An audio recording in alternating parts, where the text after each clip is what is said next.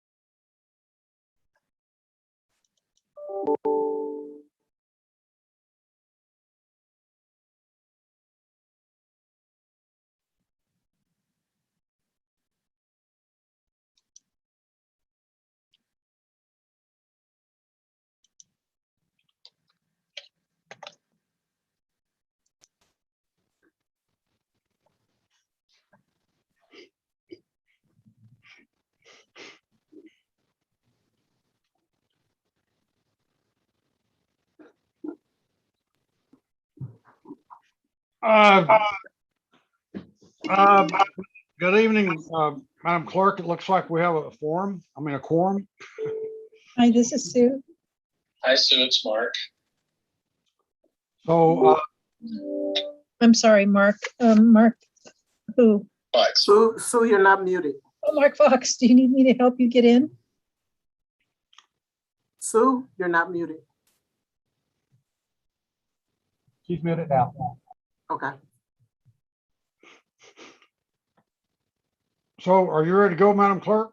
Yes. Okay. Welcome everyone to the open session to hear public comment before closed session. Would you call the roll, please? Councilmember Bates.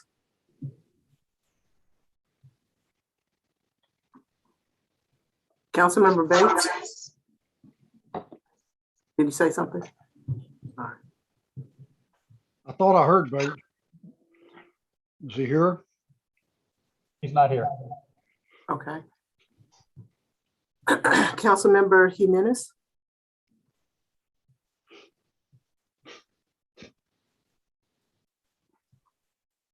Councilmember Jimenez? Are you here? Vice Mayor Johnson? Here. Councilmember Martinez? Here. Councilmember McLaughlin?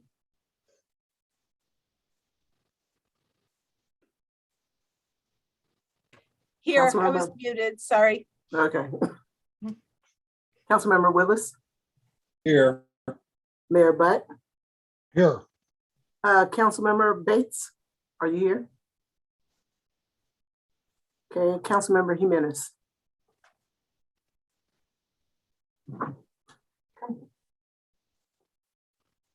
I see her. Hello. Councilmember Jimenez, are you here? Claudia, she wants you to say present or here. Oh, I'm sorry, I was putting my present. Thank you.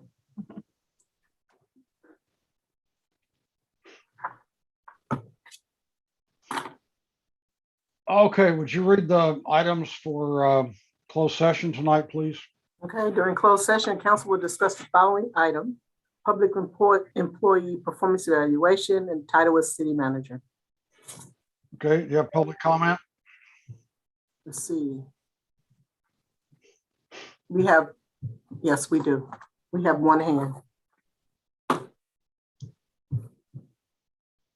Just Ward, will you please call the speaker?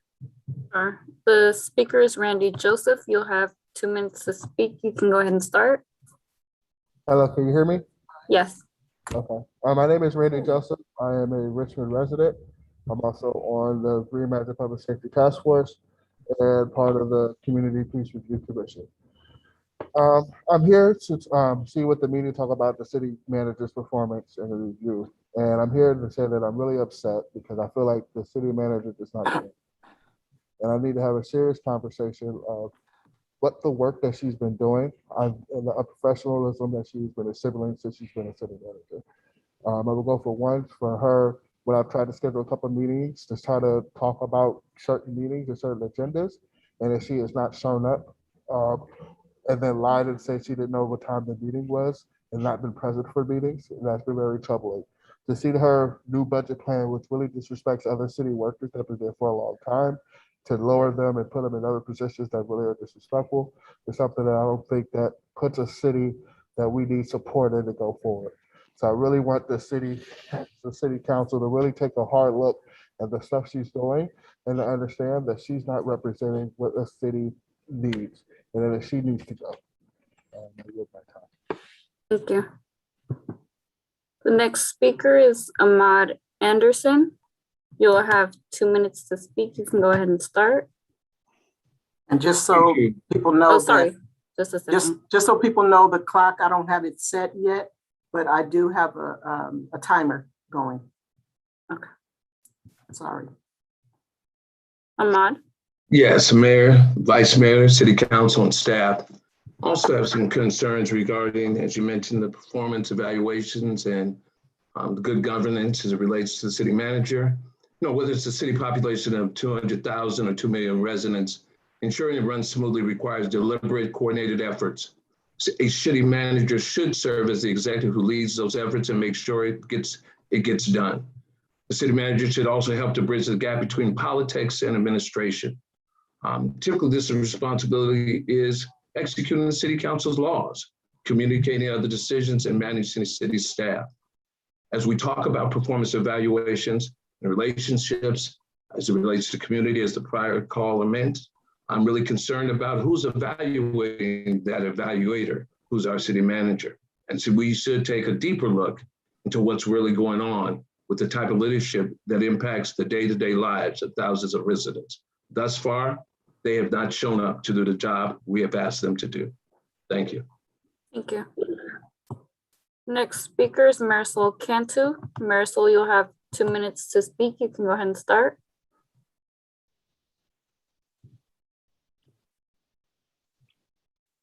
Marisol Cantu? Sorry about that. Can you hear me now? Yes. Perfect, thank you. Hi, my name is Marisol Cantu. I'm a third-generation Richmond resident and a sitting member on the Reimagining Public Safety Task Force. I also would like to express my concerns regarding the city manager, in particular for her lack of transparency. I am in community with a lot of city employees and have heard that she has verbally harassed Black and Brown community members. She has used racial slurs as well. She has she's really failed as a city manager for what our city, which is of pride and purpose, should be defining ourselves as: creative, innovative, communicative, community-led, community-rooted. And unfortunately, from many workers, I have heard and want to echo Randy Joseph's sentiment that this reorganization, which has generally been a failure at this point, is not conducive to what the workers, who are the heartbeat of city governance, are really wanting at this point. I also want to share as a task force member that Ms. Nyman has been generally kind of not transparent, and she hasn't been dependable. She hasn't been reliable in hiring. Obviously, there's a lot of vacancies in our city, and she hasn't filled those vacancies in a timely manner, which is hurting our city. And she isn't working very collaboratively with the task force. She comes in really quickly and says what she cannot do instead of what she is willing to collaborate to align with a community task force. So I just want to express general concern. Thank you. There are no more public speakers. Okay, we are adjourned to closed session.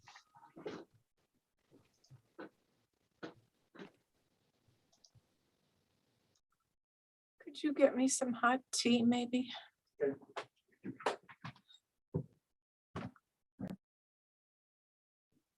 Gail, you're not muted.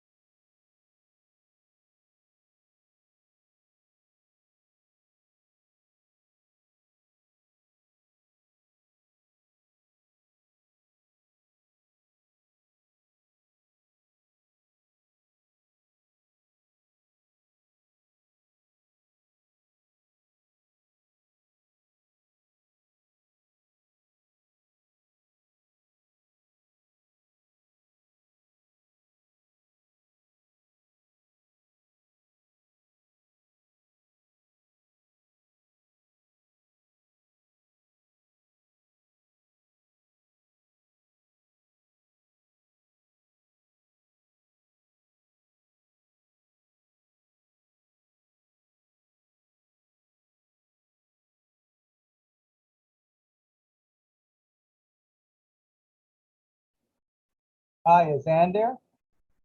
This is Richard from KCRT. I'm sorry, who are you asking for? Hi, Ann.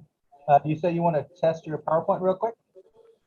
Yeah, I think what was going to happen is that I was going to, Dan is going to be presenting and I will just, there's only 4 slides for me, so I will just ask him to advance the slides.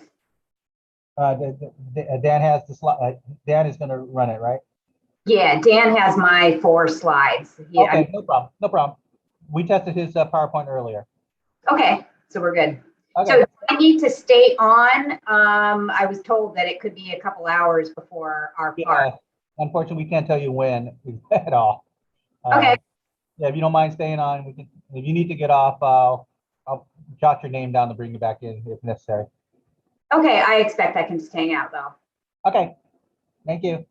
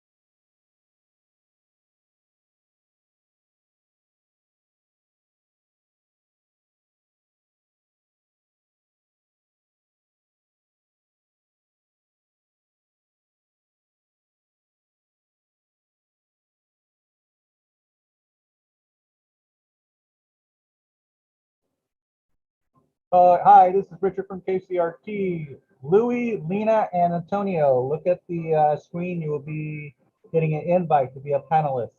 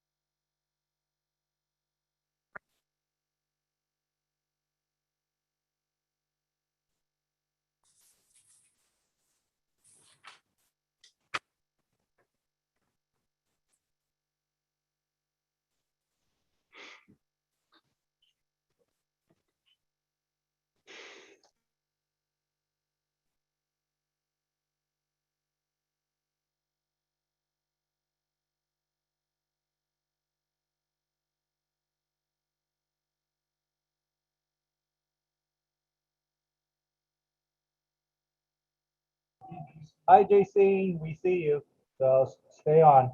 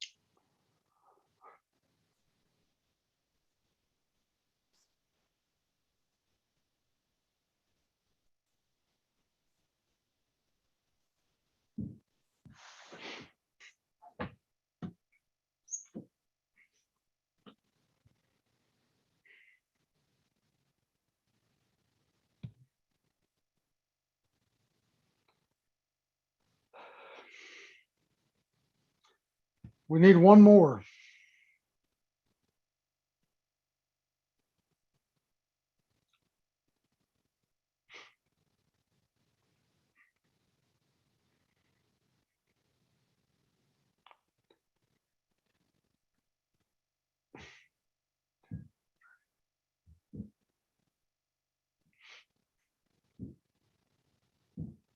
Eduardo was here a minute ago, but he left.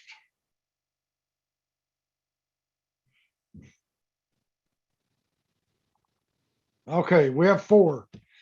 Are you ready to go, Madam Clerk? Yes. Okay, welcome to the regular meeting of the Richmond City Council. Would you call the roll, please? Commissioner Bates. This is for the Housing Authority. Yes. Commissioner Bates is absent. Commissioner Jimenez.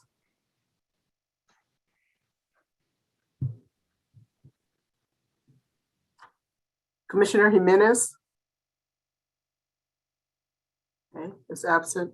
Vice Chair Johnson. Present. Commissioner Martinez. Here. Commissioner McLaughlin. Here. Commissioner Willis.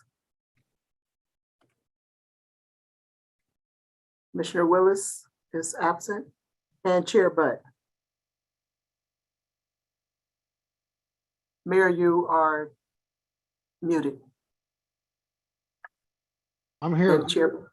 And thank you for correcting me. I scrolled too far down on my agenda. This is the meeting of the special meeting of the Richmond Housing Authority. And Commissioner Scott is here. Oh, I'm sorry. Yes, Commissioner Scott. Thank you. Okay, would you play the public comment instructional video, please?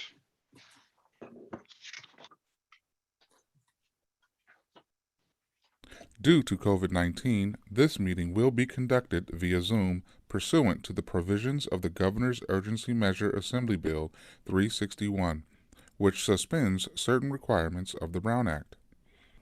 The mayor will call upon council members, staff, and other guest speakers by name.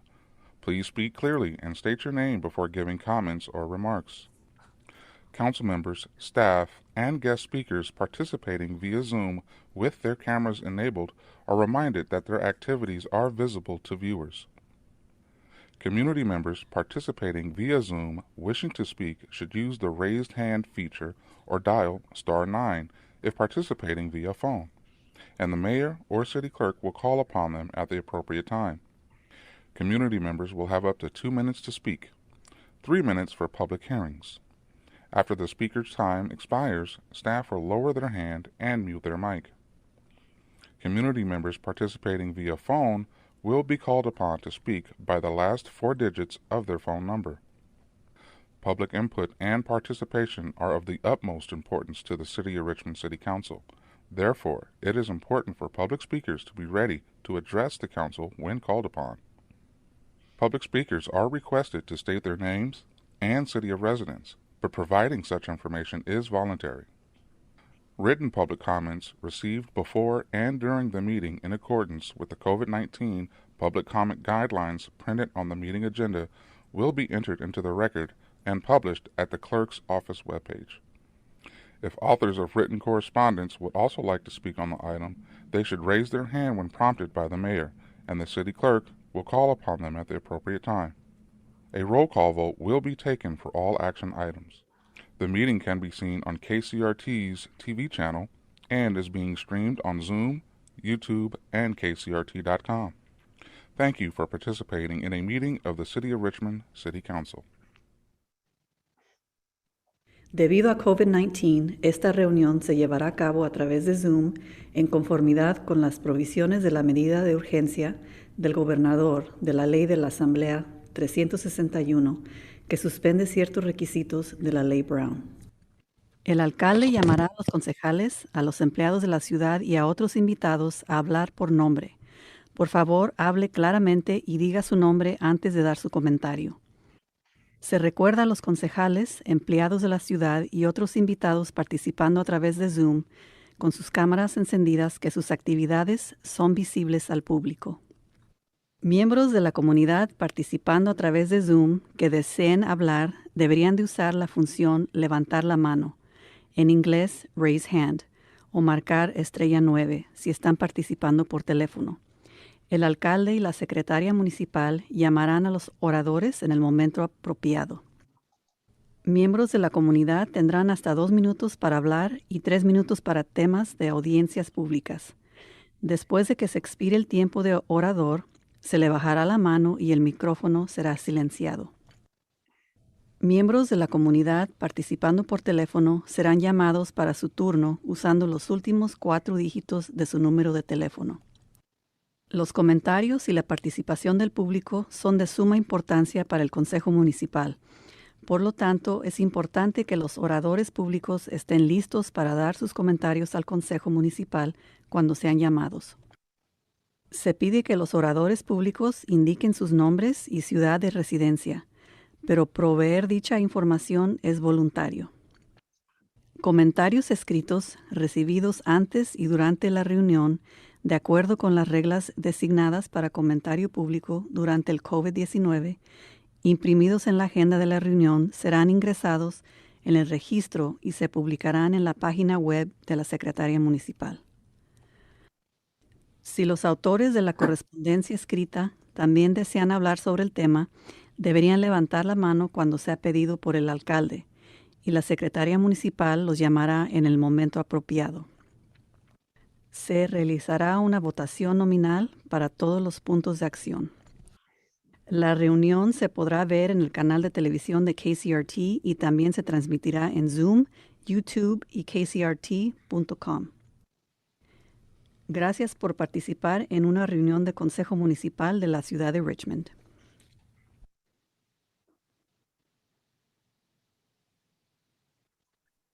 The next item is statement of conflict of interest. Does anybody have one? I don't see any. Next Sorry, item. Mr. Mayor, I just wanted to say that I am present for the meeting. Oh, yeah. Okay, go ahead. No, I want to say that I am present for this meeting because Oh, okay. All right. Okay, no conflict of interest. Report from the executive director. Good evening. I have no reports. Okay, agenda review. This is the Housing Authority agenda. We only have 2 items on the consent calendar. Anybody want to make any changes to that? I don't see any. So we'll take up the consent calendar next. Do we have a motion? So move. I move it. Second. Motion by Johnson, second by Martinez. Roll call vote, please. Commissioner Bates is absent. And I believe he's absent for the entire meeting. Commissioner Jimenez, Present. how are you voting on the consent calendar? Oh, I'm sorry. Yes. Okay. Vice Chair Johnson, Yes. Commissioner Martinez, Yes. Commissioner McLaughlin, Yes. and Commissioner Willis. And I believe he is absent also. And Chair Butt Yes. and Tenant Commissioner Scott. Yes. And the motion passes with Commissioners Bates and Willis absent. Thank you. Okay. Now we're ready for the regular meeting of the Richmond City Council. Would you call the roll, please? Yes.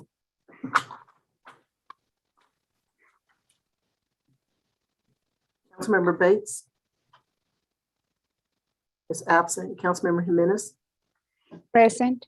Vice Mayor Johnson, Here. Councilmember Martinez, Here. Councilmember McLaughlin, Here.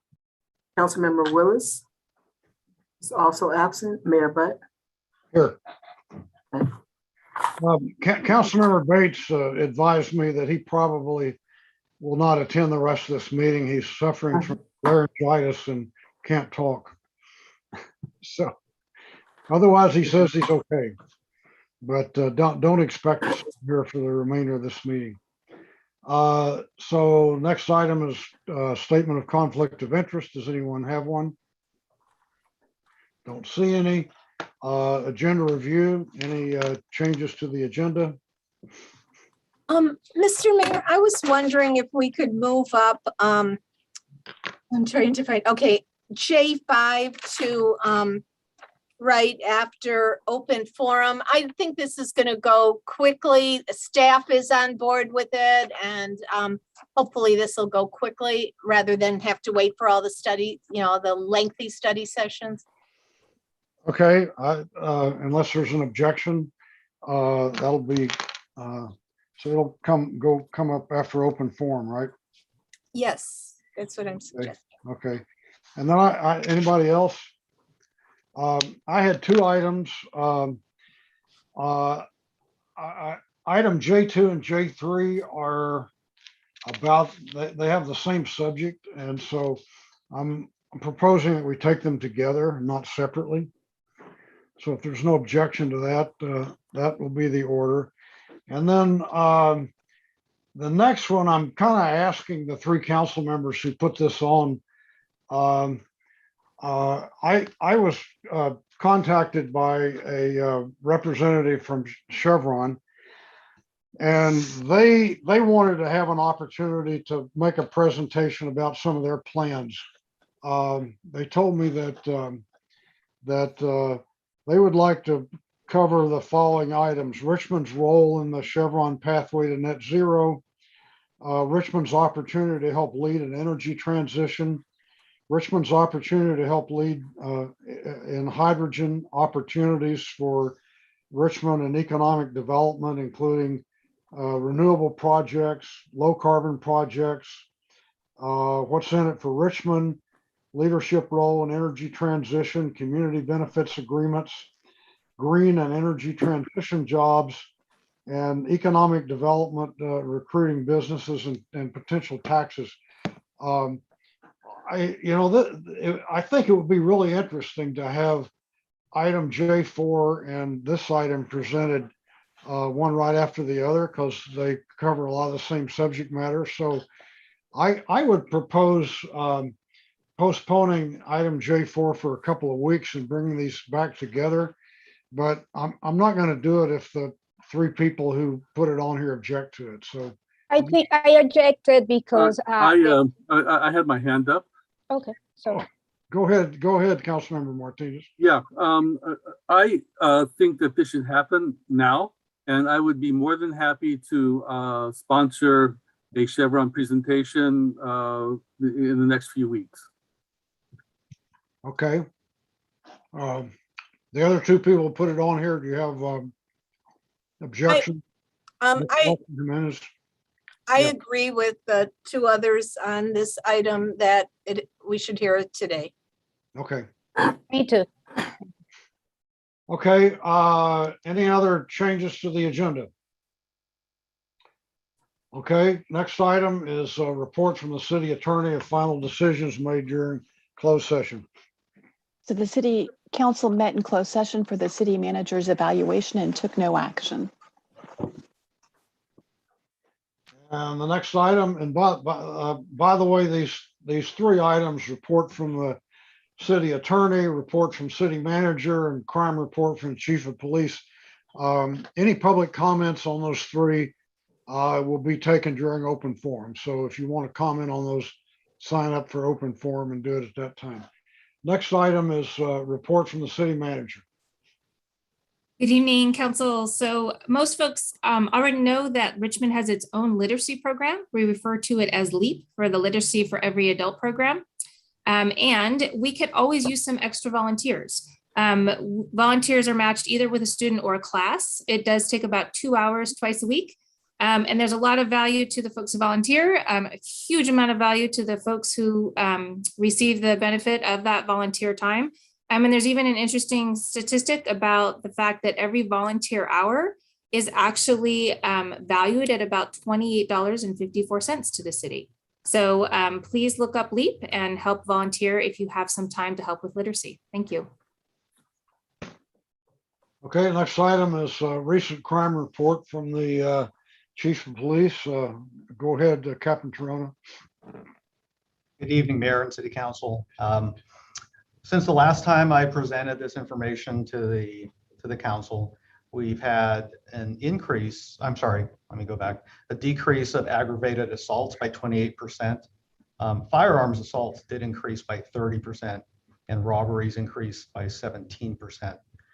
Fortunately, criminal sexual assault decreased by 64% and total violent crime decreased by 16%. Regarding property crimes, burglaries decreased by 19%. The biggest increase was in commercial burglaries, that is to burglaries to businesses, by 57%, and vehicle thefts, and this is good news for Richmond, decreased by 15%. So overall, property crime decreased by 9% since the last report, and that concludes this report. Okay, I'm sorry, I should have recognized you as acting Chief Torona, so my apologies. No apologies needed. Okay, the next item.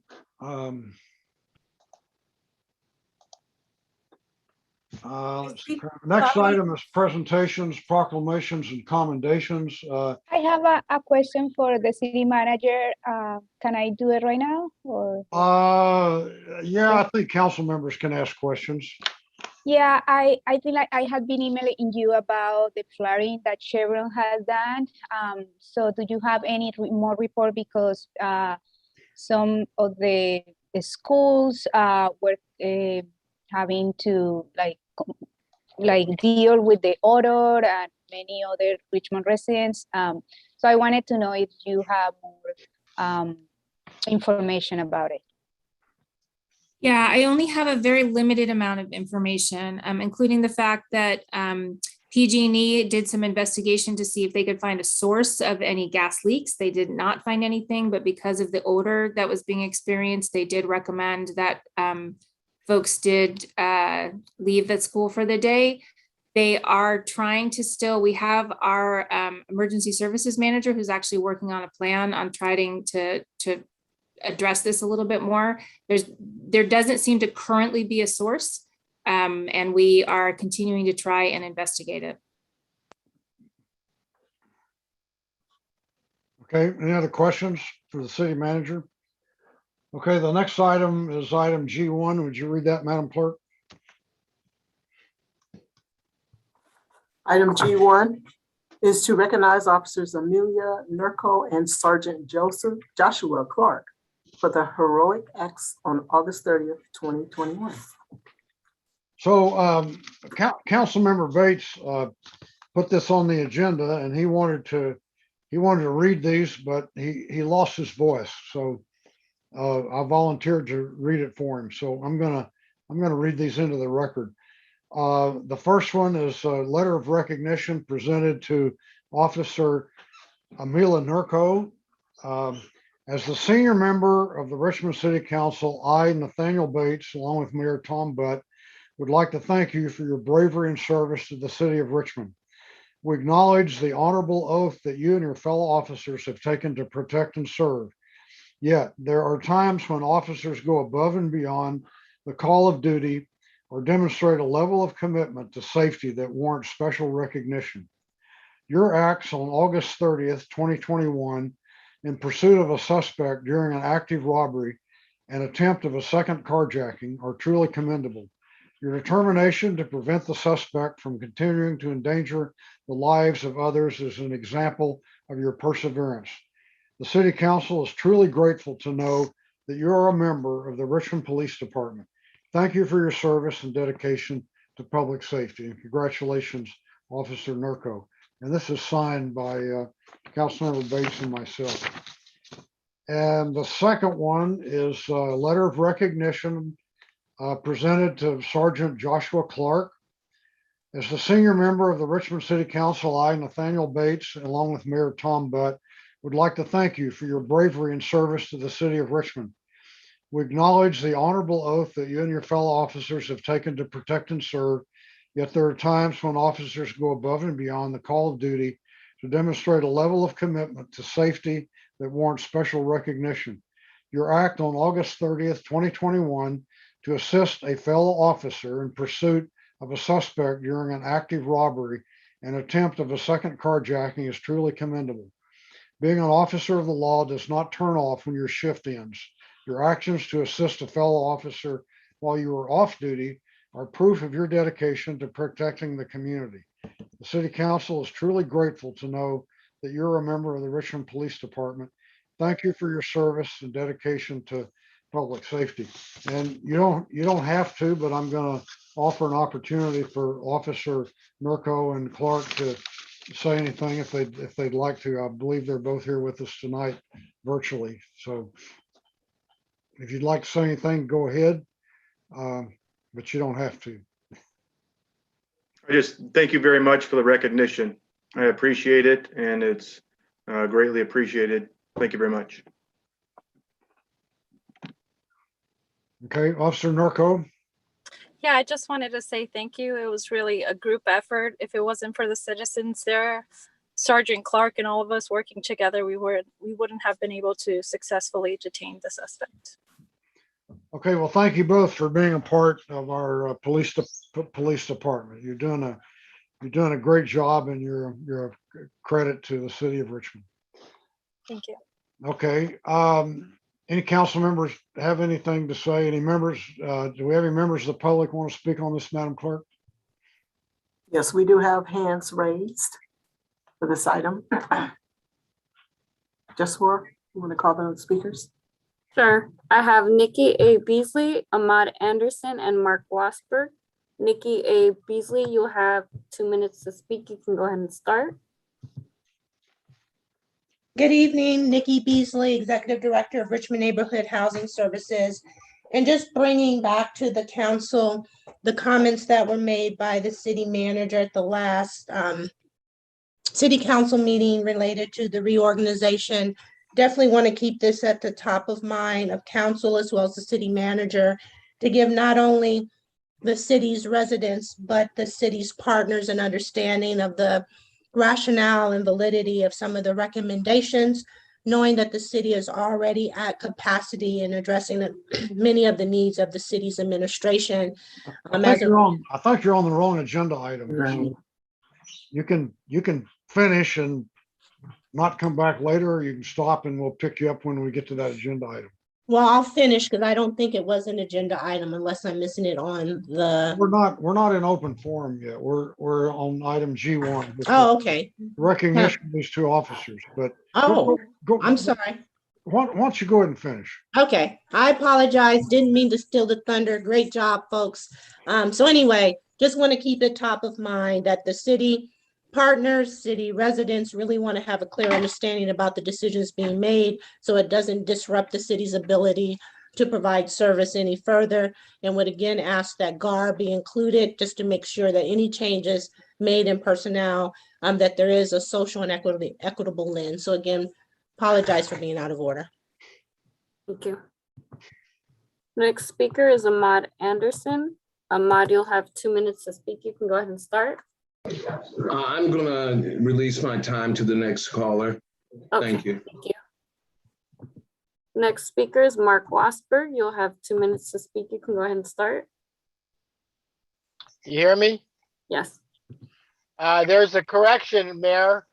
Not all the city councils appreciate what the police does. Only you and Matt. The rest of them don't like cops. They probably want to see the whole Richmond Police Department dismantled. This is why they're cutting services. So you need to make a correction on that. Well, we know who they are. Even you, Johnson, you're RPA, and the rest of RPA members. Why don't you speak out on it? Why don't you congratulate these cops for doing what they're doing? Actually, a cop is on duty 24/7. He is never off duty. And it's pretty, see, that just goes to show what the RPA is all about against cops. Matter of fact, when McLaughlin was mayor, she wanted to even defund the police then. And this was around about 4, 5, 6 years ago. It just goes to show you what type of the people that the RPA is. They're only out for themselves. They want to implement their own type of government. But there come a time when you might need a cop, and the cop's going to remember, oh, yeah, RPA. Well, you know, we're going to go ahead and take a break, and we got to wait for about another 10 to 15 minutes before we go to the call. We got another call, so we're just going to have to bypass it. You wait. It's going to happen. That's the worst thing you RPA members could do, get on the bad side of a cop. Because he just might say, well, you know, I'm just not going to arrest this guy. It was just something that happened. So you see what I'm saying? So my hat goes off to the officers that was involved. And sometimes the community does have to get involved in to be crime fighters, you know, because I stopped 2 people from stealing at a Walgreens. And I told them, I said, I'll pepper spray you if you don't put that back. So congratulations to you. The next speaker is Benjamin Terrio. Benjamin, you'll have 2 minutes to speak. You can go ahead and start. Hi, can you hear me? Yes. Ben Terrio, President of the Richmond Police Officers Association. I want to take time for special thanks for Sergeant Clark and Officer Nurko. They're both very fine officers and a supervisor, and they do a good job for the Richmond Police Department. And they highlight some of the important work that Richmond police officers do every single day, protecting the citizens in our community. So I just want to congratulate them, and I'm very happy to see some type of recognition for a lot of the great work that people do. Thank you. Thank you. There are no more public speakers. Okay, Councilmember McLaughlin, you got a hand up? Yes, I didn't have a chance to get my hand up before you went to the speakers, but now is the perfect time. Thank you so much to Officer Nurko and Sergeant Clark for your great work. I've always said that the police play a strong role in public safety, as well as other initiatives that we have on the books now and are being implemented. So, and we've had some other like ONS in the past as well. But in general, I just want to say that the officers that are doing such great work need to be recognized. And I appreciate Councilmember Bates putting this on the agenda. And I appreciate these 2 officers, and keep up the great work. Okay, anyone else on the city council? Councilmember Johnson? Oh, yeah, I also just wanted to thank Officer. I'm sorry. It's all right. I'm not, you know me. Officer Nurko and Sergeant Clark, I most definitely appreciate your hard work and dedication to the city of Richmond, and, you know, making sure that our citizens are protected. You know, it's officers like you who, you know, who are actually doing the work that we want to see done in the city of Richmond. And I appreciate Councilmember Bates for putting this on, and Mayor Butt for not letting it go unnoticed with the council member being out sick. So once again, thank you to the officer and the sergeant for your outstanding work and dedication to the city. Okay, anyone else on this item? Okay, thank you. We'll move on. The next item is open forum for public comment. Yes, and just as a reminder to the public, open forum is an opportunity for the public to make comments on items that remain on the consent calendar or items that are not on the agenda. If you wish to speak on an item that is listed on the agenda, please wait for the item to be called for discussion. Also, as a reminder, please keep your comments respectful. And it looks like we have 3 speakers for open forum, and Jess Ward is going to call the speakers.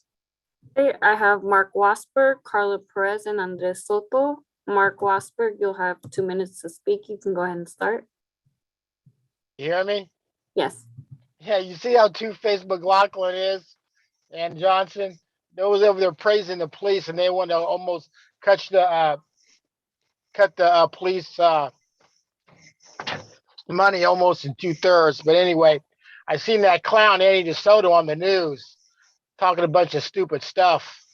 We can't forget what Andy Soto did when he was him and John Marquez ganged up on the police chief to stop the police checkpoints down here in Richmond on 23rd Street because the illegal immigrants were getting caught driving illegally. So Andy DeSoto gets on the airwaves and says, well, we need to set the checkpoints down the south side, which is the mostly black community. You see, this is the kind of stupid stuff that Soto does. Actually, it's not stupid. He really meant it. He wanted the checkpoints go down to the black neighborhoods because he wanted the illegal immigrants to break the law. And this pig McLaughlin, she goes, oh, that's just a good thing. People out there being criminals, driving illegally. And Soto was over there hugging and kissing on McLaughlin. I was right there. I seen the whole entire thing. You put her arm around her and gave her a kiss right on the lips. Why don't you go ahead and kiss a sewer or kiss some shitty, dirty underwear, Soto? Huh? That's about your speed. He's over there trying to be an activist. He's just talking out of his ass. He got that little queer earring on his ear. I knew Soto over 45 years. He was a true American back in the day. And now he turned into a traitor. I yield my time. Next speaker is Carla Perez. Carla, you'll have 2 minutes to speak. You can go ahead and start. Thank you. Can you hear me okay? Yes. Okay, thank you. My name is Carla Perez. I live on the south side of Richmond. I've been here for about 20 years. Yesterday, Monday, I think it was, a tree on Carlson Boulevard fell between South 37th and Potrero. I have been asking for those trees to be cut back since April of this year, and nothing has been done. I've sent numerous emails. I recently sent an email Monday after the incident happened, again to Public Works, and I also copied the mayor and Nat Bates on that email. If somebody can respond and let me know when those trees are going to get cut back. One of the trees literally fell on top of somebody's car on the street. So I know that City Hall is nice and manicured. The rest of our city needs to look the way City Hall does. I yield my time. Thank you. Next speaker is Andres Soto. Andres, you'll have 2 minutes to speak. You can go ahead and start. Thank you. Good evening, Mr. Mayor, members of the council. I want to thank the city council majority that last week voted to no longer defend the undefensible lawsuit that was brought against the city for its backroom dealing at Point Molate. It took a lot of courage for you to do that, but you know that you have the backing of a majority of people of this community who don't want to see that ill-conceived development occur down there. I also like to bring to your attention the article that came out in the Grist and then was an excerpt in the East Bay Times this weekend in Mercury News about the challenges of dealing with government directed policy designed to actually slow down our ability to regulate polluters in the Bay Area and around the state of California. It's a terrible tale about a very strong challenge here in the city of Richmond, and Richmond is prominently featured in that article. And then, of course, perfect timing for the flaring storm that Chevron brought us this past weekend during the rain. And it's clear that their refinery is flawed in its design. Somehow the City of Richmond Planning Department and Planning Commission allowed that to occur. Building inspectors, where are they? And it's clear that we need a stronger flaring rule at the Bay Area Air Quality Management District, and I hope we can all work together to make that happen. And then finally, there was the article in KQED about the Chevron spill and the lack of information the city has. We really need to strengthen the industrial safety ordinance and bring more accountability to the polluters, because this kind of lack of information is ridiculous. Thank you. Thank you. Next speaker is Oscar Garcia. Oscar, you'll have 2 minutes to speak. You can go ahead and start. Hi, can you hear me? Yes. Hi, my name is Oscar Garcia. I'm resident and lifelong member or lifelong resident in the Iron Triangle.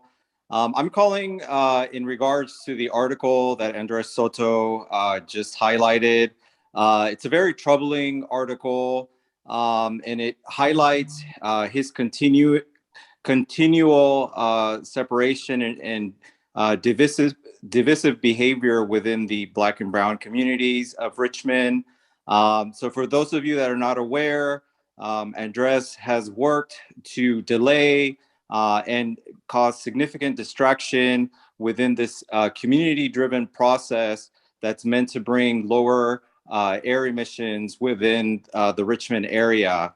And he's been very intentional in continuing to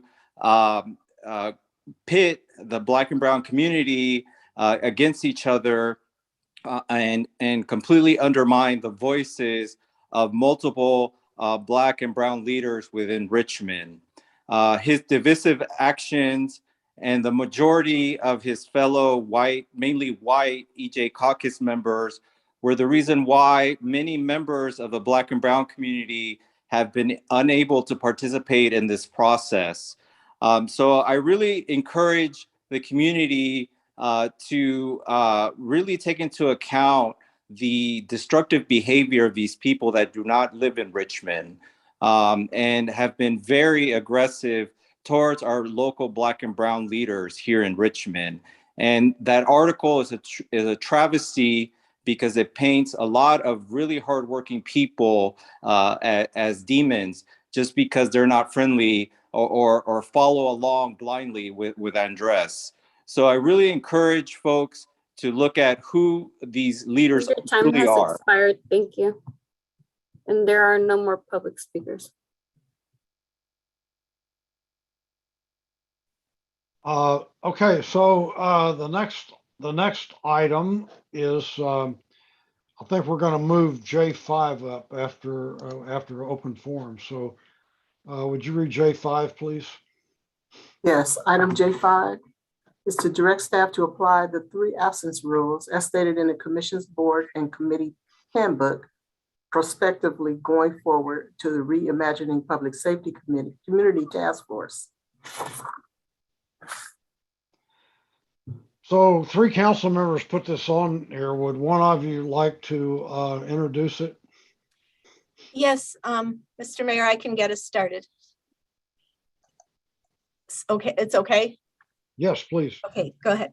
I will go ahead. The Reimagining Public Safety Community Task Force has been meeting for over a year now, and up until a few months ago, they met twice a month. They're now meeting once a month. They were never informed verbally of any attendance policy, so it's inappropriate to apply the attendance rule retroactive to them, especially since other rules of the handbook, the commission's, boards, committees handbook, were not applied to the task force. For example, the task force says every commission, board, et cetera, can appoint their own chair and vice chair. They were told they cannot. Another rule that was not applied, that's in the handbook, is that no staff can apply, can be serving on a task, on a board, commission, task force, et cetera. And Ben Terrio is serving on the task force. Now, I'm not saying he should be eliminated. You know, I think there is a place for RPD on it, but I'm making the point that this is a unique commission. It's a unique body, task force. It has a beginning and an end. Most of our commissions and boards are permanent. You know, in this case, we now have 3 years or less than 3 years now because we extended the time. In addition, I do want to say that both Jim Nantel, who's the staff person for the task force, and Bruce Soublé, who's the city attorney for the task force, have both said they're fine with applying it, starting with the meeting, which starts, I guess their first October meeting is, or their October meeting, their 1 October meeting is tomorrow, I think. So it will be starting if we pass this item, you know, and not retroactively. So they both have agreed because a certain process that the handbook says you have to write them in writing to authorize or let people know how many absences they've had. None of that was followed. So I think this was a very unique process that came up. Staff was unaware of all the rules. The task force members were unaware of all the rules. So it's for those reasons that I, myself and my 2 co-sponsors are saying the fair approach to this body is to, going forward, start with the 3 absences. So the reasons, just to reiterate kind of quickly, task force members were not verbally briefed as to this rule. They were never given updates or told about the process. They're unique. It has a start, the task force is unique with a starting point and ending point, unlike most other committees. Leaves a lot of the rules in question of the handbook. Staff apparently thought so as well, or otherwise they wouldn't have otherwise they would have had to allow them to elect their own chair and vice chair. And they're going to allow that going forward as well. And they met twice a month, so 3 absences doesn't make sense. The design review board meets twice a month and they're allowed 8 absences. So the handbook basically has some, I think, it also needs to be updated for all commissions. I've been working with the Commission on Aging because I'm the liaison to the Commission on Aging, and they want to have some things spelled out in their ordinance. Their ordinance and the handbook are out of sync. And I think that's true with some other ordinances in the handbook. And rather than update all our ordinances, maybe we can put something in the handbook that says, you know, these are the rules unless their ordinance says otherwise. But that's for another day to work out if and when we change the handbooks. But I know the Commission on Aging is very interested in that. And also, I talked with Trina, and Trina talked with someone from the mayor's office, Dominique, I believe, and they're suggesting that every commission and board, and I agree with this, get an orientation at the beginning of every new member gets a meeting that orients them on some of the main things, main rules. So that's another thing that we should think about as we go forward. But for now, this item simply says apply the 3 rules starting now rather than retroactively. Okay, I hope we can move this forward without a lot of discussion. It's the only fair thing to do. The commissioner's handbook was adopted after the task force was set up, and it should not be retroactive. So does any other council member have any questions or comments on this? If not, I'd like to go to the public speakers and try to move it on. So Madam Clerk, you have public speakers? Yes, we do. We have 2 public speakers. Okay. Okay, I have Don Gosney and Mark Wasper. Don Gosney, you'll have 2 minutes to speak. You can go ahead and start. A little over a year ago, before the task force's first meeting, every task force appointee was emailed a link to the book where every rule that had been approved by the city council was clearly spelled out, and we were all directed to read these rules. Since then, 9 members of the task force have a missed combined total of 73 meetings. Some of those task force members have served on other boards and committees, so there should be a reasonable expectation that they would know about this rule that has been around for decades. What I'm reading in the agenda packet are some difficult to grasp assumptions that simply verbalizing the requirement that they actually attend the meetings of the committee they asked to be appointed to isn't enough, that this requirement must be provided in writing and within a specified time frame.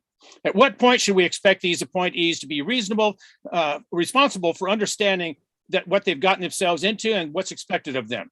These are supposed to be community leaders, not just for our community, but for the communities they live in as far away as Benicia, Antioch, and Martinez. What concerns me the most, though, is that we've had council members who, for decade after decade, have looked closely at how these committees should be appointed, and how they should conduct their business. They've passed motions, resolutions, and whatever other tool needed to establish a set of rules. But what we've seen in the past few months is that when it comes to friends of some members of the council and the people that support them, these rules can't be violated, ignored, disregarded, or whatever is necessary to protect their friends as if the rules don't apply to them. That is very certainly how this comes across tonight, where some of your friends have missed a tremendous number of task force meetings, and this agenda item wants to ignore all of the past transgressions and restart the clock so many of these friends can continue what they seem to do so well, but now they can do it with impunity. At what point does this council hold their appointees accountable for their actions, or should I say their lack of action? Oh, and before we hear about how the Richmond Committee's handbook is just a set of guidelines, let me remind you that every item in the handbook was placed on a council agenda. The public was allowed to weigh in and their own thoughts, and the council discussed the items at length, and then an official vote made before these became the laws of the land. Time has expired. Thank you. Next speaker is Mark Wasberg. Mark, you'll have 2 minutes to speak. You can go ahead and start. That handbook is like a funnies in the newspaper. You see how McLaughlin's trying to implement her own type of people that don't do no wrong. She's only standing up for her people, and she wants Ben off that task force. She doesn't want anybody who doesn't agree with the RPA, who's on the RPA, to be on that task force. Anyway, the whole thing ain't nothing but a joke anyway. I can see how in the world you people could be so stupid to sit there and believe all this garbage of the mouth coming out of McLaughlin and some of these task force members. It's all just a big scam, man. That's all you are. And you people are so stupid to fall for it. It's just amazing. You heard McLaughlin. She goes, well, I don't think Ben should be on there. See, she was trying to say it so kindly, but in reality, she does not want no police officers on that task force. She wants her own RPA people. And you know they're operated in secret. They're all calling each other all the time. They got it all wrapped up before they go to the meetings anyway. We all know that. Well, we know Tom Butt was making secret deals with the RPA when he was running for mayor. So that tells you something about the task force and the RPA. I mean, it just makes me laugh that you people are so stupid to fall for this stuff. If it wasn't for the Floyd incident, there wouldn't be no task force. It wouldn't be nothing. This task force is like a communist regime set up by the RPA and that idiot McLaughlin, who came out of a mental institution twice, who was on the most powerful psycho drugs you could think of. You know, I yield my time. Next speaker is Deborah Small. Deborah, you'll have 2 minutes to speak. You can go ahead and start. Yes, good evening. I'm Deborah Small, Richmond resident, member of the Reimagine Richmond Public Safety Community Task Force. I have to say that you wouldn't know that Don Gosney was a member of the task force by the way he speaks about it and constantly disparages us after working with us for almost a year.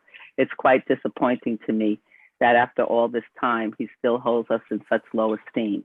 But I want to speak to the issue of the attendance and to not only make the fact that not only were we not briefed on it, I've been on the task force since the beginning. I've only missed one meeting in August of this year, and there was never any discussion of any attendance requirement at any point, either at the beginning, the middle, or during the time of taking attendance. I also think that we have to think about the fact that these meetings have taken place during a time of a global pandemic. There are many members of the task force who got COVID over the time that we've been meeting and missed meetings because of that. They had no idea that they had the ability to have an excused absence because of sickness. So I would think that that was something that we should consider. I also think that it's important for us to remember that we're all volunteers. We're giving of our time and hours out of our commitment to the city. And the idea that somehow most of us are not committed to the work. I don't know where Don Gosney came up with that figure of 73 missed meetings. We haven't met 73 times. So if he wants to totally aggregate everyone's absence in order to inflate the number, that's fine, but that doesn't make it any more true. And I thank the City Council for taking all these issues into consideration and for putting this item on the agenda. Thank you. Thank you. And there are no more public speakers. Hey, can we get a motion on this? I just want to make sure that Councilmember Jimenez and Councilmember Martinez I neglected to ask them as the co-sponsors if they wanted to add anything. Oh, I will move the motion. Okay. I'll second it. Oh, let Martinez second it. Okay, second by Martinez. Call the roll, please. Councilmember Jimenez, Yes. Vice Mayor Johnson, Yes. Councilmember Martinez, Yes. Councilmember McLaughlin, Yes. and Mayor Butt. Yes. And the motion passes with Council Members Bates and Willis are absent. So the next item, I believe, is item I1. Read that, please. Item I1 is under budget, the budget session, and is to receive an update on the fiscal year 2020 through 2021 budget, update to the fiscal year 2021-22 budget, stemming from implementation of various approved programs, update to the Richmond Housing Authority budget, and proposed uses of the projected fiscal year 2021 unanticipated revenue, approved proposed budget adjustments stemming from the implementation of previously approved programs from both Reimagining Public Safety Community Task Force and American Rescue Plan Act, including changes to position control and adding expenditures omitted from the adopted budget, and adopt a resolution approving the proposed fiscal year 2021 through 2022 budget adjustments. Okay, I assume there's a staff report. Good evening. It's Antonio Banuelos, City of Richmond Finance Department Accounting Manager, and I'll be doing the presentation tonight. Hopefully you can see my presentation on your screen, so I'll go ahead and get started. Okay, so the agenda for tonight is going to be the 21-22 fiscal year budget update, and we'll cover some changes to Reimagining Public Safety, ARPA, Measure U, and Position Control.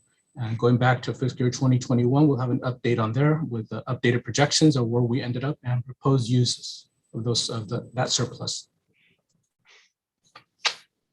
Okay, so this is a budget fiscal year 21-22 budget update. When we adopted the budget last June, City Council adopted various programs or various uses of the Reimagining Public Safety. What was needed at that point and wasn't available was the actual where we were going to put the funds that were allocated. So we had the Youth Works ONS program, the unhoused intervention. Right now, we're just allocating the funds to the correct program. And that's all this is, so no impact to general fund at all. And similar thing with ARPA. The adoption of the fiscal year 21-22 budget included various programs tied to ARPA and the proposed uses. Here, we're just allocating the funds to the correct financial accounting string. So here's a quick summary of the budget update for 21-22. We're moving the reimagined expenditures, so no impact to the general fund budget.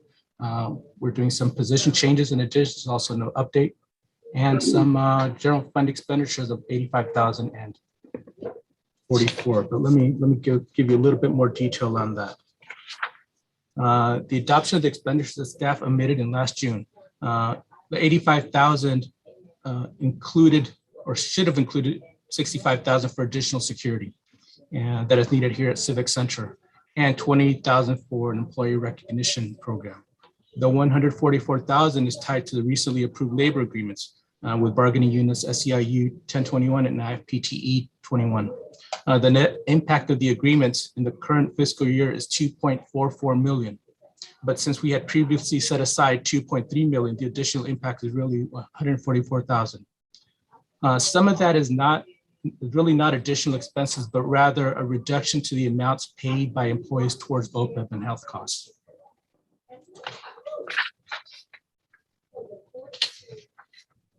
The original forecast for Measure 2 projected additional revenues of about $6 million on top of what we currently receive for the business license tax, based on the old calculation.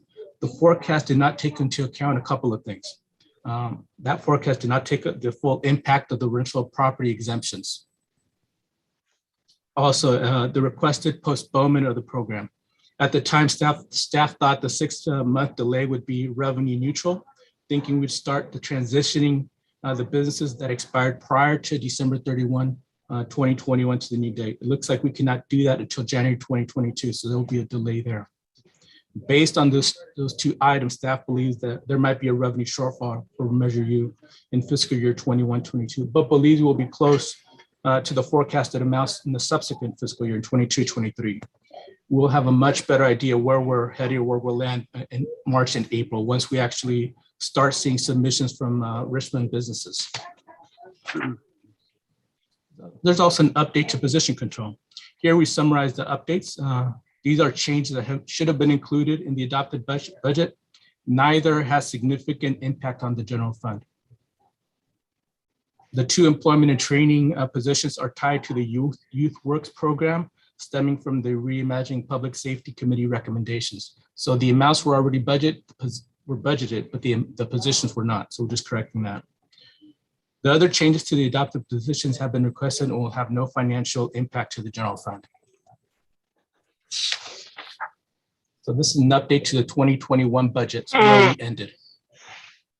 Okay, so at mid-year, we projected a small $4 million surplus, but when we started seeing more actual revenues through May, it looked like the surplus was actually going to be closer to, well, above 15 million.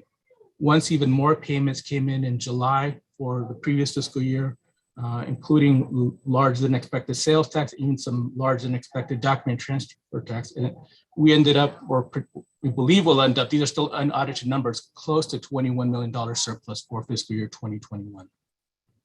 So this is an additional number, additional $5 million on top of what we previously submitted to council during the budget process.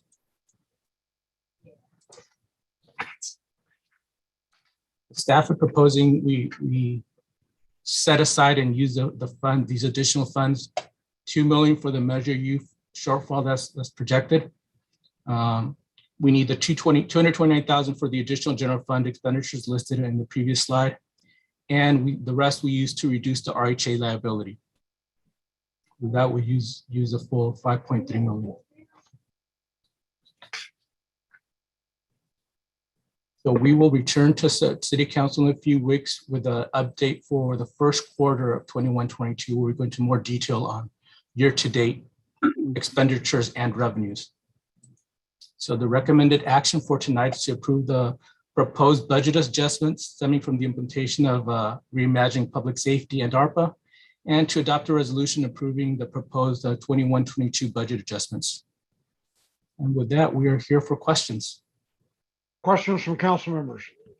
Councilmember Jimenez. I believe Councilmember Martinez had his hand before me, so I will give him the time and then I will go after him.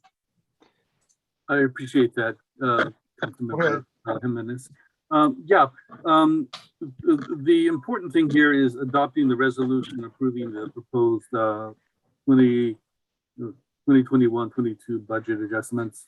I was curious as to why we did not also receive a first quarter budget update.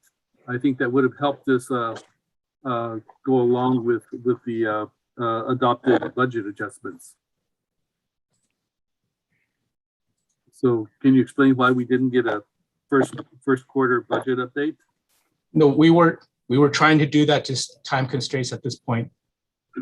Okay. That was our goal. We were frantically trying to get that, and it didn't work out.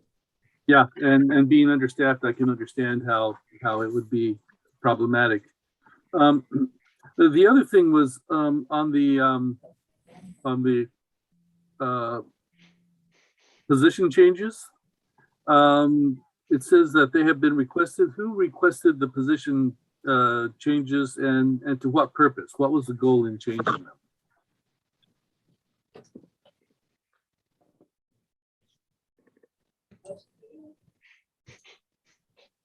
I'm sorry. I Can don't. you guys hear me? Yes. Hi, this is Belinda Brown, Vice Director. The position changes came from the departments. For instance, Antonio, can you go back to slide 7?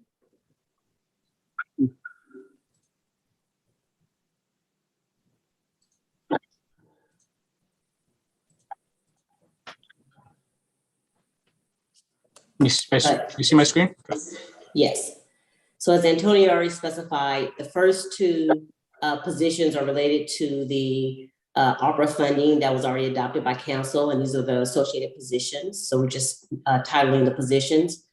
Down below for the Department of Children and Youth, if I'm not mistaken, it's no impact to the general fund. It's just a title change.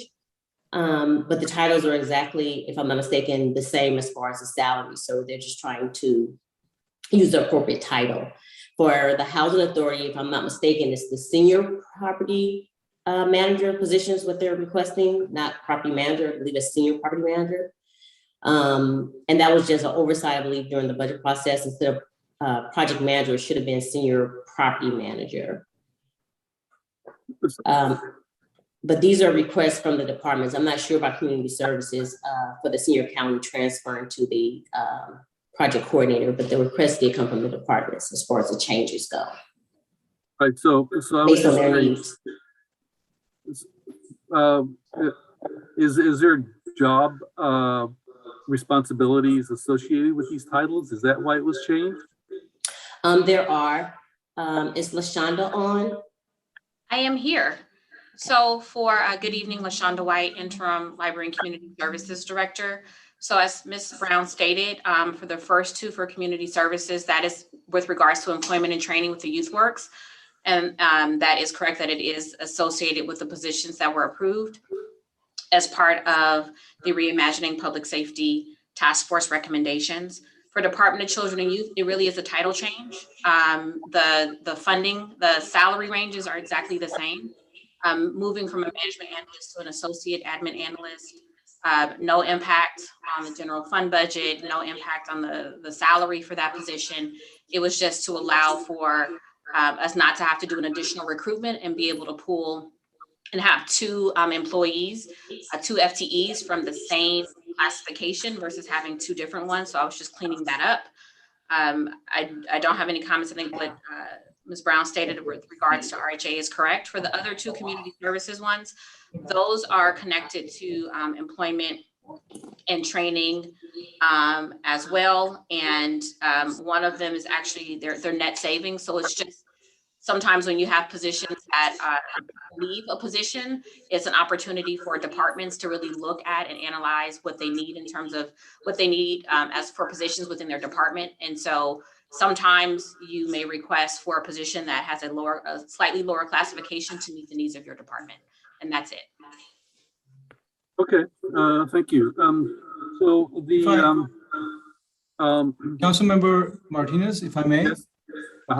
Anil Comello, Interim Deputy City Manager. The other question that was raised, well, you're asking the question about changes in title. The project manager to property manager, it was requested by the department to make it senior property manager. The reason is primarily that the project manager classification is intended to be a temporary position. It was originally intended to be 1 year and then maybe expanded for 2 years. Unfortunately, we have had that position, that class folks sitting in that class for beyond the 2-year initial timeframe. So the property manager seems to be a more appropriate class, but the senior property manager classification requires supervision of multiple property managers. And as you know, we don't have multiple property managers right now. So we moved that to a property manager as opposed to a senior property manager. And I just was coordinating, communicating with the deputy city manager, Carl, on the other line, on the chat. Sounds like we didn't have enough coordination, but that was the reason why it was changed to property manager. Okay, thank you. I have one other question, and that has to do with the updated projected surplus. You have us giving $4,219,567 to maintain the reserve level, and it takes it up to 14.3. So we have a we agreed to go up as far as 15%, and so after that you'd have set aside for reserves another 3 million. So what level does that take the percentage of reserves?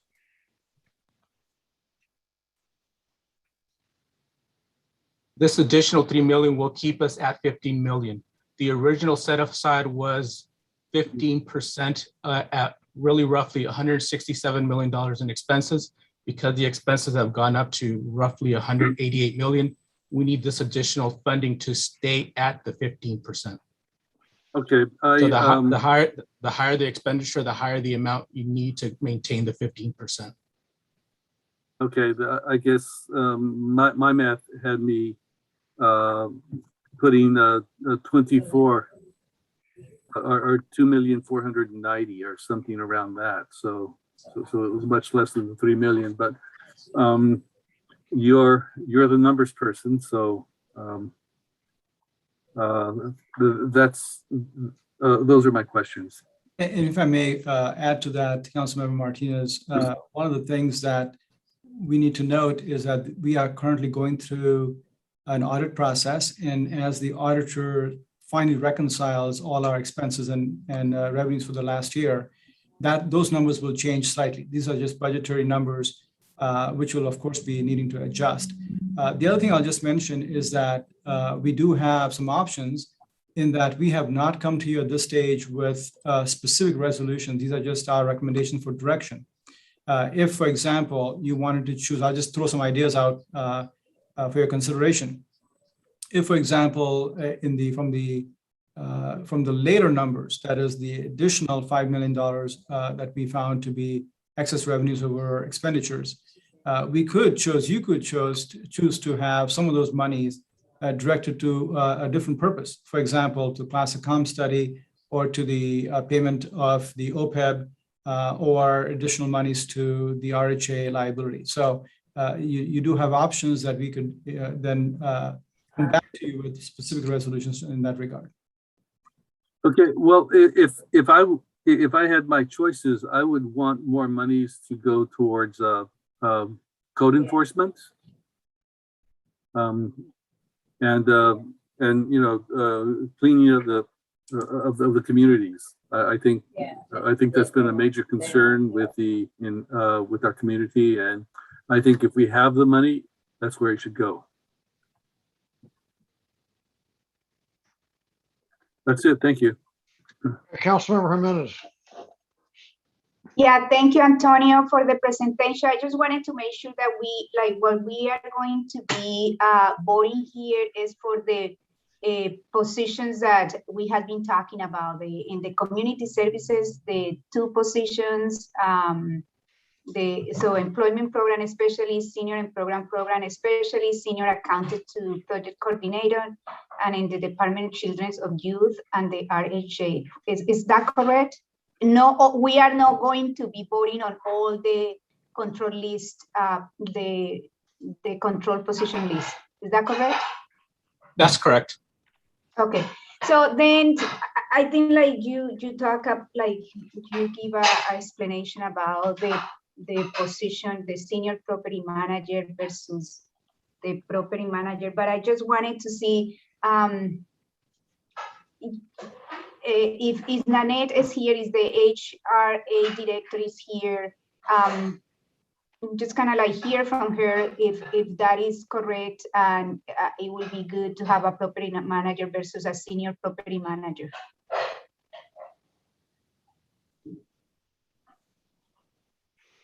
Is she here? Yes, I am here. So the original request for the position was a senior property manager. The former position was assisted housing manager, and we changed it to senior property manager because of the volume of units. There are approximately 250 units. There is no housing specialist. The housing specialist typically conducts the recertification of income. So the property manager will be managing, senior property manager will be managing maintenance staff, managing the property, and conducting the recertifications of income for approximately 250 families. So you are saying that it's better to have a senior property manager than a property manager? I just want to. Yes, that is what I am suggesting, yes. What is not here, and what is the confusion here if you are the director of the HR and you are proposing that? What is the like why we don't have it here as you are suggesting? Well, the position requisition that was submitted was a senior property manager. And it's my understanding that the correction was going from project manager to the senior property manager. Okay, so we are going to vote to have a senior property manager. I just wanted to make sure that I am voting in the right, because in my thing, it says property manager. So I just wanted to make sure that what I am voting is what you need as well. That is what I need. So we are going to vote. The senior property manager, and it looks like when this report was updated, what was a mistake, and it should have been senior property manager, and it says property manager. So we're asking for a correction within the report to go from property manager to senior property manager, which is the request of the department. Okay, thank you so much. I just wanted to, thank you. So I have another question, and it's about like, so you are suggesting that we reduce our liability with the Richmond Housing Authority by putting $3+ million of the surplus that we have. But I heard from staff last time when we were talking about the debt that we have, that probably the city could have some chances to write off that payment or to get back the money. So I just wondering what has been done to that question that, or to that suggestion that staff was proposing in terms of being realistic about we get the money back, or we won't need to pay all that money that we owe. Based on the audit report that was done, it looks like some of the liability that the city recorded from the housing authority is going to be disallowed.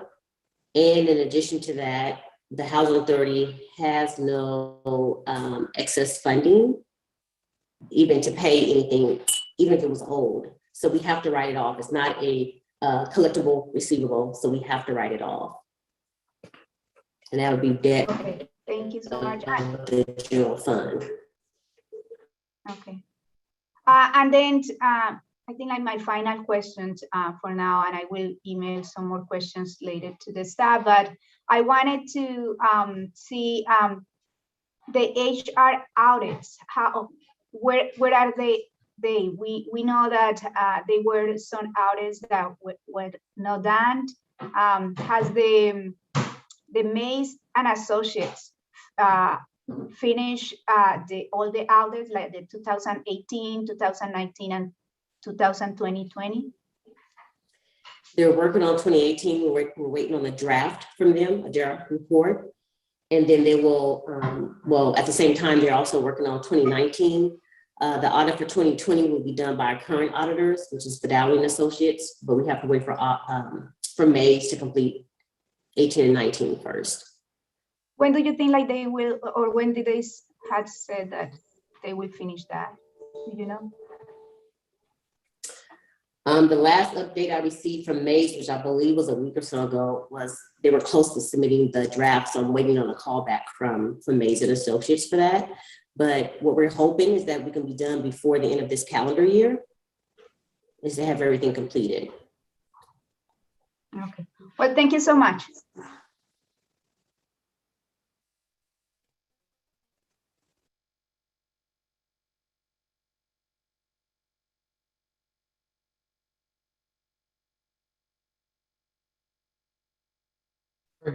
I'm sorry, I was muted. Any other questions from council members? Do we have public speakers? Yes, we do. The square will call the public speakers. Okay, I have Steve Bischoff, Lisa Johnson, and Benjamin Terrio. Steve Bischoff, you'll have 2 minutes to speak. You can go ahead and start. Yes, thank you. I'm Steve Bischoff. I've been a resident of the May Valley area for Richmond for the last 22 years, actually. Other members of our group are listed at the end of the statement that we sent you. We hope you all had a chance to look at it, but Marilyn Sarney had been left off, and I wanted to make sure to mention her in this case. This whole thing sort of came about in looking at material in the reorganization report, where it noted that in terms of the police department in 2019, there were 178 sworn officers. As of this year, we're down to 145 sworn officers. This doesn't seem as the demand for police services has dropped in that period of time. You know, part of what was supposed to be happening is with the reimagining task force recommendations is the workload of the police department was supposed to be decreased.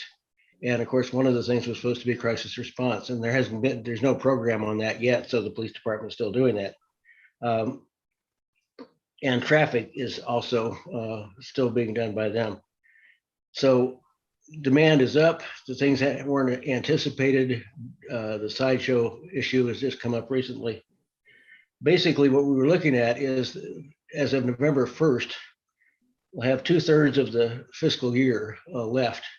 And so what we're asking you to do is give back 2/3 of the $3 million that you'd appropriated for task force programs and put it in the police budget, which would give a chance of them actually having enough resources to do close to something.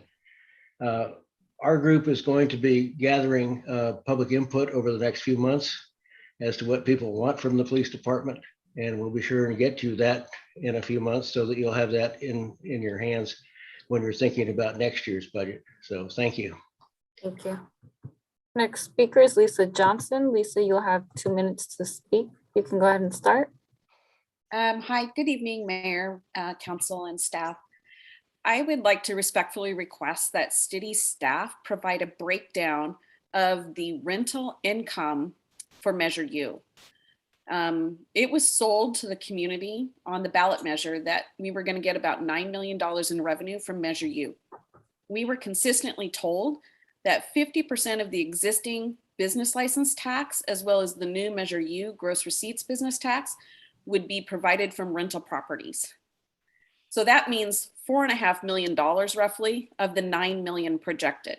Yet they are telling us tonight that you guys are only going to have a $2 million shortfall. That's not adding up, you guys. So we need to see a complete breakdown of how they're projecting the rental property income. 5 units, property owners who own 5 units or more, almost all of those units are exempt from tax. The only ones that qualify are those that are in years 13, 14, and 15 of age. Everything else is exempt. And until you guys get a current breakdown of that, I think you're underestimating the revenue that you're going to be getting, and your shortfall is going to be more than $2 million.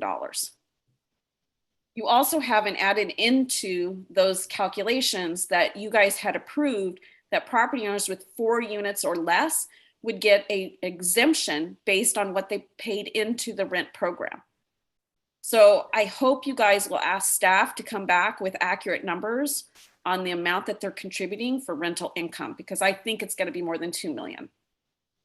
And lastly, there's a measure in there that said, there's a point, not a measure, in the ordinance that says that any person who has 5 units or more and has a 1-year hardship, that they can claim a 1-year hardship exemption. And I would like to know why that doesn't apply to all property owners, especially in light of COVID-19. And many have not received rental income for almost 1.5 years. Thank you. Thank you. And there are no more public speakers. Okay, I just I want to put my 2 cents in. It would be helpful for me if we could unwind all these positions and we could vote on them individually, but I don't think that's going to happen. For example, I fully support the changes to the Richmond Housing Authority. I follow it very closely, and we need all the help we can get there. On the other hand, I've never supported the transfer of funds from the police to these other programs. They're good programs. I just never supported the transfer of funds out of the police department to them. And for that reason, I voted against the budget when it came up back in June. So I'm going to oppose this. I know it'll pass, so we'll get our housing authority positions. If there are no more comments, I'm looking for a motion. Councilor McLaughlin. Just want to say I support what is being asked, the positions that we're going to be voting on. I just want to, and I know the reorganization chart will be for a subsequent meeting, and I'll have more comments then. But I do want to say, because I think a lot of people are concerned about vacancies, and we have 105 vacancies in this city, and 31 of those vacancies are in the police. Those are not the ones that we shifted money from. Those are 31 vacancies, funded positions, authorized positions that have not been filled. There's having some trouble, I guess, filling positions, as all police departments are having, but many of these positions could have been filled a lot earlier. There's 18 positions in public works that are unfilled, funded, authorized by the council. So I don't think putting this blame on 12 positions that we chose to leave vacant or we chose to take out of the budget, those positions were vacant for multiple years. And we still have 31 funded vacancies that need to be filled, need to be hired. So I hope that, and the other positions as well, in public works, code enforcement, employment and training, all the positions that we so desperately need filled, I hope we will see them move forward expeditiously. Keep trying, reach out, get the requisition forms that are needed. I hear some departments haven't sent the requisition to HR.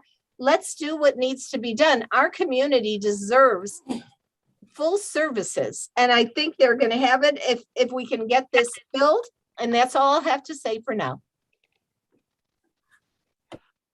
Well, one of the reasons we have funded but vacant positions in the police department is that our police officers are going to other cities because they don't see a future here, because the city council doesn't like the police. 3 of our officers went to Antioch at the request of one of our re-envisioning public safety task force members. So I'll move the item. So I'll second it. I second it. So there's a motion by McLaughlin, a second by Motion by Vice Johnson. Mayor. By Vice Mayor. Let's And I'll second it. let's do a roll call vote. We're not about to do this. Councilmember Jimenez, Yes. Vice Mayor Johnson, Yes. Councilmember Martinez, Yes. Councilmember McLaughlin, Yes. and Mayor Butt. Yeah, no. The motion passes with Mayor Butt voting no, and council members Bates and Willis are absent. We almost got him. Okay, the next item is item J1. Is that right, Madam Clerk? Yes. Okay, would you read it, please? And once you've read it, I just want to get a motion in a second and pass this. This is Okay. not a controversial item. Right. Go ahead. Under study and action session, item J1 is to adopt a resolution requiring the continued use of teleconferencing for the meetings of all city legislative bodies pursuant to the provisions of Assembly Bill 361. We do have one speaker. I said we have. Okay, let's hear from the speaker. It's Lisa Johnson. Lisa, you'll have 2 minutes to speak. You can go ahead and start. Hi, good evening again. I would like to respectfully request that the city council soon adopt a hybrid Zoom meeting where you guys meet in person with city staff and the public still be allowed to join via Zoom. Because as I've stated numerous times, many of us are tired of certain council members continually shutting off their cameras. And we do not know whether or not they're actively participating in a meeting or what they're doing. It's not right. We feel it's a violation of the Brown Act, and we deserve for better attendance and keeping the camera on. It's respectful to the community when you do that. And for those of you who are turning off your cameras, please stop. It's not right. When you're sitting on the dais in City Hall, you're not allowed to do that. You can go to the bathroom, but that's not what you're doing when your camera is off the entire time, except for when you vote. It's not right. So I hope you will soon adopt a hybrid model, which I know has been proposed to you. So please, out of respect for your constituents, adopt it. Thank you. Okay. Okay, thank you. Is there a motion? I have one more speaker. Oh, I'm sorry. Okay, I thought you said one. Go ahead. That's okay. I have Mark Wasberg. You'll have 2 minutes to speak. You can go ahead and start. The reason why they're shutting off the cameras is because they don't want the public to know what they're doing. You know, I told you from time to time, these people are working in secret. They want to work in secret. All right. This is why they're shutting off the cameras. Now, let me give you an illustration, just like the ONS, right? Who was that clown that came on there? I think it was Randy Johnson says, well, they're working in secret. They're working behind the scenes. So how are you going to know what they're doing if they're working behind the scenes? You're going to give somebody $1.5 million who's working behind the scenes? See, this is what I'm trying to tell you, people. The RPA works in secret. They're calling each other, the members. They have it all planned out before they come to the city council meetings. They know how they're going to vote. They know what they're going to talk about. See, it's all rigged up. This is why they shut the cameras off. The lady's right. The public we have the right to know what you people are doing. But the RPA, they don't want us to know. Because once we find out the truth, you people are going to be gone. You know, I keep telling you people, but it goes in one ear and out the other. This is how the RPA operates. It operates in secret, just like the Nazi party. I yield my time. Next speaker is Randy Joseph. Randy, you'll have 2 minutes to speak. You can go ahead and start. Yeah, hi, my name is Randy Joseph, not Randy Johnson, and I'm tired of being accused for doing things that I never said or never did by Mark Wasberg, and he continually does this, and he says these racist tropes, and it's getting on my nerves. And then I don't understand how the city council that we allow that continually to have him come up here and say these things. Do I agree that people should be present and available for meetings? Yes, I do. Do I believe that there's something secret guarded because you turn off your camera for 2 minutes? No, I do not. I don't want to see y'all pick your nose or going head deep in a sandwich. I understand that. Or if going to the bathroom, I don't understand why that's as big of a deal. But to continue to use my name and to say that I said these things that by working in secret is a complete BS. And I don't know why we continue to allow Mark Wasberg speak and continue to associate with things. So please, Mark Wasberg, keep my name out your, first, get my name correct. And then 2, keep my name out your mouth, because I don't talk about you. I don't represent you. You don't represent me. Leave me the hell alone. I yield my time. There's no more public speakers. Okay, can we have a motion? I'll move the item. Okay, motion by I Johnson, second it. second by Jimenez. Call the roll, please. Councilmember Jimenez, Yes, Vice Mayor Johnson, Yes. Councilmember Martinez, Yes, Councilmember McLaughlin, Yes. and Mayor Butt. Yes.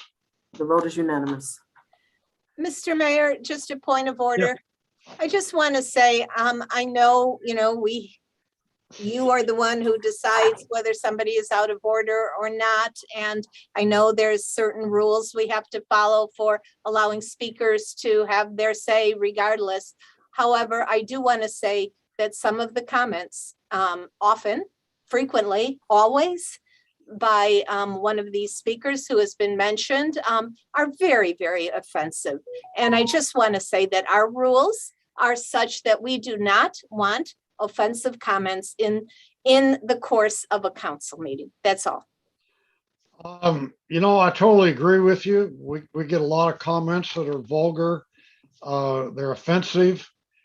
And we've talked about this for years, and we have a very, very limited opportunity to shut people down, who want to do that kind of thing. And I don't think any of us encourages it. We don't appreciate it.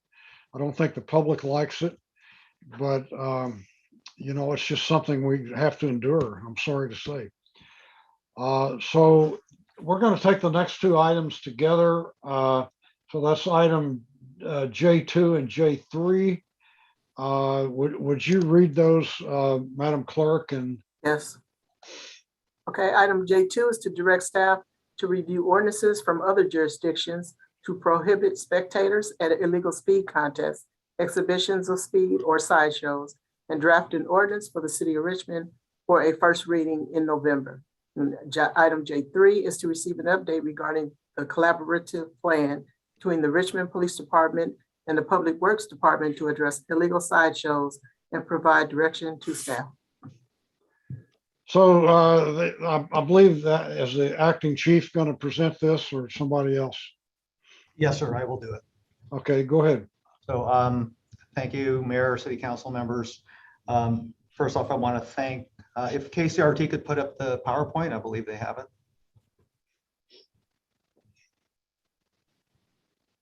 I hope. It's coming. Okay, thank you. In the meantime, I want to thank Shannon Moore from the City Attorney's Office, Joe Leach from Public Works, and Patrol Captain Al Waye for all of their contributions to this presentation.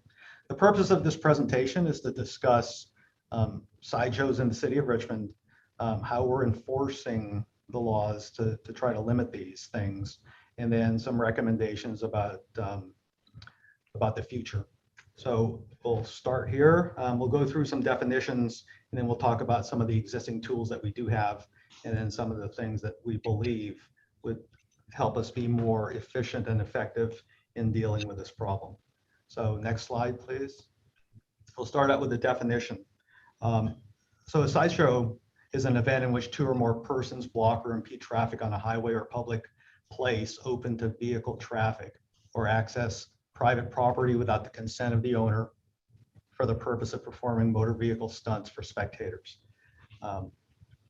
That's what we're using as the definition for a sideshow. So if you want to go to the next slide, please.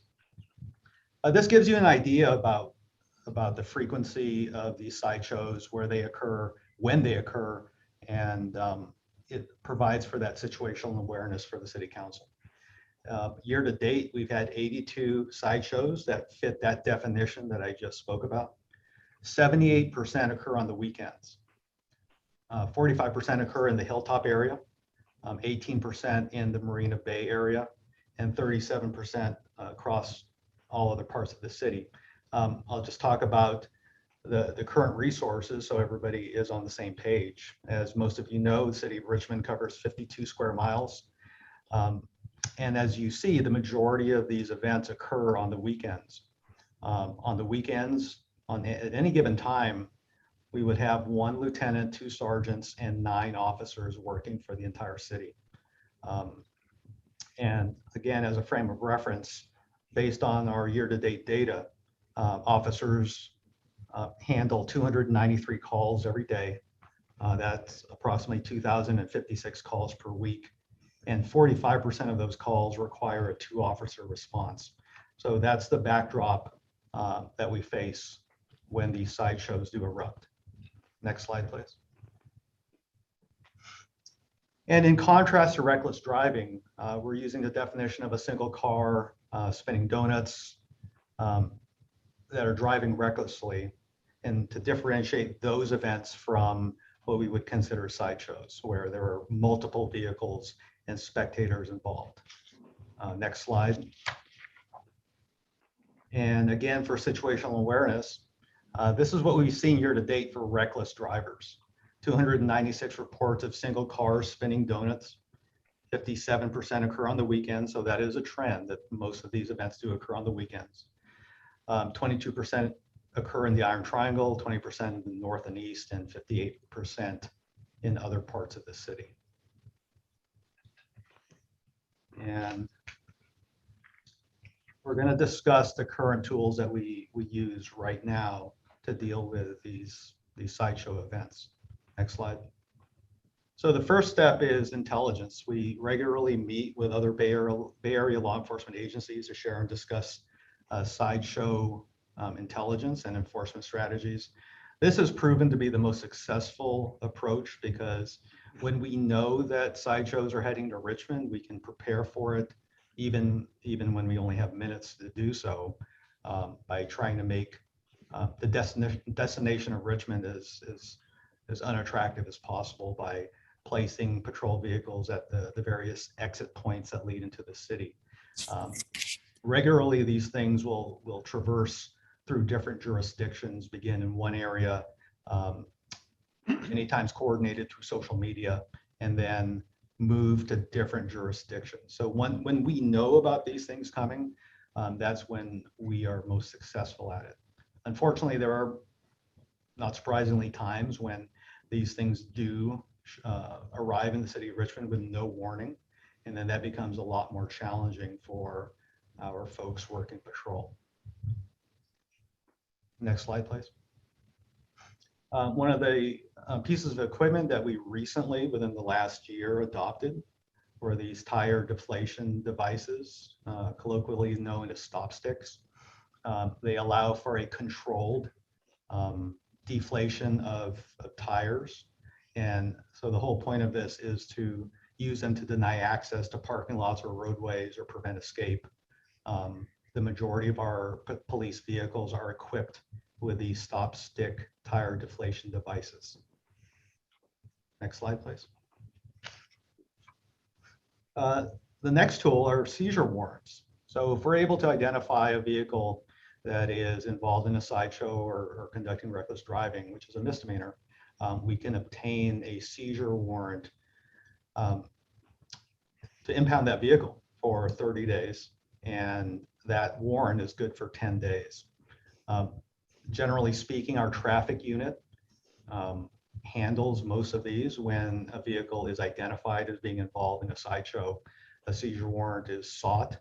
The downside with these warrants is that even though they're fairly easy to obtain, they are very labor intensive to follow up on.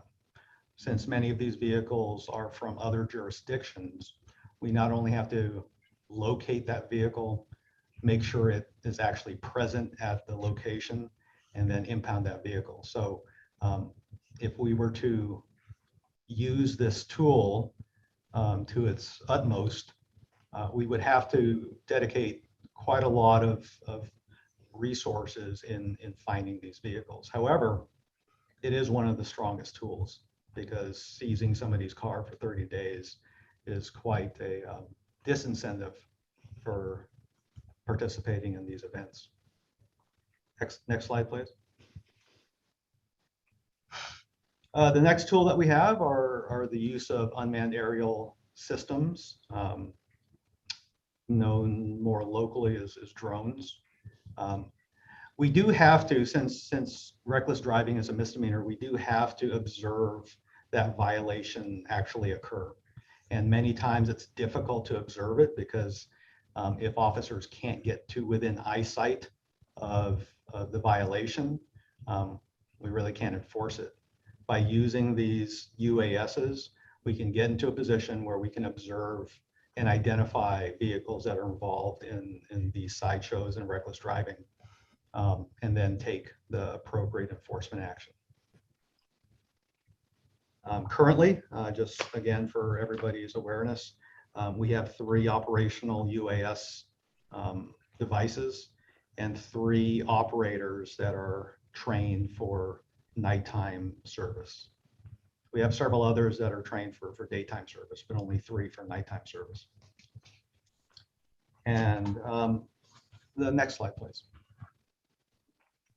So getting into proposed sideshow prevention tools. One thing to be aware of is just last month on the 22nd of September, our crime prevention unit hosted a community conversation on this very topic.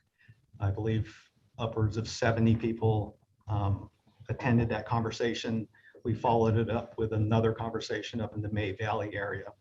And not surprisingly, this is a big area of concern for many of our residents. Some of their concerns revolved around the staffing ability to respond to sideshows and to have the appropriate tools. They definitely would like to see some immediate and longer term traffic calming methods in the areas where these things occur. They discussed the concern about the length of time it would take for these recommendations to be put into place. And they also expressed interest in how the city could use our camera systems to assist in identifying vehicles where appropriate. So that is part of our fact-finding toolbox, is to have these conversations with various neighborhood councils and neighbors just to find out what their concerns are. Next slide, please. So one of the things we're examining and looking at is this GPS tagging system. So essentially, these devices shoot a GPS tracking device that sticks onto a moving vehicle, which would then allow us to track that vehicle and then take the appropriate enforcement action. They're handheld launchers. They are designed to be really very little potential of injuries. I mean, they don't fly very fast. In fact, you could actually catch one if you were in the right position. The estimated cost for 3 launchers, and part of this is our recommendations to the council, is to have 3 launchers and training associated with these devices, which would be approximately $11,000. Next slide, please. Another device to help identify vehicles that are involved in these sideshow activities is a marking round. These rounds have a crushable foam nose that has essentially an indelible type marking agent, paint, for lack of a better word, that marks the particular vehicle. And we would be recommending obtaining 3 of these launchers so that we could have them actually in patrol in the areas that are most affected by sideshow activity, primarily in the Hilltop area. Estimated cost for these launchers is shown there at approximately $10,500. And next slide. Automated license plate readers. So we are developing, and we actually have an RFP out for ALPR systems that comply with the city's data sharing policies. We understand the importance of that, and we will definitely be in compliance with those policies if this is something we move forward with. We would have to do a needs assessment to determine the appropriate number of cameras throughout the city. And the estimated cost is $2,500 to $3,500 per camera. I know this is one tool that many community members are interested in. Next slide, please. As most of you know, we do have a closed circuit TV monitoring system in the city of Richmond. There are 38 cameras. However, they are not actively monitored. We do have the capability of looking at the recordings after the fact. We used to have a real-time monitoring program using retired officers. That was quite expensive at $505,000 per year. We are looking into the feasibility of a civilian monitoring program, which would be quite a bit less expensive, and still working with HR to create that position. And the next slide, please.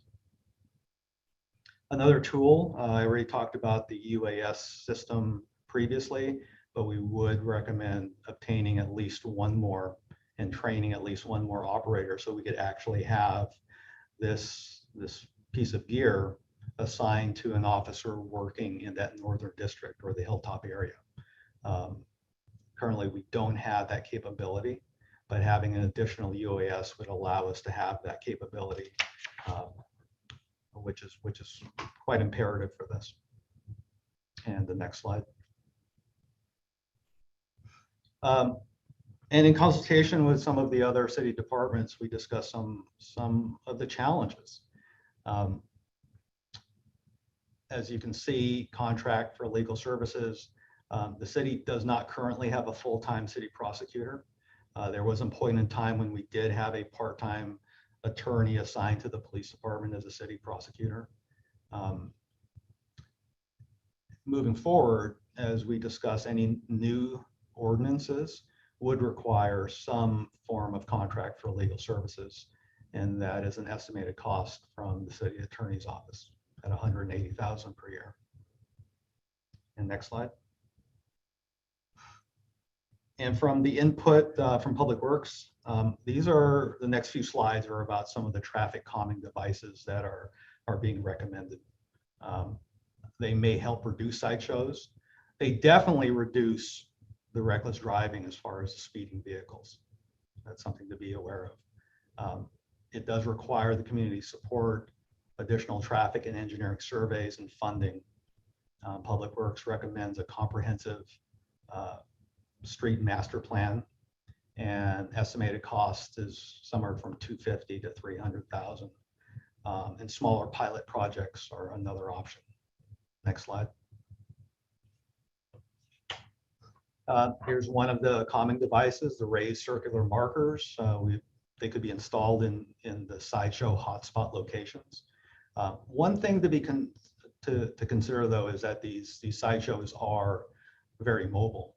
So we can identify where they likely happen or mostly happen, but that doesn't necessarily mean that we'll be able to hit every location where they will happen. They warn drivers of the location prior to arriving there. They're less attractive to sideshow drivers, and they wouldn't inhibit normal traffic. Cost for 50 markers per intersection is approximately $4,800. Next slide. Bots dots, most of you are familiar with these. They would be installed in sideshow hotspot locations. Again, they're less attractive to sideshow drivers. They would slow down normal traffic, and the cost per 100 dots installed is $5,000. Next slide, please. Concrete planters. They're placed close to the center of the intersection to slow down traffic. They would restrict the space in the intersection to help prevent or dissuade sideshow activity. They definitely would slow speed through intersections, and cost per precast 3-foot diameter concrete planter is about $5,000. Next slide, please. Mini roundabouts are another possibility. They would help to prevent some of the speeding and reckless driving. They lower the speed in intersections. They can be a source of beautification for the neighborhood, but do require some maintenance. The cost for a 10-foot diameter raised median is approximately $45,000. And next slide. And another option are temporary roundabouts. They would help to dissuade sideshow activity. They definitely reduce speed in the intersections. They're temporary materials, and so they could be rapidly installed and moved as necessary. And they're a 10-foot diameter temporary roundabout is approximately $10,000. Those are the recommendations that staff has come up with. We do invite further discussion. We do have further discussions about various ordinances as well in further discussions with the city attorney's office. But we really would like to know, especially from the council, what the definition of success looks like. Because once we know what that definition of success is, we can help to strategize the approach and do it in a way that's in collaboration with the council, with the various departments throughout the city, and most importantly, with our neighborhoods. And so that concludes this presentation. Thank you. Are you or somebody going to talk about what Councilmember Bates brought up, and that is beefing up our ordinance to prohibit spectators? Or do we do? Yeah, I believe that the city attorney's office is still in discussion about potential ordinances with that. There are some ideas I have in regards to existing vehicle code sections that can be used for that specific area of concern. And I believe Shannon's on, so if she wants to chime in, I would appreciate it. Sure, no problem. So we currently do not have a spectator ordinance regarding sideshows in place. I think when we first began this about 30 days ago, there was a discussion, and we met internally that in order to really approach sideshows in an effective enforcement manner, two things. One is we already have, the DA came on 30 days ago and said that we actually are already enforcing illegal sideshows, but in order to increase the volume of cases, we need to have better enforcement tools. And then, which is why we're here to provide a 30-day update. We can explore drafting an ordinance, looking at other cities' ordinances with respect to spectators. I think that there are some challenges with that. And I don't know if Acting Chief, we want to go into that now, just in terms of determining, we have staffing issues, right? I mean, if you can speak to that in terms of, when we talked about it today, in terms of what resources we'd need to respond to a sideshow, just in terms of patrol officers and actually citing those spectators. Yeah, I mean, this gets into the larger question that we've been facing for quite some time now on what and how the police should be doing in terms of enforcement action. Well, the reason I brought that up is because there are two items on here tonight, and one of them is from Councilmember Bates, and he could not be here to discuss it. So, and his was specific. It specifically said direct staff to review ordinances from other jurisdictions to prohibit spectators at illegal speed contests. So if that's something you all are still doing and you're going to continue doing it, then it's consistent with his request.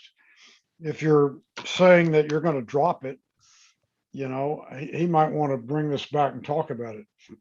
No, I don't. Nobody's saying we want to drop it. The idea is to continue these discussions.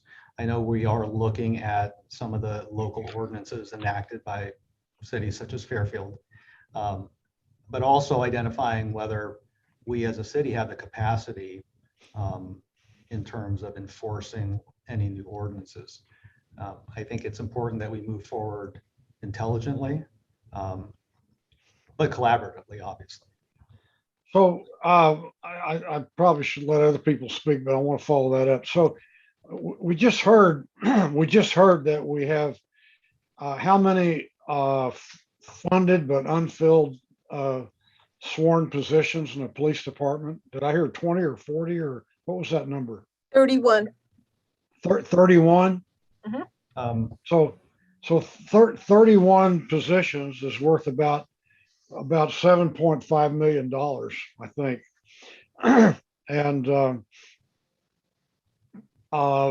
we could do everything in that slideshow we just saw for less than $1 million, maybe $500,000. So I think it might be useful to spend some of that money that we already have appropriated, but cannot recruit enough officers to use it, to spend some of that on some of these tools. But I'll take questions from other or comments from other council members. Councilmember Jimenez. Yeah, thank you for the presentation, Chief Tyrona. I have some questions, and then I will, after public comments, I will do some remarks. Just in terms of, you pointed out two things. One is sideshows, and then reckless driving. And I think one thing that I am hearing from the communities is that, especially around this area where I live, is that reckless drivers is a really issue, especially because we have like big streets where and so there are no stops there. My question to you is, what is the percentage of 911 calls for this year that represent sideshows versus donuts? Or and then my other question, maybe you can add it there, is what other calls are classified by dispatch as reckless driving? If you can list them, and in that, what are the numbers of call for reckless driving, no including donuts? Okay, that is definitely information that I can cull for you from the data. I don't have that readily handy. Chief, I have that number. Okay. So you, council member, year to date, we've had 863 calls for reckless driving. So the reason why we actually had to carve out that definition for sideshows is we needed to know how many sideshows we've had this year. So out of the 863 calls for service, 82 were sideshows. The other number, 296, were for a single car spinning donuts. And actually the other remaining number of that number was a lot. Actually, most of them were kids on dirt bikes. We have a real big problem with dirt bike riders in the city. So I would say probably the majority of those other numbers were dirt bike riders or just people driving recklessly. Yeah, but I want to know, like, overall calls, like you said that the police receive 2,000 something calls in a week. So how many calls we have until right now? What is the percentage with that number that represents sideshows versus donuts? I would have to crunch the numbers. I may be able to have them due in a couple of minutes. Yeah, I have some numbers, but I don't know. I think like we have 66,524 calls overall. So that like the sideshow will represent 0.12% of the calls or services on the RPD in this year. And yeah, and then the others, and this is why so, and you say like 863 have been the overall reckless driving. So that will represent, I don't know how much in terms of the service for call. Maybe. So Year to date, we've had 65,835 calls for service. Okay, 65,000. So it's like 0.20%, something like that, of the call for services that represent the sideshows and a little more for the reckless driver, right? Yeah, so you can, when you can have, so then I think like when Chief Tyrona says the kind of like the goals, one thing that I was just thinking about, okay, what are my goals? My question to that is, do you have a map where you pointed out the hot spots for sideshows and the donuts? Just kind of like that says how many occur in these hot spot, especially in this in this street or. I don't have that right now, but we can definitely put that together.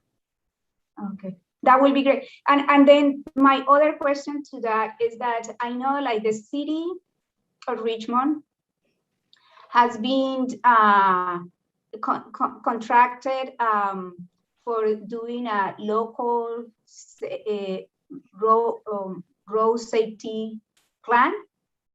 And they like Councilmember McLaughlin and myself have been part of these discussions, and they have been presented in different community meetings, and they have some really good solution as well in engineering solution to prevent these unsafety practices from happening, but also to make sure that we are going into the direction of making our streets safety, because I believe also this is part of public safety, to make our streets safer. So I wonder if any of these was connected to that plan, and is so in which way, because some of the, I just wanted to see how that was connected. I'm going to have to plead some ignorance. I'm not really familiar with what you're referring to. I mean, this was, we had these discussions with Public Works, and these were the recommendations that they had. Obviously, this is a bigger question in regards to, and I agree with you that roadway safety is part of public safety. Yeah, and I just like want to say, because we know that it has been a coordination with Public Works, with the police department, with the fire department and other. So it has been, because I have been in this conversation. So I just wondering why is no, why this didn't, why this wasn't connected when this plan was putting together. Okay, well, maybe our Public Works Director, Joe Leach, can shed some light into this. So I would invite him to chime in, please. Yeah, absolutely. Thank you, Chief and Councilmember Jimenez. A great point. I know Patrick Phelan, who is part of the local streets and road plan and committee. I think you're familiar with him. He did reach out to some of the other members of agencies of the committee and some of their ideas on traffic calming and mitigation measures, and those are the things that have been presented this evening. I think the main challenge that we have is where do we locate these? I think the interim chief did mention that we know where the hot spots are, but we want to make sure that we're doing this comprehensively and systematically, not just to deal with hot spots, but also the high volume of traffic requests we do get for speed humps, for a variety of measures around town. And that would be the purpose of developing a comprehensive plan that not only addresses the local streets and road plan and incorporates the measures that they're looking at, but also some things that are more localized to the city of Richmond, and making sure that we're doing it systematically.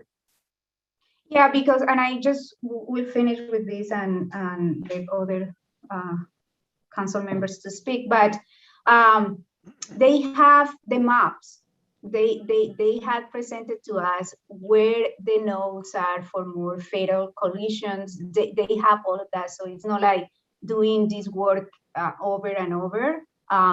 They had that, and it's really great. It's Google Map. They have a spot. So for me, when I am asked what will be my my goals, well, my goals is that to make sure that in all these hot spots, we prevent these sideshows, donuts, or reckless driving from happening. And I think like this is my goal. And also in terms of that we do it in a more cost efficient way so we can achieve the goals. And also to be really careful about continuing the criminalization of our Black and Brown community in Richmond. So, but I don't have that information here. So maybe these two plans, or the plan with the local safety roadway safety plan, needs to in collaboration, because we are paying consultants for doing this work. So I just want to see more coordination happen. Thank you. Other questions from council members? Councilmember McLaughlin?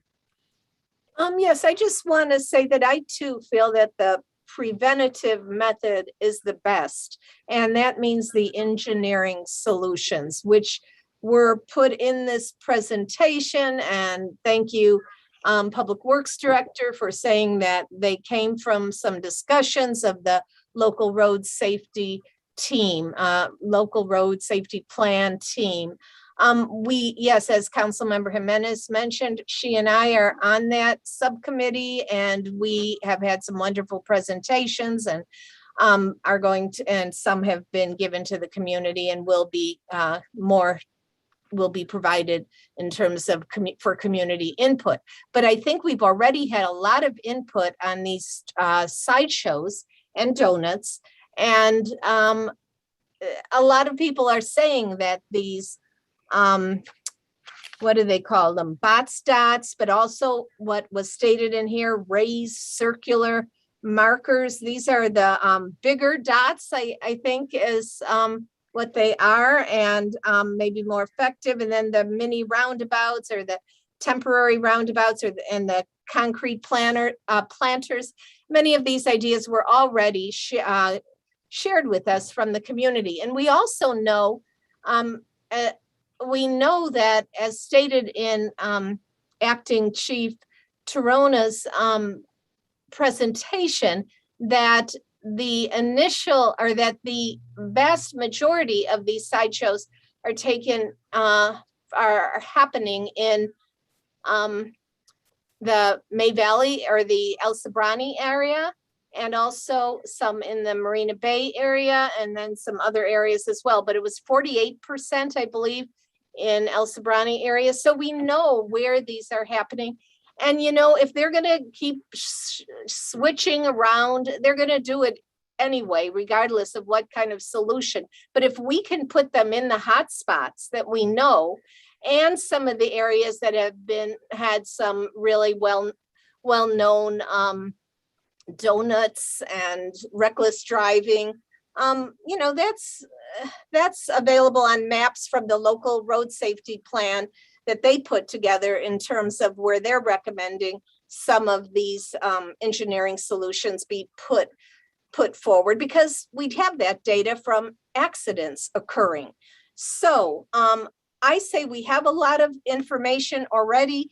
I think the police have, they listed the tools they have already. I believe the engineering solutions are the best ones, because that will be the best bang for the buck, so to speak. It'll be the preventative solution, so that it isn't a question of tracking them down afterward.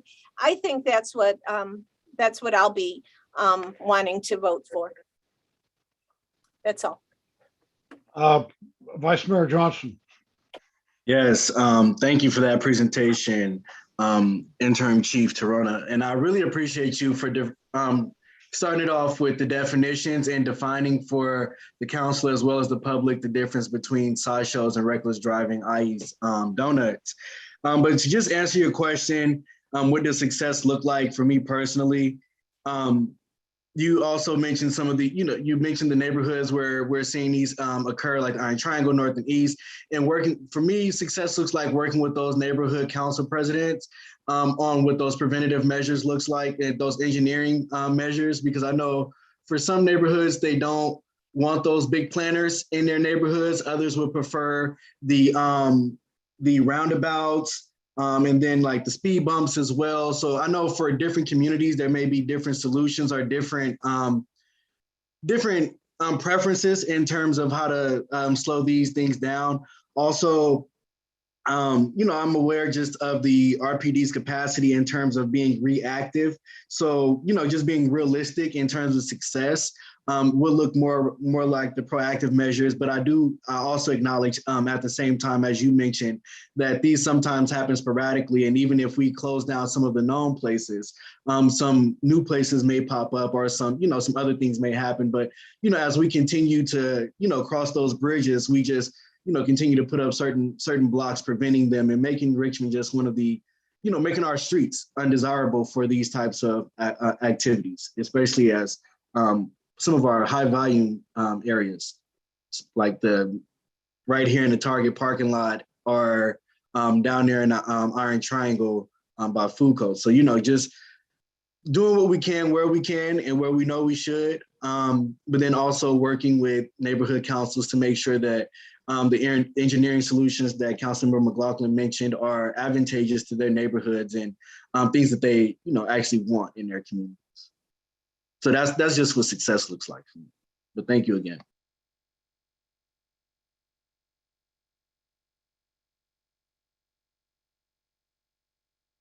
You're muted, Mr. Mayor. Sorry. Any other comments or questions from council members? Do we have public speakers? Yes, we do have public speakers. And I just want to ask the public speakers to keep your comments respectful. This council meeting is live and it's being viewed by many, including some very young people. So we want to keep that in mind when you're making your comments. Thank you. And Jaswara, please call the speakers. Okay, the first group of speakers are Mark Wasberg, Ben Terrio, Mike Parker, Andres Soto, Don Gosney, Helen Barnett, Sohaila Bana. We'll start with Mark Wasberg. You'll have 2 minutes to speak. You can go ahead and start. You hear me? Yes.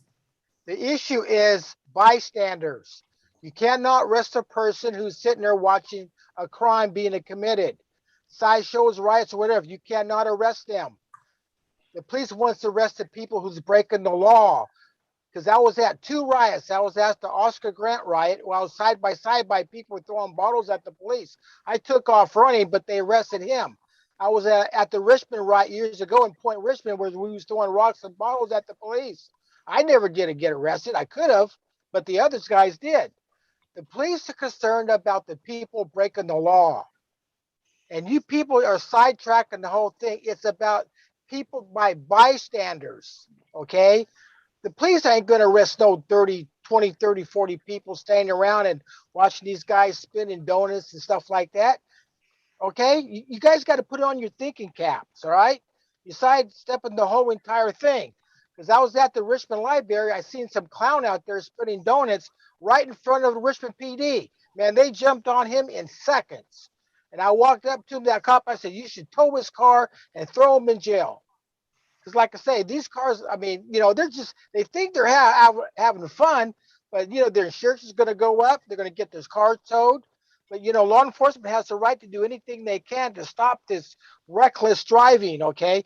And Johnson and Aguado was over there favoritizing sideshows. You even admitted at the city council meeting, you are going to find a place for these people to do this. And Johnson has the nerve to get on there and say, well, we need to do something to stop this thing. What a hypocrite, Johnson. You ain't but a two-faced hypocrite. That's all you are. You was promoting this stuff. You just like Aguado. Both of you guys were promoting sideshows.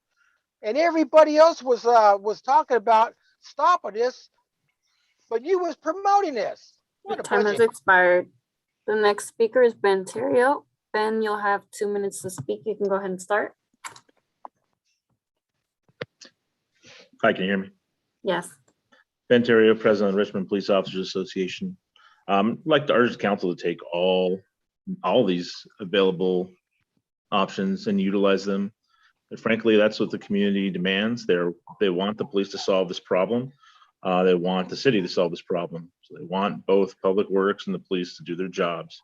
One of the most frustrating things about being a police officer is you're not given the tools to properly do your job. And time and time again, people approach us, and I have plenty of conversations with people, and every time I tell them, it's like, if we don't get the resources necessary to do something, then you can just point back where the blame belongs, and that's with the elected body. So I again implore you to do all measures to make this, our city, not an attractive place so people go somewhere else and they know not to come here. There was once upon a time when we had the resources in place where people didn't come here to this frequency and then didn't come do any of this. But that's just not the case anymore. And it's because people know. People who do illegal activity know. They're not stupid. They know what they can or can't get away with. And they often take advantage of such things. The public works process is a good thing, but it's not the total solution. And if, a lot of these things wouldn't happen if we had the staffing, where we could actually put teams of officers in place like other jurisdictions do to be a proactive countermeasure to this.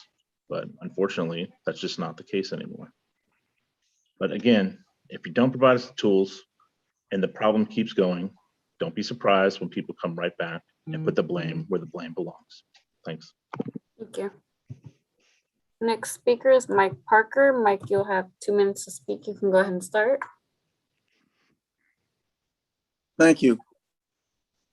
First of all, I want to say that I'm absolutely appalled that anybody would consider a law which would criminalize spectators for an event. Imagine if you're walking down the street and you see something taking place in your neighborhood and you walk up and say, "What's happening?" and you find out that you've now broken the law or that the police have rounded you up. It will create nothing but incredible problems.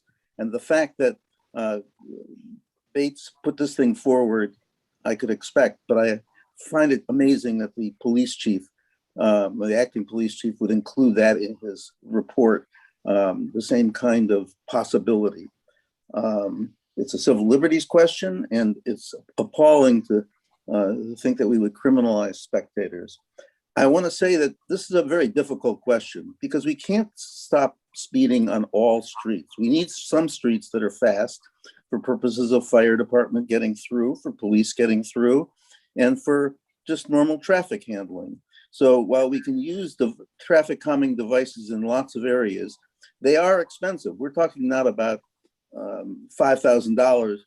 We're talking about $5,000 per traffic calming device per intersection. That's pretty expensive. We cover all the intersections where these kinds of shows can go on. So we have to do other things too. I'm in favor of such things as the tagging devices for GPSs so that police don't have to chase cars, as long as there are protections put in place so that these tagging devices can't possibly harm individuals.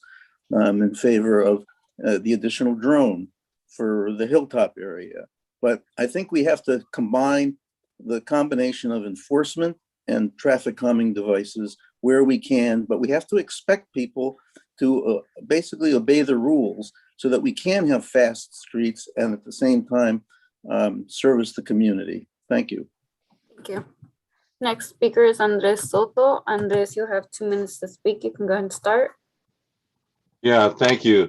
The history of problems with young people and cars and speeding, it goes back to when cars were introduced and before that horses.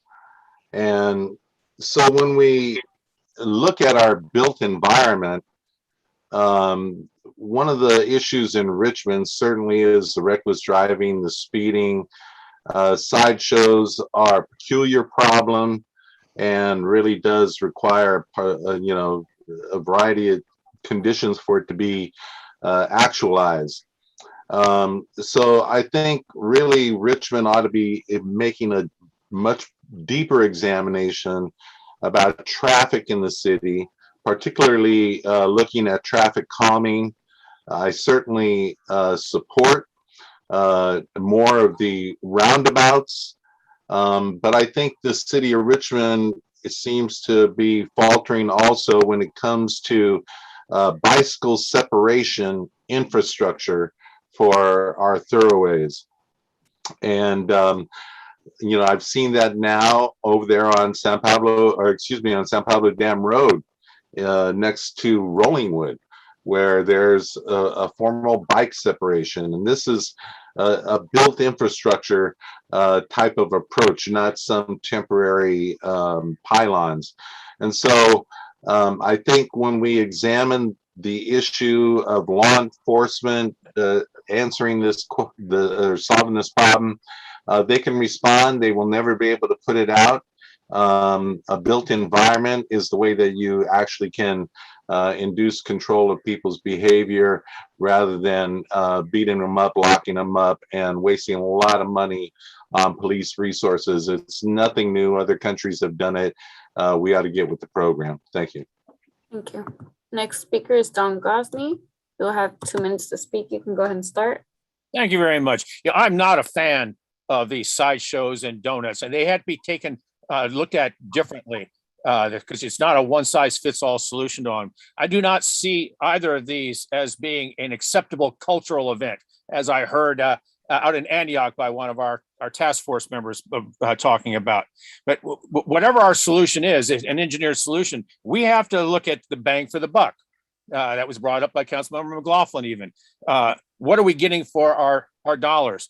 Now, two of the things like the bots dots and the larger raised things, I mean, the bots dots are $50 a piece installed. The larger ones are $100 a piece installed. And take a look on the freeway at what they look like. You're missing 50-60% of them because they break frequently. When your car runs over them, they just don't last very long. So what are we getting for it? They're not only expensive, a lot of these roundabouts are ugly. Go up into the Fairmead Hilltop area and ask the neighbors there what they think about those El Cheapo roundabouts with the plastic pylons that have been run over and smashed, but they look terrible. Nobody is proud of their community with those kinds of things in there. But also, how long will these things last? You know, when you get smashed into with a car on the planter boxes, for instance, or the bots dots or the roundabout things. Yeah. Are we factoring in what it's going to cost us to keep replacing these things? You know, on the donut area, I know, keep in mind, I live between San Pablo Avenue and the freeway, between McBride and Solano Avenue. We have 18 intersections there that you're constantly seeing remnants of the donuts there. These things are very small. You can't put things there to solve all those problems on there. But as also pointed out in the presentation, these are mobile. You put up a roundabout in one intersection, they move 5 blocks down the road, and it's just do it all over again. We can't afford to hit up every intersection. We just don't have the money for that. Thank you. Thank you. Next speaker is Hewlin Barnett. You'll have 2 minutes to speak. You can go ahead and start. Yeah, can you hear me? Yes. Okay. So I want to address Council Member Jimenez's comment, and it specifically went to criminalizing brown and black people. I live in Hilltop where this has been going on for years, and the people I see, I don't see white people doing this. I might see somebody white speeding through the neighborhood, which is what I've witnessed, but I've also witnessed brown and black, not just young people, but elders in the community driving irresponsibly and just not abiding by the law.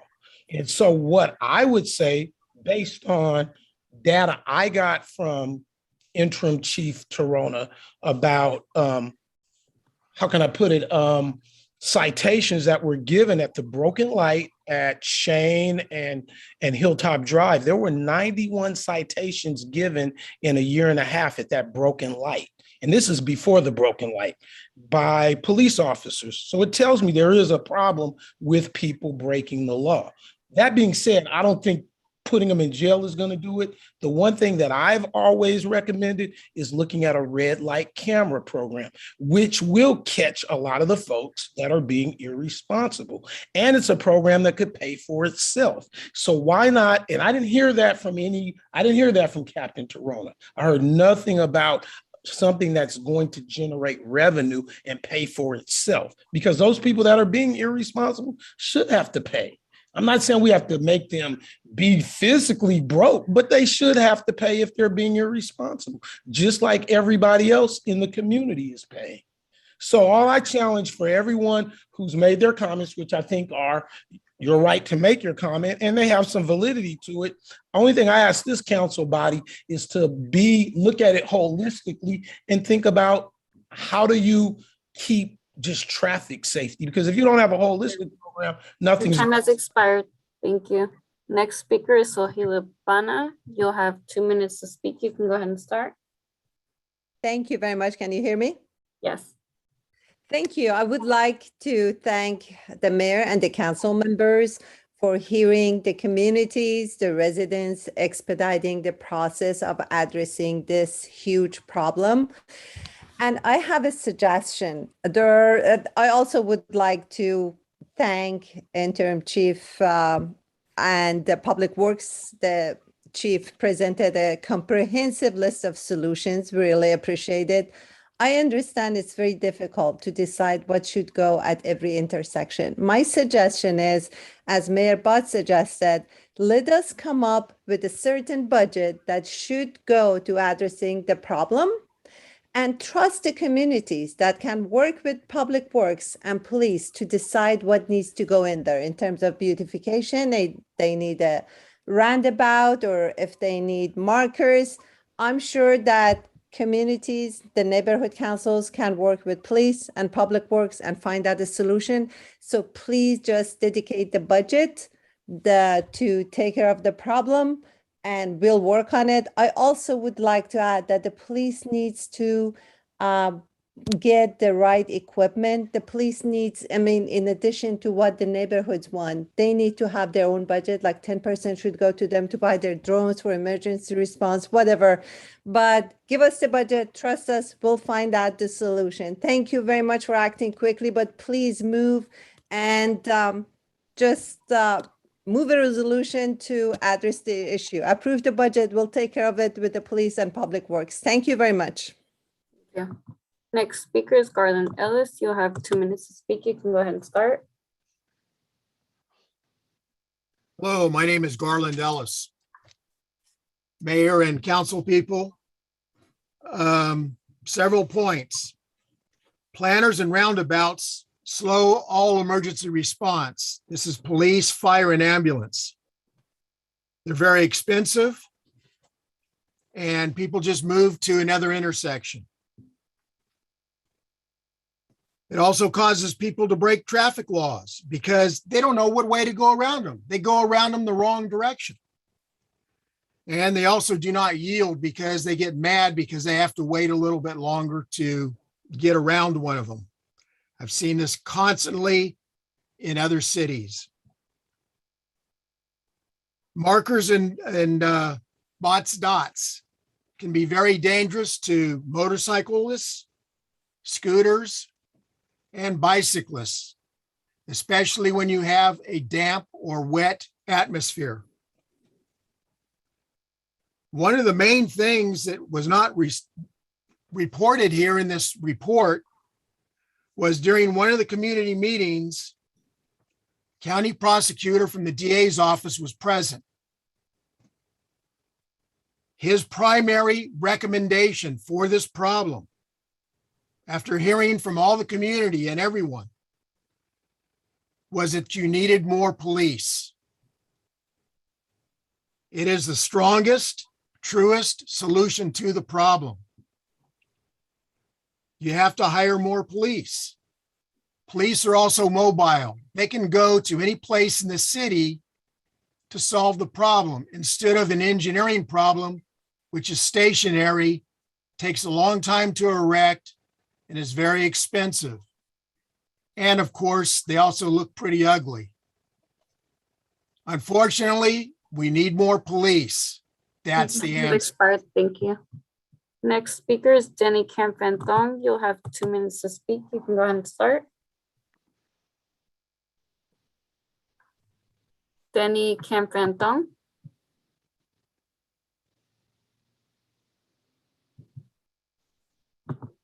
Hello? Yes. Can you hear me? Yes. All right, give me a second. Hi, everyone. My name is Denny, lifelong Richmond resident. And yeah, I just wanted to share that, from what I've been hearing, police have already been struggling to prevent sideshows, and giving them these tools would only cause more violence to be put on Black and brown communities who are profiled daily. Car culture runs deep here, especially within our communities. And using sideshows as an excuse to buy more surveillance equipment to pull people over or profile people is unjust, especially when people living in Richmond are constantly denied basic resources to survive and thrive. Richmond literally has nothing for people to do besides low-paying jobs, factory jobs, high rents, and horrible healthcare. Car clubs in Richmond, who are often profiled for sideshows, do so much to uplift residents with culture, resources, mutual aid, and so much more. If you really want to stop sideshows, give people a safe place where they can gather and hold community car events. If you don't want them in public roads, give them the space to actually do these things. Talk to Sonoma Raceway or other cities who are more familiar with holding car events instead of wasting money on these patch solutions every year, which would honestly just mess up infrastructure or just, waste more money. It's already hard enough to stop these sideshows, so why not give people a space where they can actually meet and do it safely? I yield the rest of my time. Thank you. Next speaker is Lisa Johnson. Lisa, you'll have 2 minutes to speak. You can go ahead and start. Hi, good evening, Mayor, Vice Mayor, Council, and staff. Some want zero accountability for illegal activity in our city. Many keep saying that it's okay to do this in our city, fireworks, side shows, donuts, because it's culturally acceptable. Personally, I don't want to live in a city where its majority council puts illegal culture above everyone's public health and safety and disregards the law.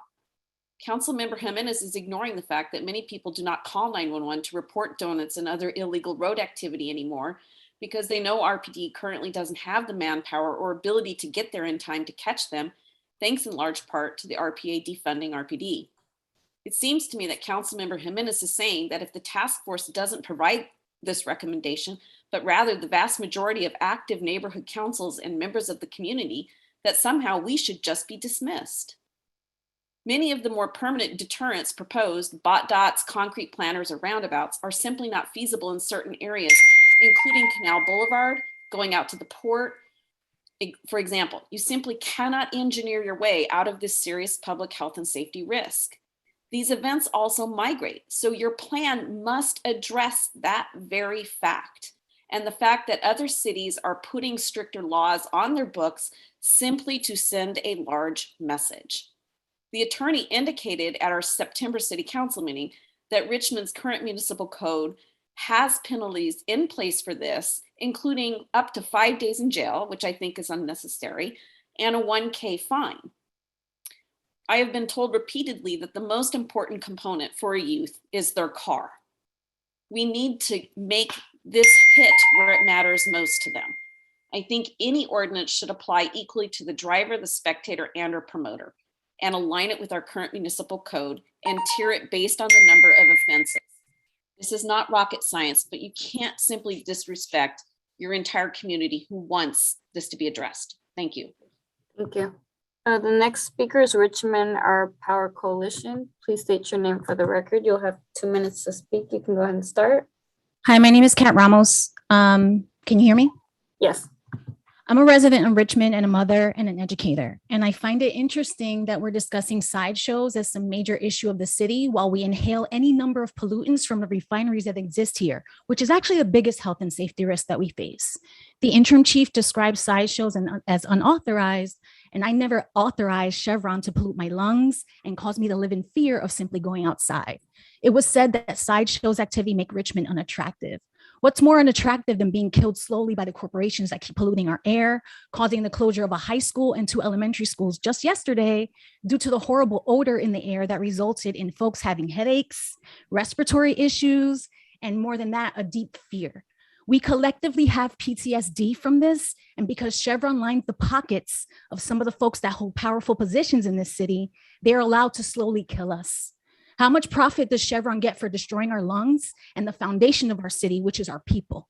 I want tools and machines and equipment that are going to gauge the levels of chemicals that exist in our air, our soil, and our water, so we know the exact level of impact it may have on our collective health.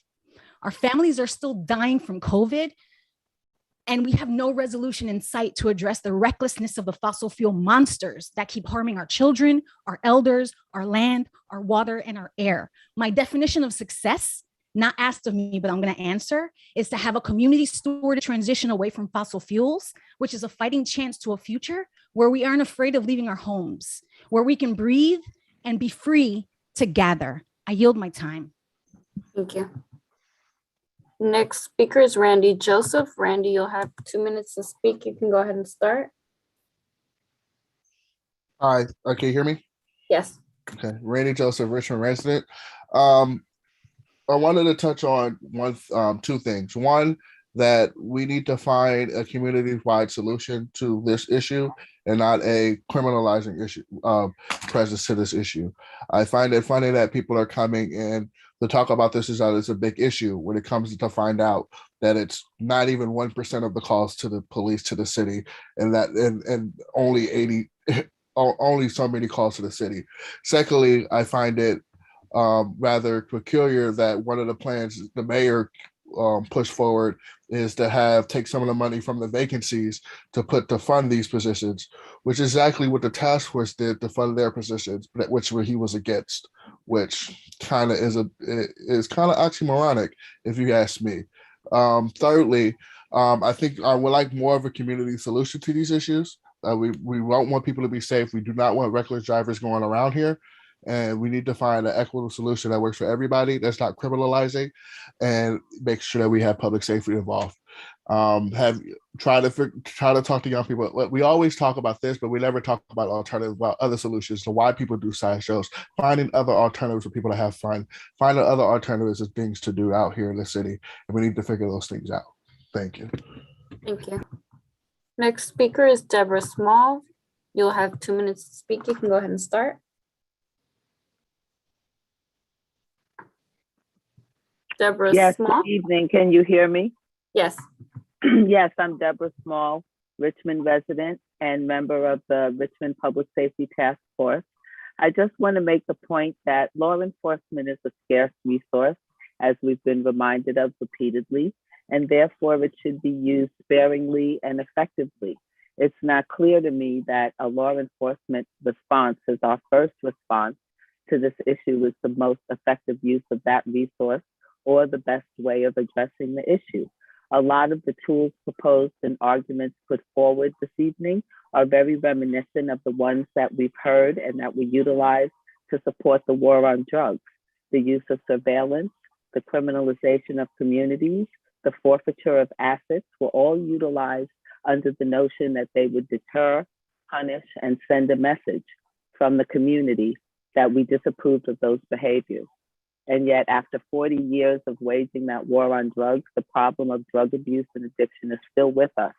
But what's also with us is mass incarceration. Millions of people whose lives have been permanently stigmatized as a result of their involvement in the criminal justice system. The constant bloating of police resources at the expense of human resources that might address some of the root problems. I would love to see the council actually begin to think about what are the reasons that these events have been occurring. They've been going on in the Bay Area for more than 30 years. And what are some of the harm reduction approaches that the city might utilize that will enhance public safety without criminalizing people? Because I heard a lot of talk about vehicles and tools and equipment, but not about the people who were driving those vehicles, the folks who would be the targets of that equipment, the people who will be caught up in the net and prosecuted by the new attorney that you want to hire so that you can address more arrests. And I yield the rest of my time. Thank you. Next speaker is Sarah Cantor. Sarah, you'll have 2 minutes to speak. You can go ahead and start.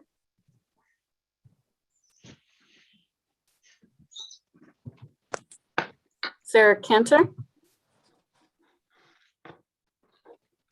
Hi, can you hear me? Yes. Thank you. So my name is Sarah. I am a Richmond resident. Really happy to see all of the information. Sorry, is it better now? Yes, go ahead. Okay. Really happy to see all the information presented. Noticing that the number of sideshows in the past year was 82, the number of donuts and reckless driving was 296. I am really interested in knowing how many injuries have occurred due to sideshows versus injuries that have occurred due to donuts. If we're talking about public. Not sure where she went, just a second. I think her call dropped off. She's not in the participants. So I'll go ahead and switch to the next speaker, Joey Schlemmer. Joey Schlemmer, you'll have 2 minutes to speak. You can go ahead and start. Can you hear me? Yes. Yeah, I find it a little odd that one of the speakers talked about the solution that Chevron refinery creates. And I'd like to know how the folks in the Iron Triangle and the Northeast feel about breathing burning rubber from sideshow and donut activity. The fact of the matter is that this is an extremely dangerous and illegal activity. I agree with Councilmember Jimenez and Councilmember McLaughlin that preventative measures should be taken. They are expensive. They are not mobile. They're not going to solve the problem. I would say that it would put a dent in it, but it's like any other kind of problem we have in the city. It's a collaborative effort. And if we don't have teeth in the enforcement, that's just a huge missing piece of the puzzle. The spectators that show up at this fuel the activity. It's a mob mentality. They go out there, they promote it on social media, they film it, and that's the reason why these things continue. And that's why those spectators and those individuals also need to be dealt with on a law enforcement level. I would say that the other component is getting the community to tell their folks to knock this behavior off. And I also agree that there needs to be a venue. And really, quite honestly, the only venue that's available is Sears Point. So if you want to continue this on private property or public streets in the city of Richmond, you should know that there are going to be consequences to your behavior. Period. Thank you for your time. Thank you. And I do see Sarah Cantor has popped back up on my participants. So I'll go ahead and take her. Sarah? Hi, thank you so much. I'm sorry for the delay on bad internet connection. Can you hear me? Yes, you can go ahead. Great. Thank you. So I was saying that I'm really interested in looking at the injuries caused by sideshows in Richmond and the injuries caused by donuts and other forms of reckless driving with cars, not with dirt bikes. But if we look at just reckless driving with cars, that seems like the bigger problem when it comes to people's safety and like the safety of their bodies, which is the ultimate safety.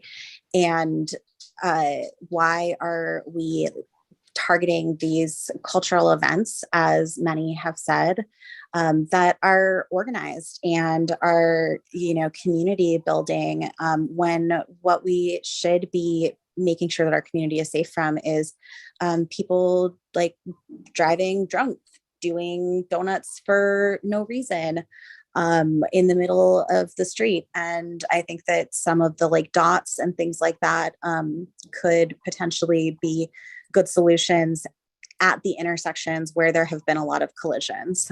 We have that information about where the collisions are in Richmond. Let's make those streets safer. That's a good idea.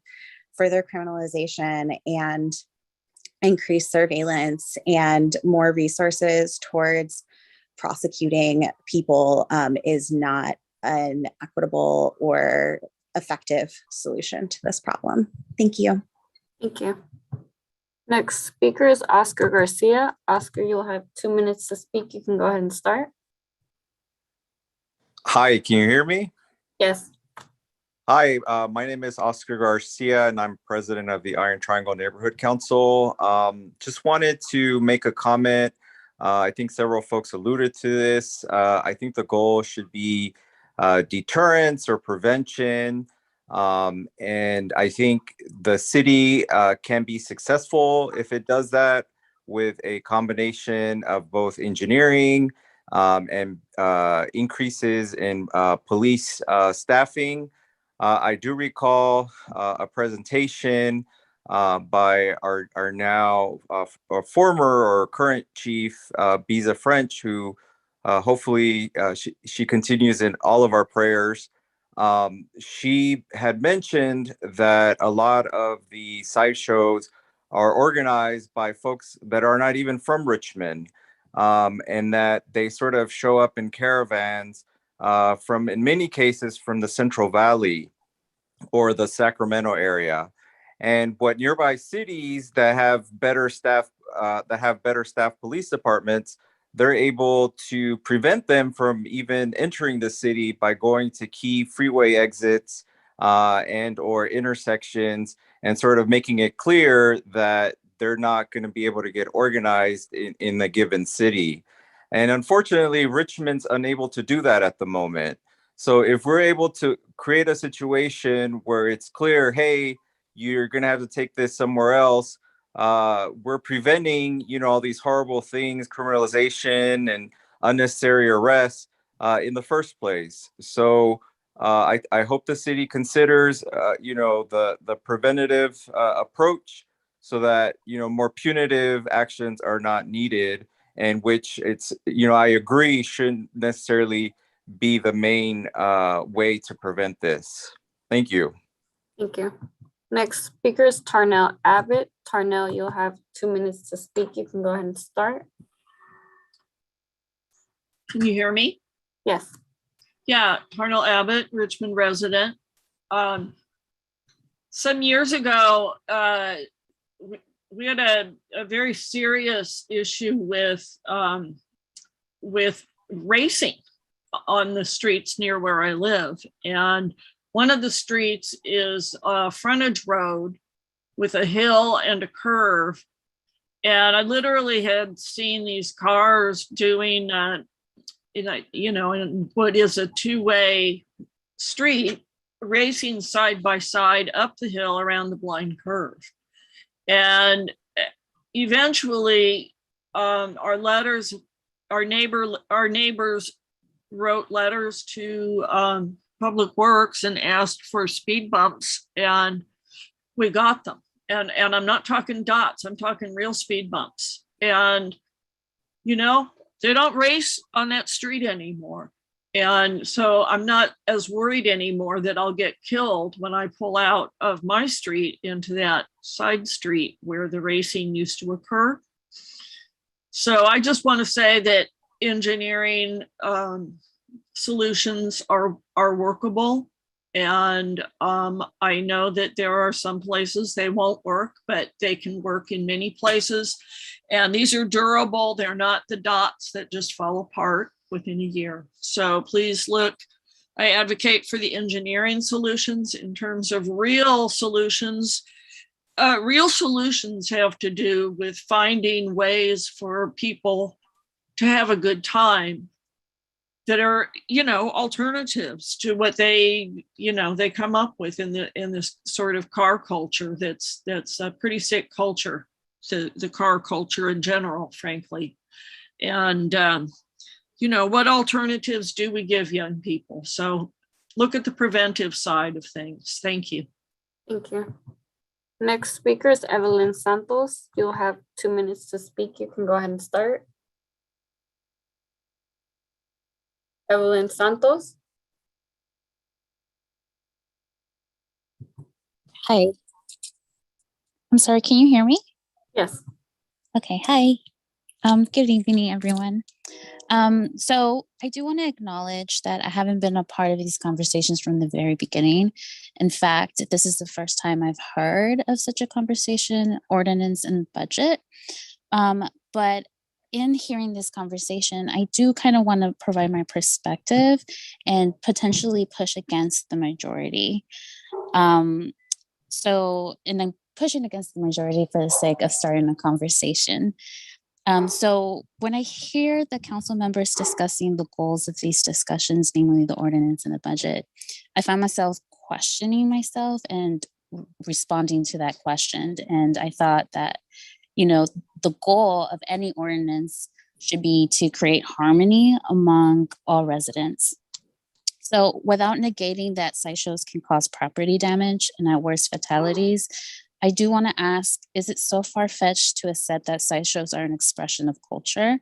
And would it be so absurd to, possibly create a space for those who use sideshows as a form of expression?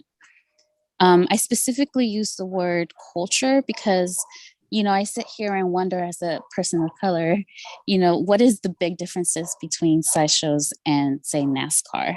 We can both argue that they're both dangerous, right? But the only difference is that NASCAR has structure.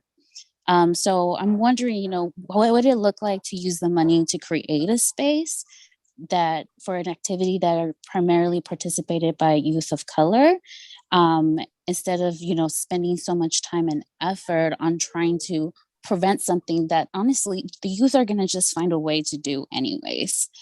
And so I just kind of question like the equity of all this. I would like again to see a community where we can all live in harmony. Your time and is express expired. ourselves. Thank you. Next speaker is Deborah Bayard. Deborah, you'll have 2 minutes to speak. You can go ahead and start. Thank you. It's always really interesting to listen to what people say in the community. And I have so many things to say, but kids are going to do what they want to do.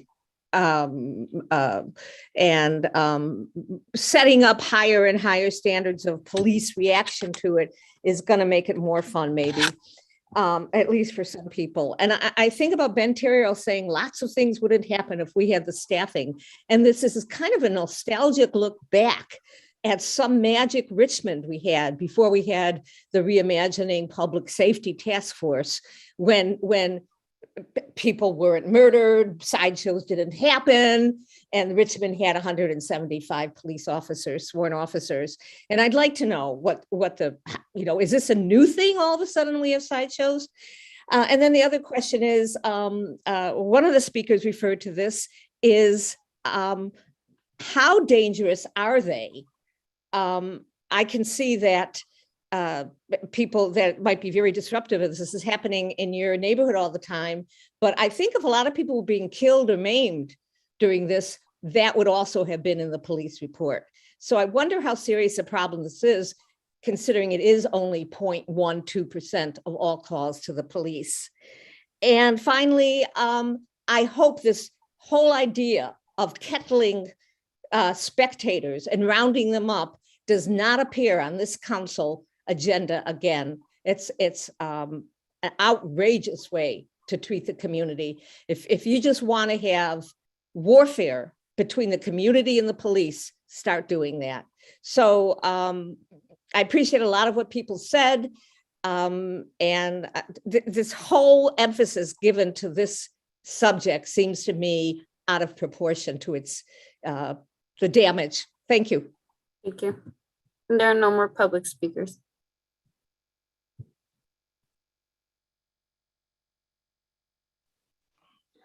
Well, that was certainly an interesting subject. It went all the way from people who think this is unacceptable behavior and a danger to the community to people who believe that it's just letting kids be kids and celebrate the culture of the cars. So what this particular item, let me look at it. It says provide direction to staff. So anybody want to provide direction to staff and submit it for a vote? I will make a motion that we look at, we put some of these engineering solutions into the parts where the community has been really up in arms about this because it's an issue, and this is May Valley and some parent Hilltop, and see how that could work. And right away, and then direct us to work more collaboratively with the local safety roadmap to bring a more comprehensive solution for safety streets with a better budget. Did you get that, Madam Clerk? I got some of it. I think I dropped off where it says, let's see, puts engineering solutions in parts of the community, such as May Valley. And then after that, the May Valley and Hilltop where the hot spots are right now. Okay. So we can, like, because the community wants us to add right now with some solutions. So there are some solutions that they had been talking about, some engineering solutions to prevent that. And then that staff work collaboratively with the local safety road plan to come out with the safety plan with a budget, safety street plan and a budget. I would second safety that. street. Oops. Go ahead, Gail. I would second that and also say with the various types of engineering solutions that we also work with the neighborhood councils in the area to see if there's one or another that they think might work better. Can somebody explain to me what the local road safety plan team is? I've never heard of it before. I could just go ahead. It's Firm and Pierce is the consulting firm that the city contract hire to do what is called the local roadway safety plan. And there is what is a local road safety plan? I will read the presentation. A systemic safety approach help agencies identify, estimate, and plan for current and future safety concerns without relying on location-specific crash data. Preparing, what they are going to do is preparing these so the city also can have that plan to, because it's required and to apply for funding for Caltrans safety funding. Who's the staff Maybe person? Joe Leach can tell you more about it. Who's the staff person in charge of this? Patrick Phelan. Who? Patrick Phelan. Okay, he works for you, Joe Leach, right? He does, Mr. Mayor. Could you send us some information on it? I've never heard of this. Absolutely. I believe the study is being commissioned by WICTAC. I think Farron Pierce is the consultant to WICTAC, of which the city has a component of the local streets and road plan. It's a county-wide plan, I believe.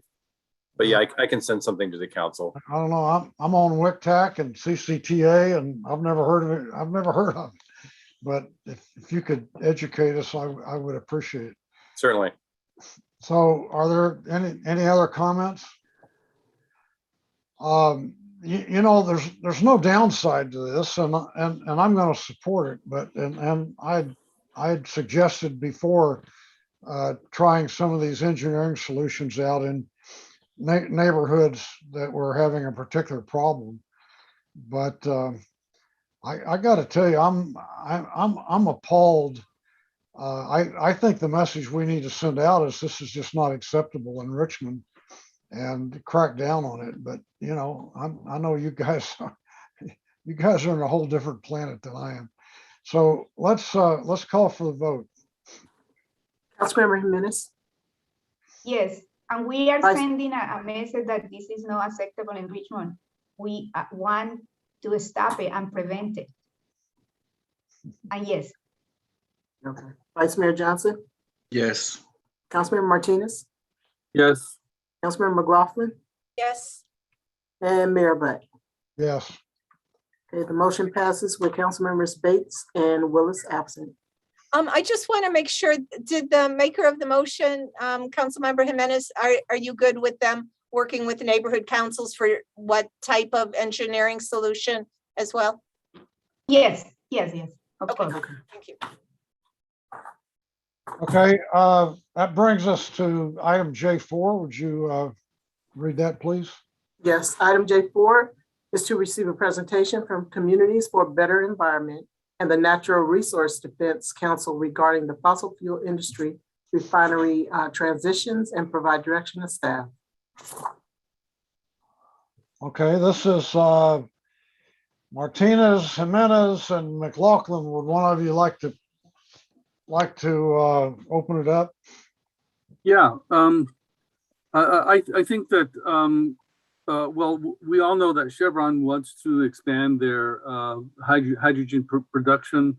They have ideas that they've actually shared with certain community members, and there's also a biofuel being considered for other refineries around here, and I think it's incumbent upon us to inform the public of the different types of hydrogen that can be produced and the pros and cons of them.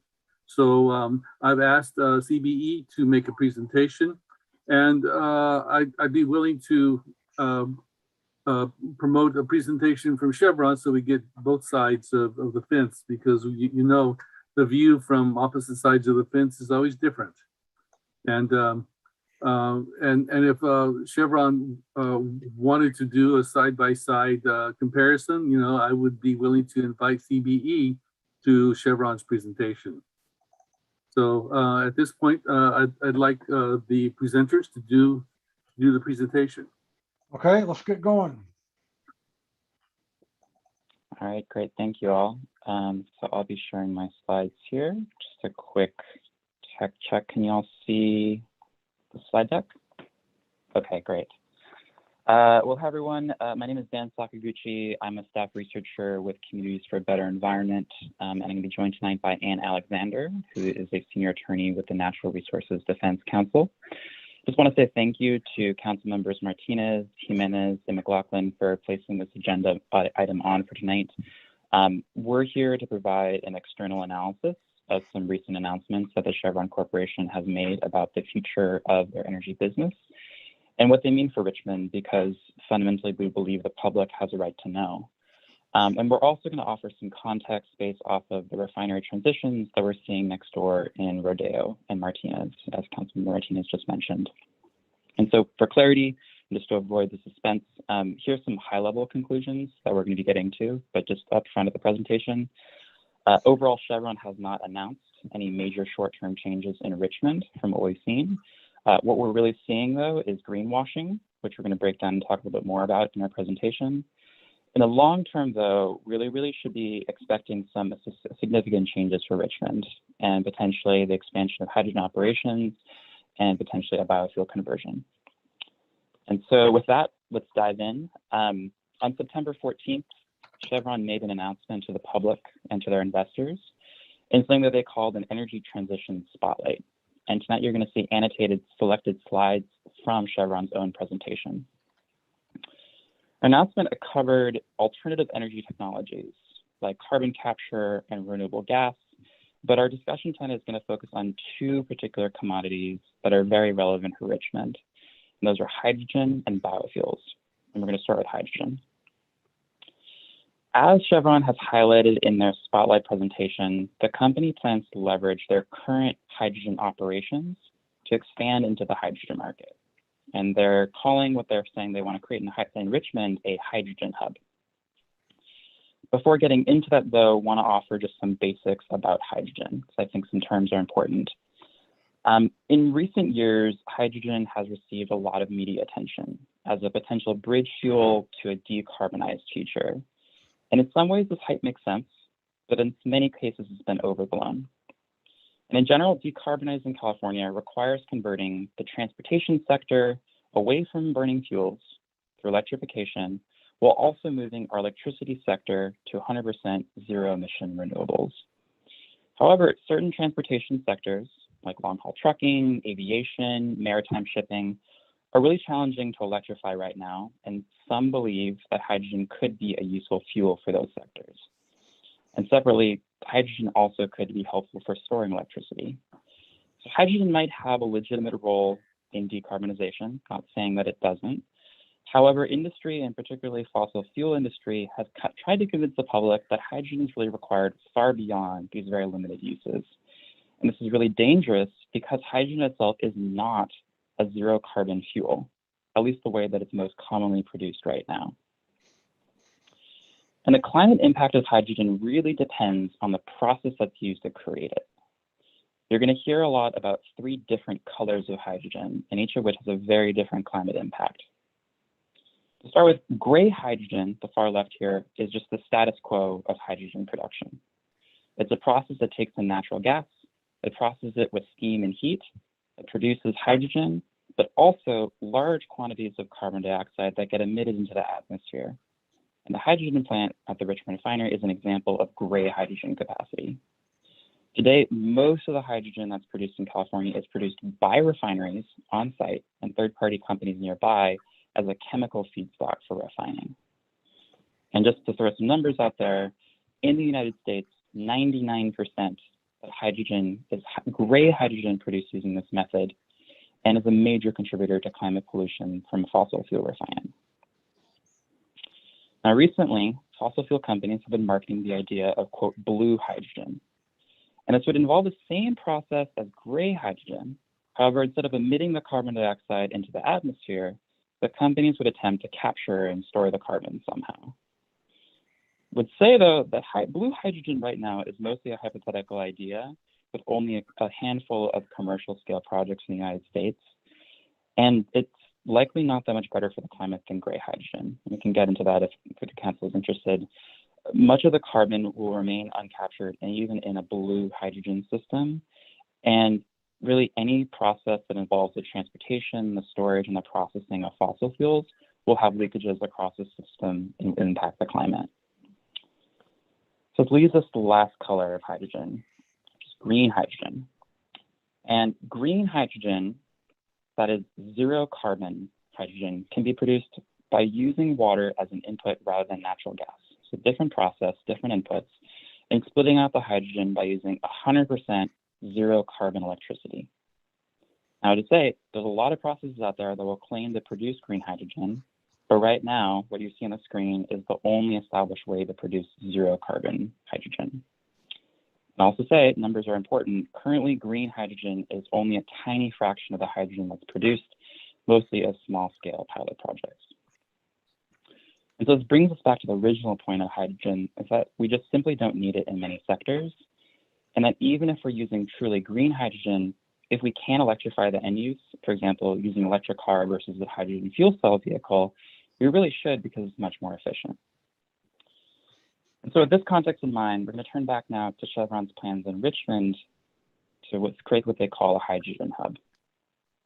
And so now going back to Chevron's slides, here's the most detailed slide in their presentation about how Chevron plans to do this. So first, I've added a highlight in yellow here. Chevron intends to leverage their existing gray hydrogen capacity from Chevron's hydrogen plant. And because I think context is important, here I've compared basically before and after the modernization project.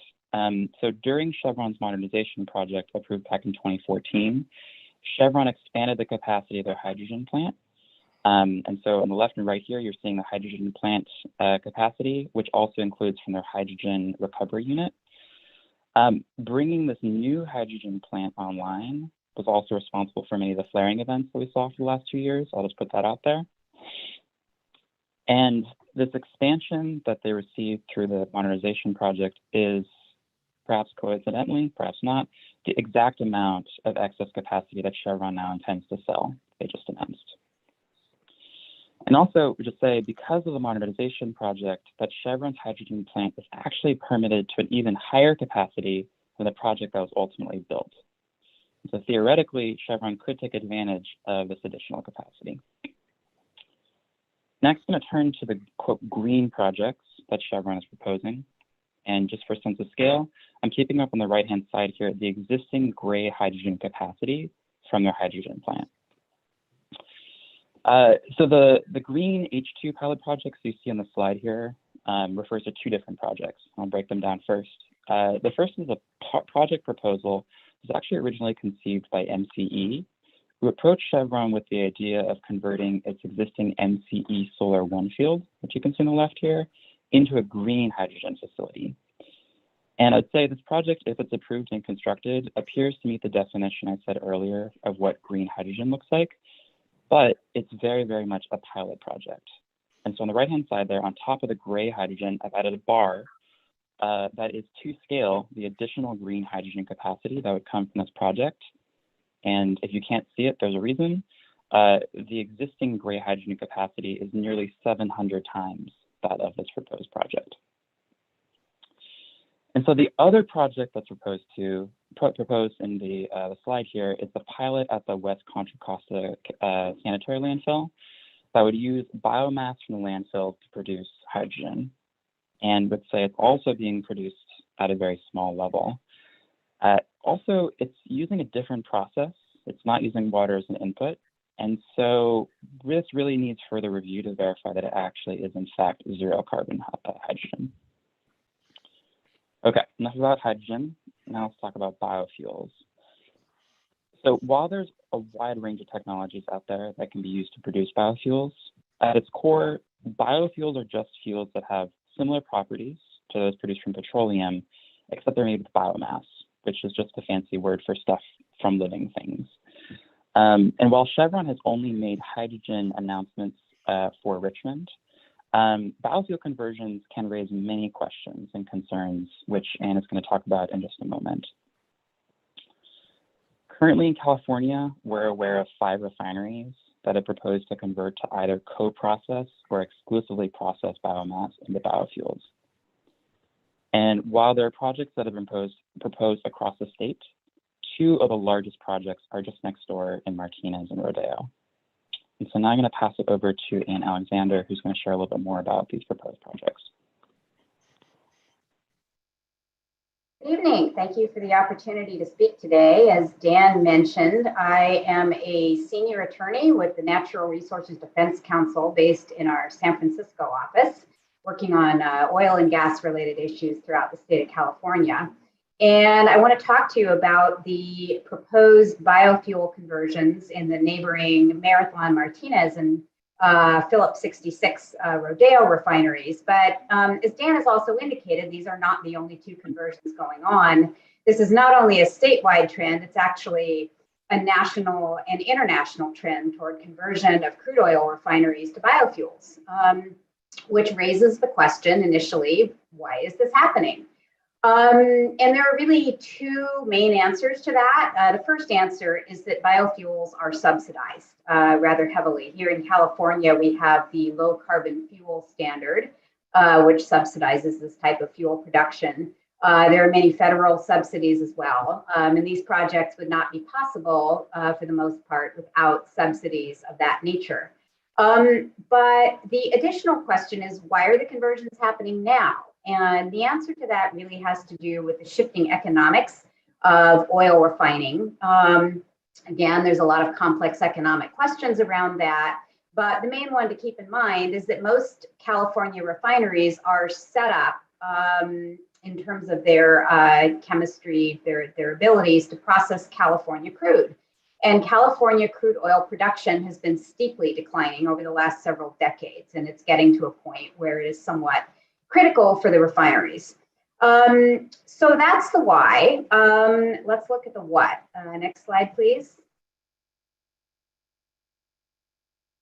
So the two The two conversions were announced basically last year in the summer of 2020. What bears note about that is that Marathon Martinez in late spring first announced that they were closing their refinery, and they did that. And then in late summer, they announced that they were going to convert to biofuel. So somewhere in there, they changed their mind. Phillips 66 also announced in late summer, although interestingly, and I'll get to this in a moment, they have been quietly moving toward winding down some of their operations. So about a year ago, the applications were submitted to Contra Costa County for these conversions. And then in early 2021, the county, which is charged with the permitting, kicked off the CEQA, the California Environmental Quality Act review process.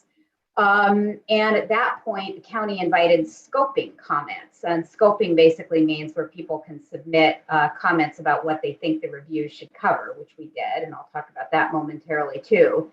After they worked on these for a number of months, the county issued the draft environmental impact reports required by CEQA earlier this month with a public comment period that ends in mid-December of this year.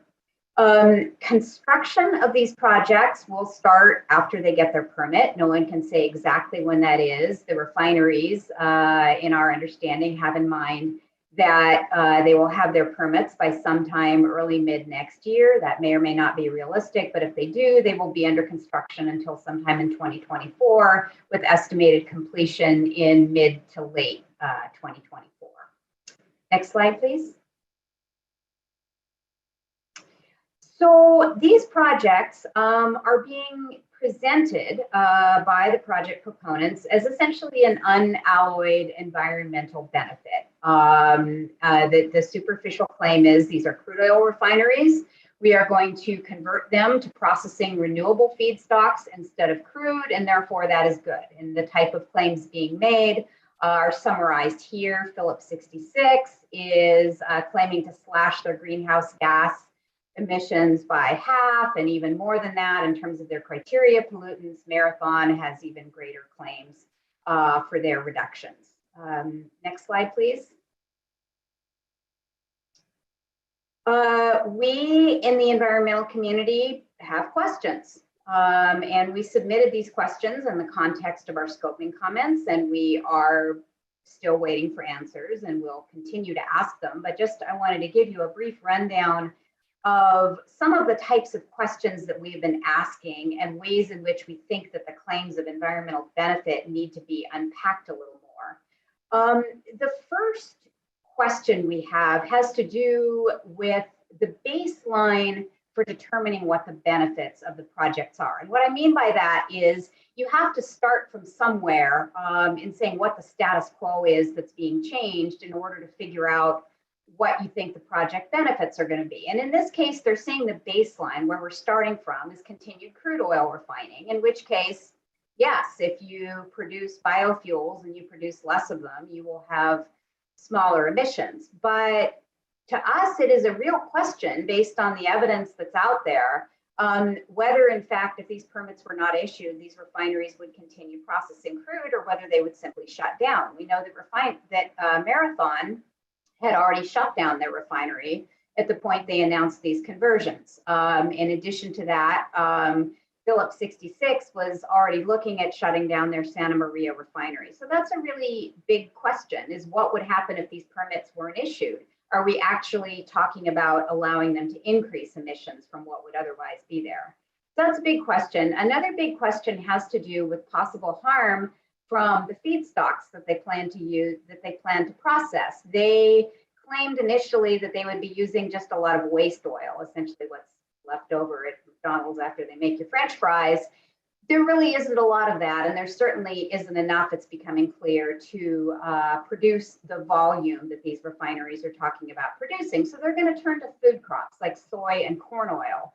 That has some obvious implications for food markets, for land use. We're talking about a really monumental increase in the amount of these crops that are grown and brought into California. There's the question of the continued use of gray hydrogen. Won't belabor that because Dan's been talking about it, but if you repurpose the refinery to continue for decades, potentially into the future, you're really locking in gray hydrogen use unless you convert to cleaner hydrogen. There is concern that processing these feedstocks is going to increase the risk of process upsets, which basically means flaring. We want the regulators to look at that.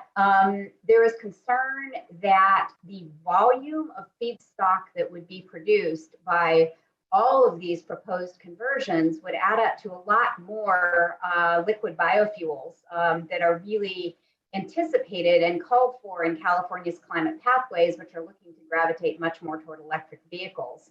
And then finally, there's the question of site cleanup. On these conversions, the clock will be ticking because California is moving in a zero combustion direction. So if they're going to do this, they really need to be looking at the potentially multi-billion-dollar cleanups that are going to happen at these sites. So I am going to stop there and turn it back over to Dan. Great, thanks, Anne, appreciate it.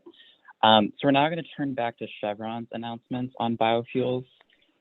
So in the coming years, Chevron is planning a threefold increase in biofuel operations. This is company-wide we're looking at right now. And these are focused on technologies that produce replacements specifically for petroleum diesel and for jet fuels.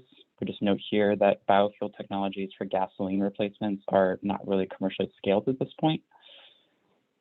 And here's a map from Chevron's presentation without any annotations added of their planned transitions for their US refineries and operations. And we're going to go through these transitions from east to west. So early this year, Chevron secured access to soybean crushing capacity to process soybean oil into biofuels in the South and the Midwest. Chevron also secured access to process corn into biofuel jet fuel. In California and SoCal, Chevron is already testing processing biofuel jet fuel production at their El Segundo facility. And then the one that we're probably most interested in tonight, as you can see, Chevron has also circled the Richmond refinery for, quote, potential hydroprocessing unit conversions. And so while there's no proposed biofuel project on the table today, we do think that this means that a potential expansion of hydrogen production and potential conversion, in general, this means that Richmond should be prepared to evaluate such a project proposal in the near future. And again, just kind of building off of what Anne was just mentioning, why biofuels? So one of the reasons why refineries are doing this is because refineries are expensive assets and they will likely become obsolete or stranded, is the term, as zero emission technology gets cheaper. And so converting into a biofuel refinery is one way to squeeze a little bit more profit they can from these facilities. So just to sum up everything that we've presented tonight, so in the near future in Richmond, we expect continued use and potential expansion of the primarily gray hydrogen production as Chevron builds out their hydrogen hub concept. And while there are technically two green or greener hydrogen projects that are being proposed, they're so tiny in scale compared to Chevron's gray hydrogen production. In the longer term, we really should expect some type of conversion at this facility, potentially hydrogen-intensive biofuels, which should raise many open questions about community and worker safety and impacts. And whatever transition we see, we must make sure that it's just and equitable for both Richmond community and workers. I'm going to stop there. Thank you all for your time tonight, and we welcome any questions.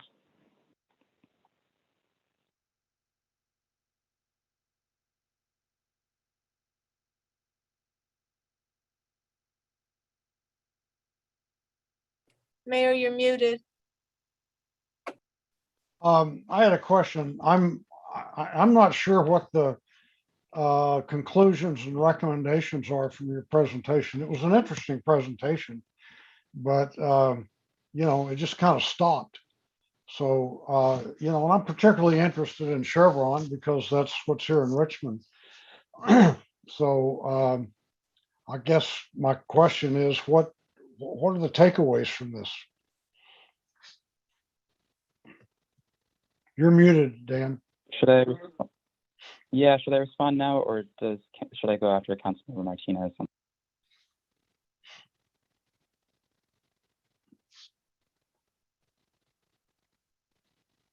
What, I didn't hear what you said, Dan. Yeah, I'll just go ahead and say, I think really what we're basing this presentation off tonight is, a lot of vague announcements that we've heard from Chevron, and we're trying to understand these impacts. And so I think one of the things that we'd love to see this council do is ask a lot of hard questions of Chevron to make sure that community and workers know the true impacts of these transitions. I think that'd be one recommendation I put forward. Other questions from council members? Councilmember Martinez? Yeah, when I was on a boat tour, I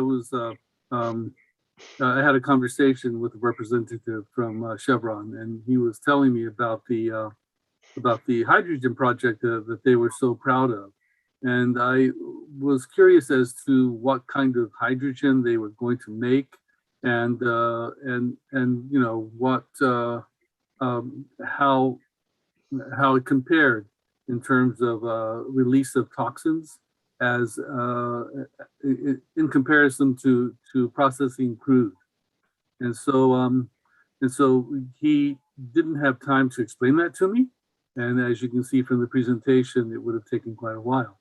But I think these are questions that are interesting, and especially since the hydrogen expansion project, there has been a substantial amount of flaring that we didn't have before, and so I'm concerned about how much Chevron is contributing to climate change, and the best way to know that is to understand the process. So I really appreciate the fact that CBE was here to give us a perspective that we probably won't be getting from Chevron. Is that a question or comment? Yeah, so that was a comment. But my question is, what would be the possibility of Chevron going with blue hydrogen as opposed to gray or green hydrogen as opposed to gray or blue? You're muted, Dan. Do you want to take this one, Anne? Otherwise, I can start. Yeah, why don't you take a stab and I may add to it. Sure. Yeah. So I'd say that right now, based off of what we've seen from Chevron, they are exploring blue hydrogen. I think because, as I mentioned, blue hydrogen is a pretty experimental concept. I think the details matter significantly, particularly about where and how they'd be transferring the CO2, the methane. And I think there's a lot of questions there. Yeah, and do you want to? Yeah, I think the short answer to that is it's hard for us to know.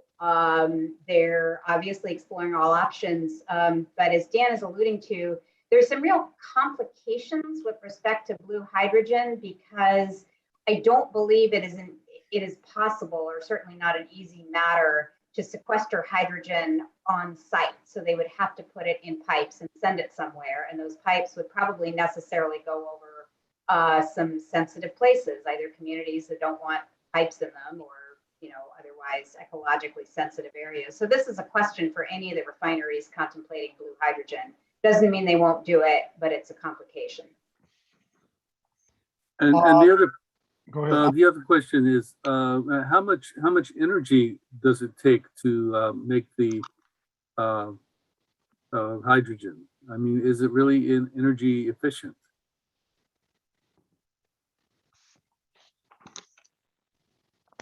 Yeah, so it is an energy intensive process. The process that's used to produce hydrogen and gray hydrogen, it requires heat to be added.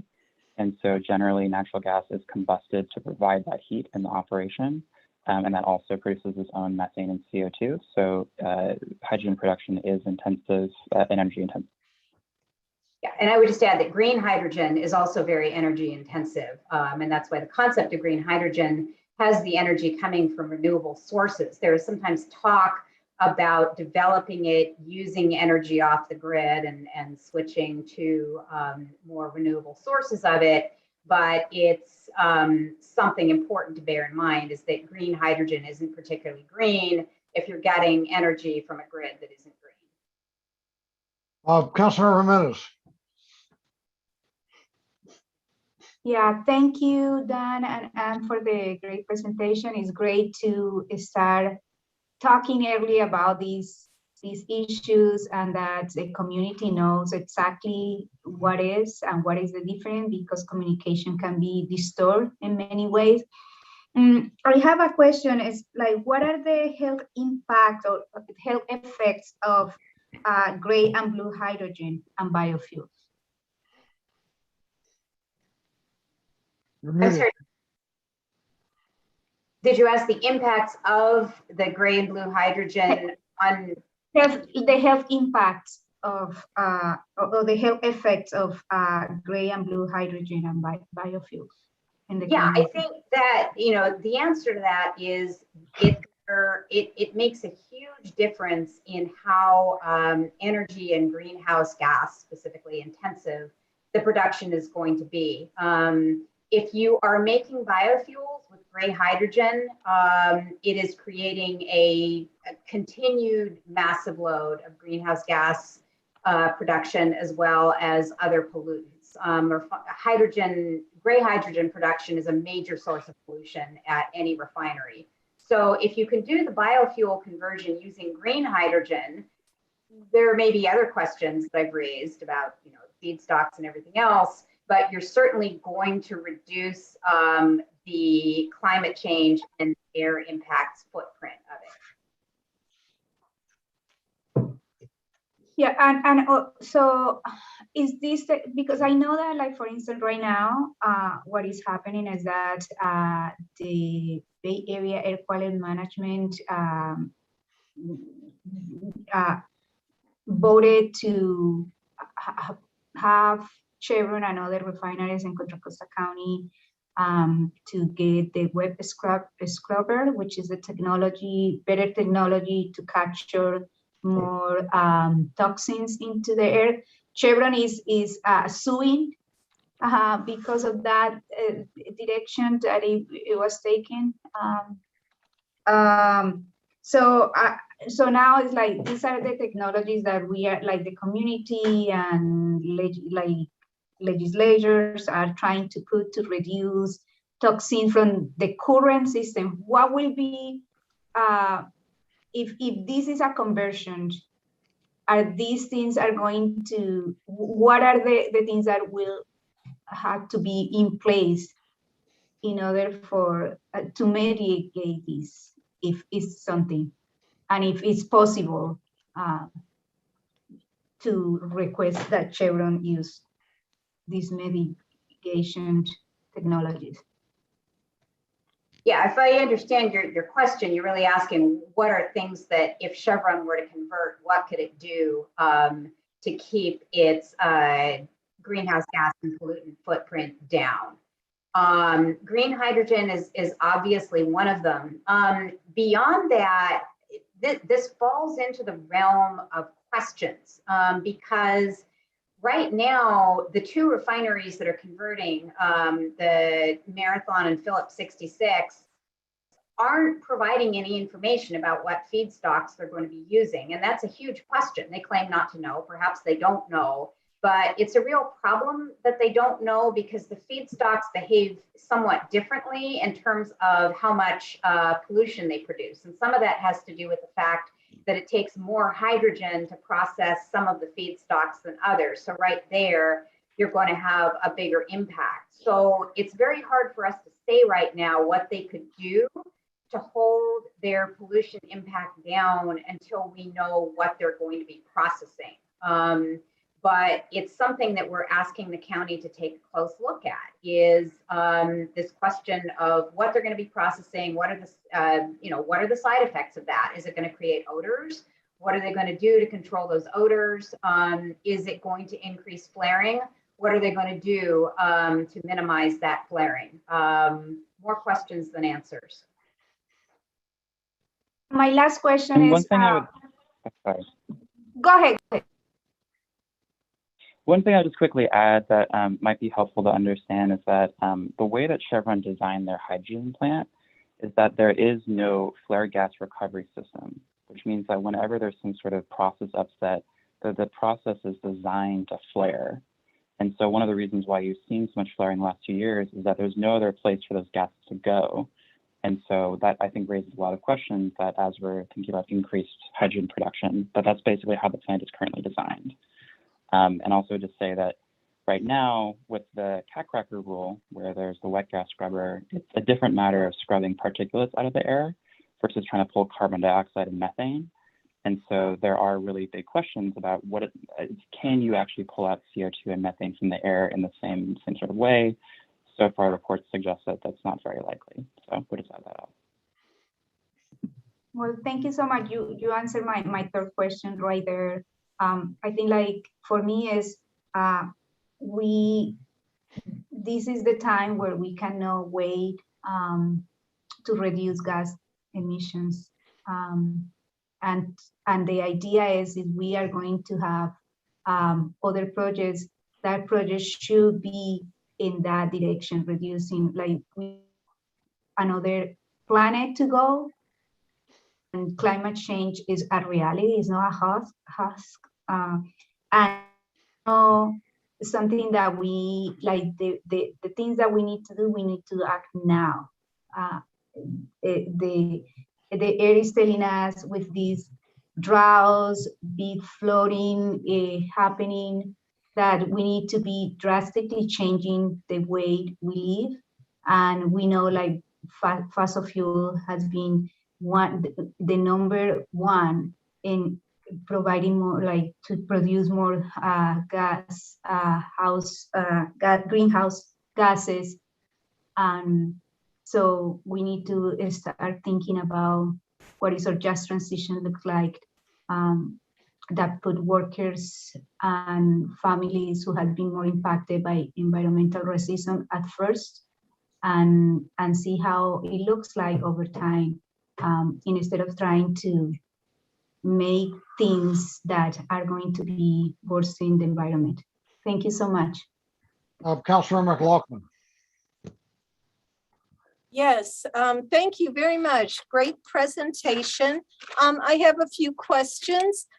First of all, so it sounds like there's three different things you're talking about in terms of projects. One is this pilot project that with MCE. Another is a pilot project at the landfill, West County landfill. And then there's this increased production of a higher level to its capacity. Is that right? Is it like, I think I read somewhere it's, all right, so I don't know if you said this in the presentation, I'm looking at my hard copy here. So they right now produce post-modernization project, 260 million SCFs. What does that stand for? Standard cubic feet.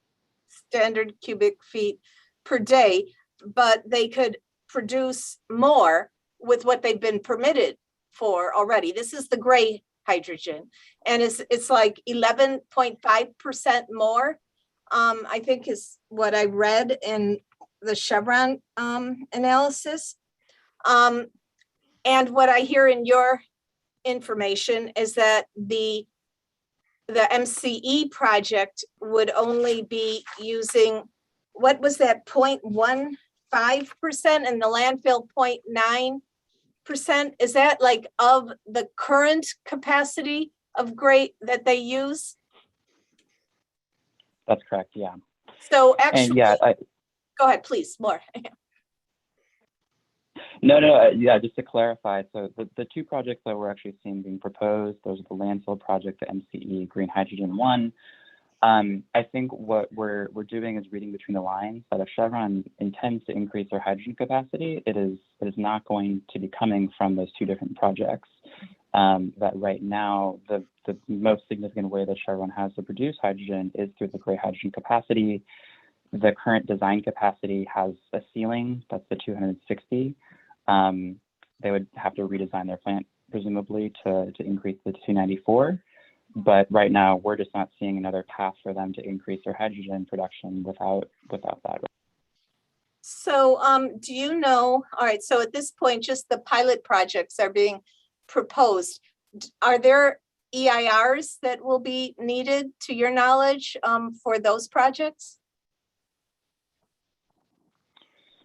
The landfill, I'm less aware of. My understanding for the NCE project that there will be building permits. My understanding the way the land is zoned is that there won't be conditional use permits of that sort, but that's a great question, and I think is one of the things that we'd love to get some more answers from. And those two pilot projects will be green, so they will use the water electrolysis in order to generate with renewable sources in order to generate the hydrogen. The NCE Solar 1 is, so that's the one that uses water.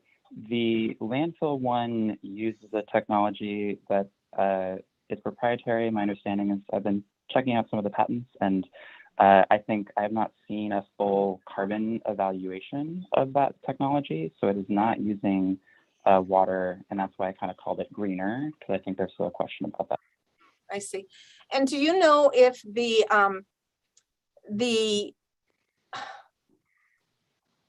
if they do put something forward to redesign the refinery to accommodate the additional gray hydrogen capacity, that they already have the capacity, but they have to redesign, will that have to come to council for review? Will that need an EIR? Or, I mean, I know Chevron would be someone that we should ask these questions to, but I'm wondering if you know.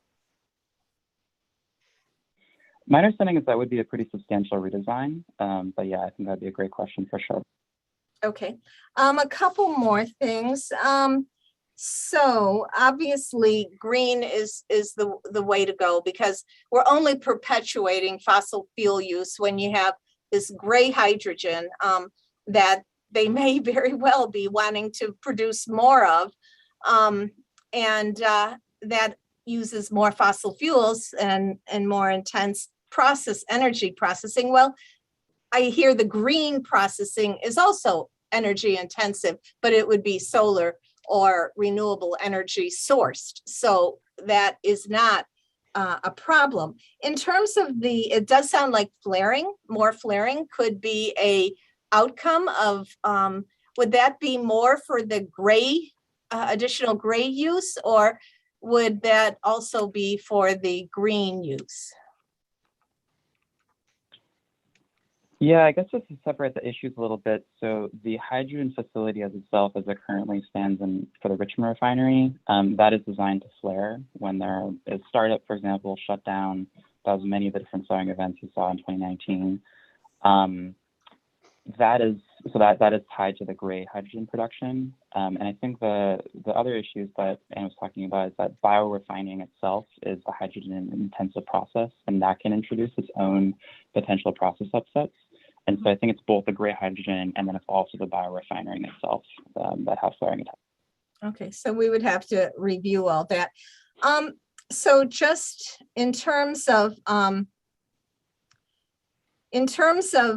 how, if Chevron is wanting to do this, it's obviously, as the other companies that Anne mentioned have already started doing it, and it's clear that the capacity for refining crude oil is diminishing.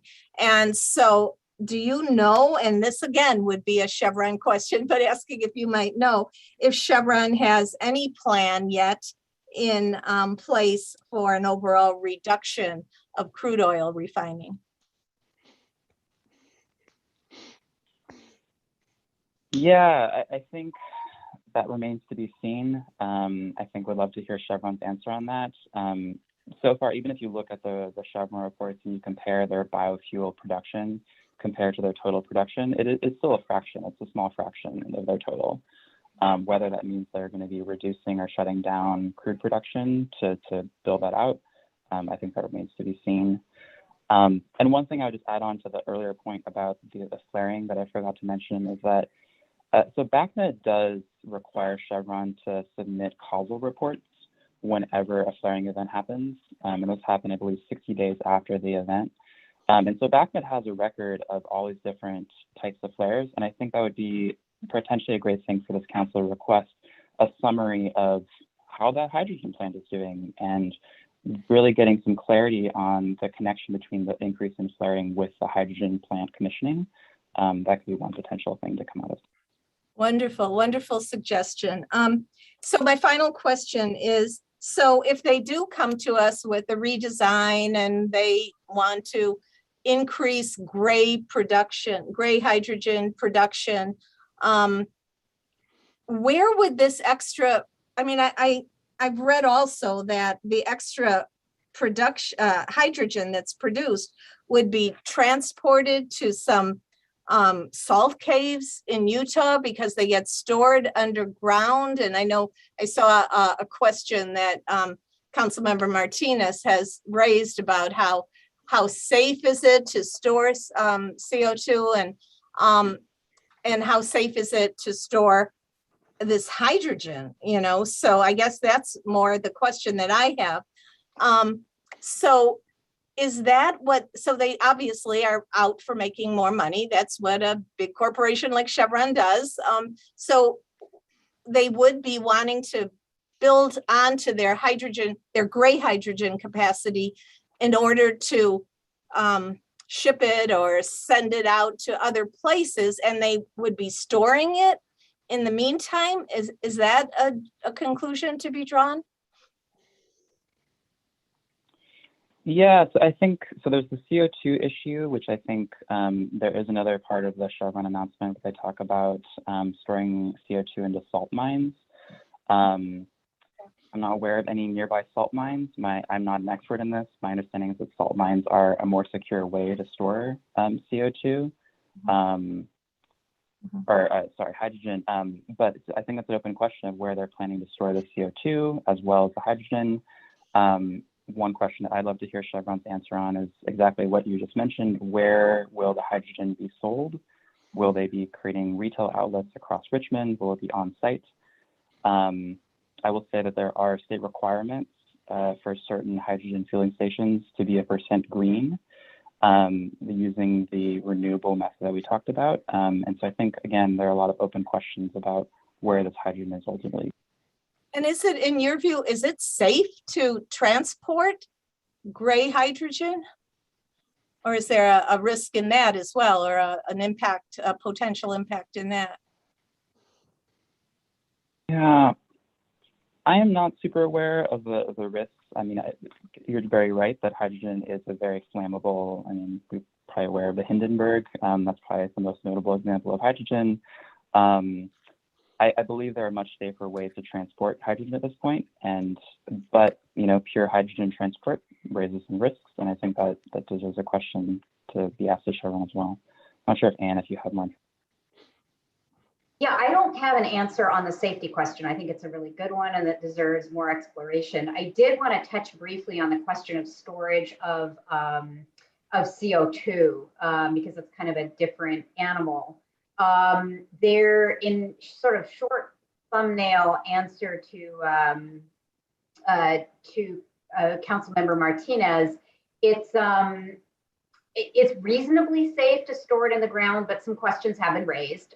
Leakage isn't impossible, but it hasn't been considered a major concern. But what is a major concern is what I would consider to be the worst case scenario, which is that CO2 is often used commercially in oil extraction, in particular the kind that's done here in California, what they call secondary and tertiary extraction, where you basically have to use something like CO2 to force it out of the ground. So that would be, I think, kind of the ultimate irony to sequester this in order to address climate change, in order to push more oil out of the ground that you can burn. We hope that doesn't happen. And I think that's a fair question to ask of anybody who's talking about blue hydrogen and sequestering the carbon. Thank you. Appreciate your answers. Okay, so I'm actually a huge proponent of the green hydrogen economy, and I want to share with you what I know about some I think really promising opportunities we have in Richmond to be a leader in this. A couple of them have already been touched on, but I'm going to elaborate some on the MCE project. This project started because MCE, like a lot of consumer choice aggregators in California, has a problem in that they've almost reached the point where they've got too much solar capacity. As you know, there's a production curve on solar that ramps up in the morning, peaks out typically about mid-afternoon, and by sundown it's gone. And what happens now is that other energy sources have to kick in to supply the demand. That's the biggest demand. Demand is between about 4 o'clock in the afternoon and 9 o'clock at night. So what happens now is that largely natural gas powered plants produce electricity to fill in that gap. And so there's almost too much solar energy, and it's getting so cheap that's really not the problem anymore. So right now there's a lot of emphasis, both from a regulatory standpoint and a practical standpoint, on storage systems, and much of it has focused on batteries so far. One of the problems is that most conventional batteries now are only good for maybe 4 to 8 hours. So if you've got a situation where you've got 3 or 4 days of storms like we just went through, you're gonna run through your battery storage the first day. The second day, you're not gonna have any. So to really reach a no carbon energy world, you got to find other means of storage, and one of the most promising is hydrogen. Hydrogen, you just put it in a can and store it, and it's actually safer than most other fuels. Unlike most fuels, it's non-toxic. It's really not any more explosive than gasoline or anything like that. I mean, when's the last time you heard of a hydrogen truck blowing up, or a hydrogen train blowing up? It just doesn't happen. So MCE has been a leader in the clean energy business. Right now, your light green product from MCE, which most people in Richmond use, is already about 98% carbon free. And but it's getting to the point where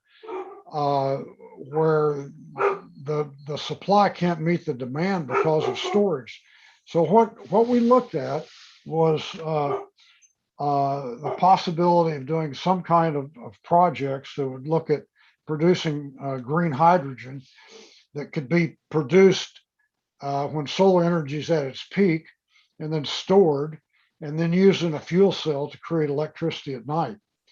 And we started looking for potential opportunities and partners. And one of the things we were aware of is that the petroleum industry has been dealing with hydrogen for years. It's gray hydrogen, but once hydrogen is made, it's all the same. So the petroleum industry has a lot of experience in storing and transporting hydrogen.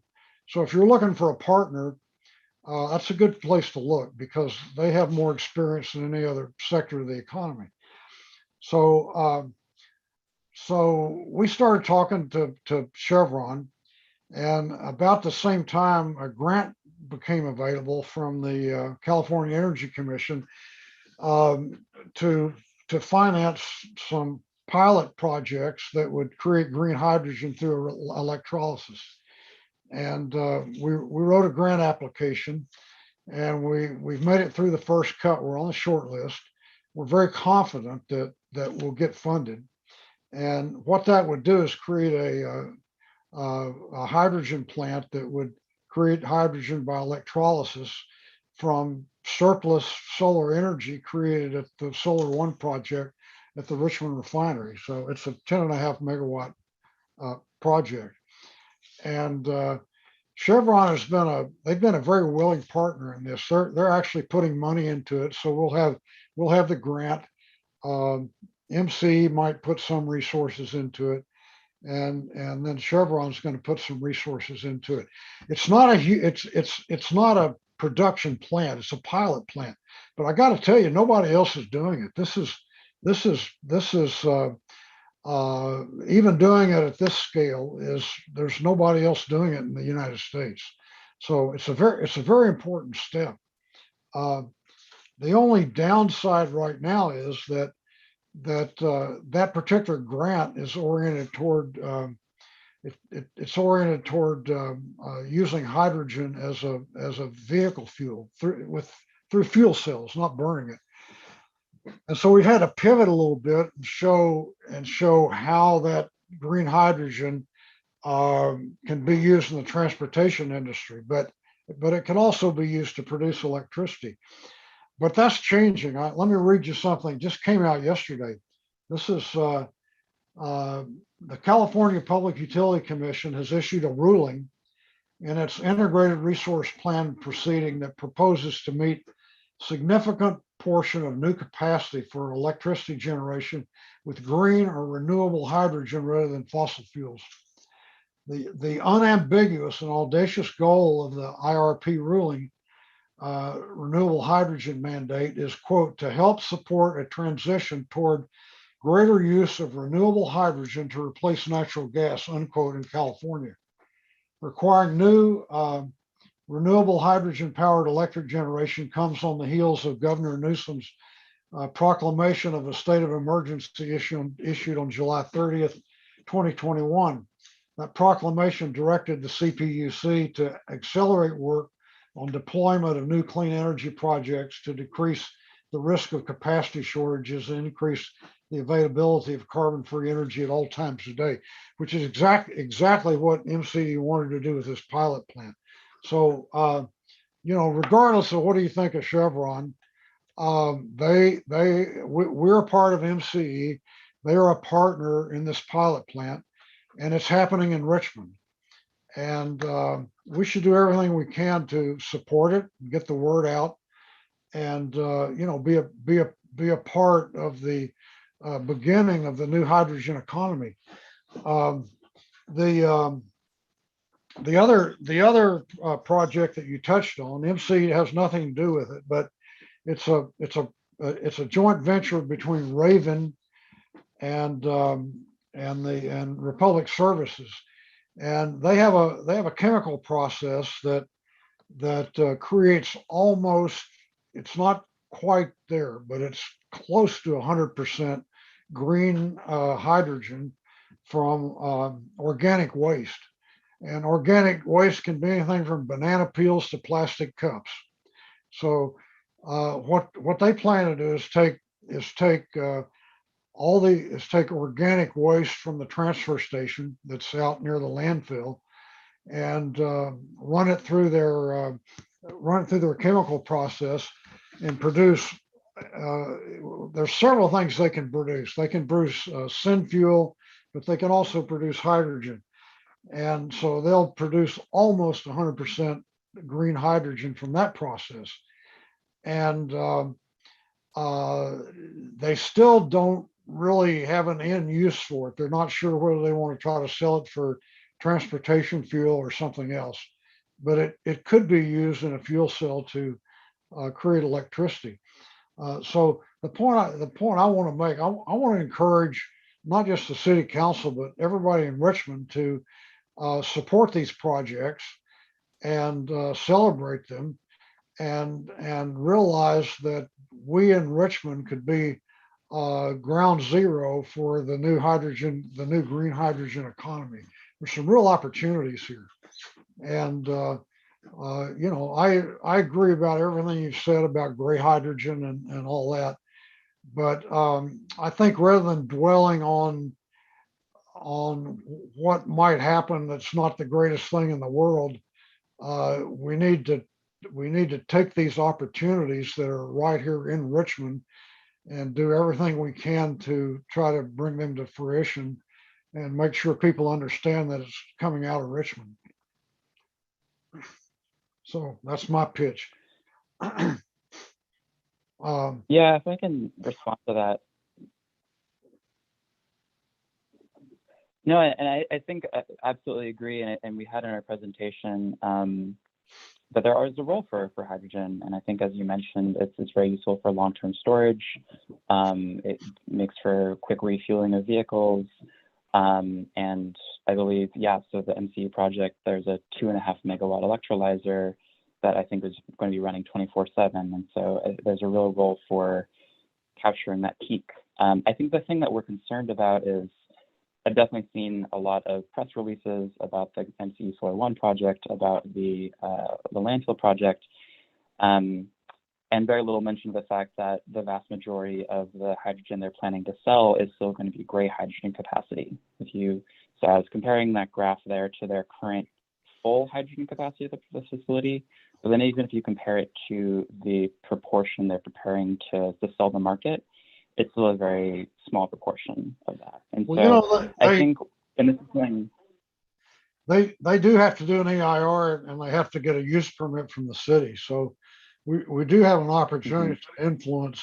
how that project comes down. And we don't want to over influence it to the point that it's not practical, but we also want it to be the best it can be. But huge opportunities right here in Richmond. Do we have public speakers, Madam Clerk? Yes, we do. Could you call them, please? Yes. Okay, we have Torm Namprasert, Hakeem Johnson, Jeff Ritterman, and Andres Soto. Torm Namprasert, you'll have 2 minutes to speak. You can go ahead and start.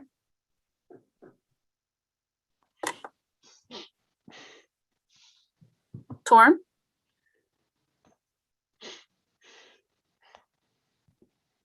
Hello, can you hear me? Yes. Okay.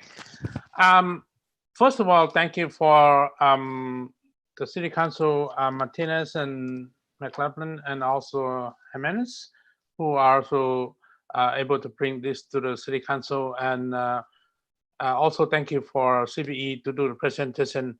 For me as a community member, we want to be if not ahead of the Chevron, but be parallel with Chevron. I think Chevron already talked to the community, talked to other folk what they want to do. But this is a great education, and also, as the mayor said, we need to be involved in this project, and which one is the best for our community, both in terms of economy and also health issue. It needs to be hand on hand, and so the three different option, and so we know that if the technology that those three options and which one that we think that Chevron can deliver and Chevron can accomplish for the new economy, but also the healthy community as well. But history, Chevron doesn't want to spend a lot of money on upgrade their equipment or put new equipment, so they tend to use whatever they have, and then that's something that my concern. So we'll wait to see when Chevron come down to the city, and then we can ask those specific questions. And yes, thank you for both the City Council able to bring to the agenda, but also for CBE to do presentation, and also and provide the expert on the legal. So appreciate. Thank you. Thank you. Next speaker is Hakeem Johnson. Hakeem, you'll have 2 minutes to speak. You can go ahead and start. So can you hear me? Yes. Yes. Good evening, Mayor Butt, Vice Mayor Johnson, and City Council. My name is Hakeem Johnson, and I work at the Chevron Richmond Refinery.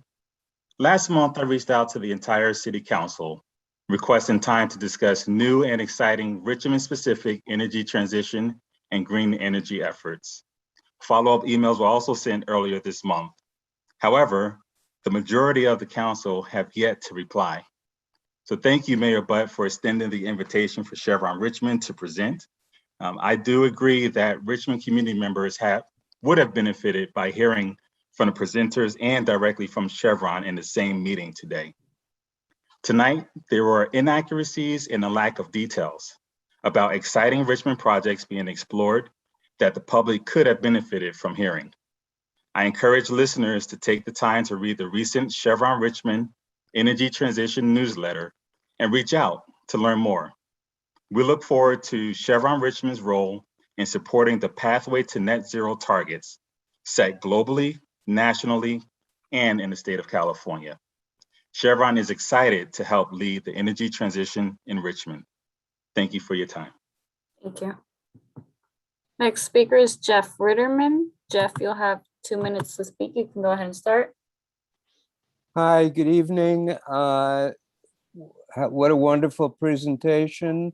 And I'm glad to hear that there are some possible great projects in Richmond.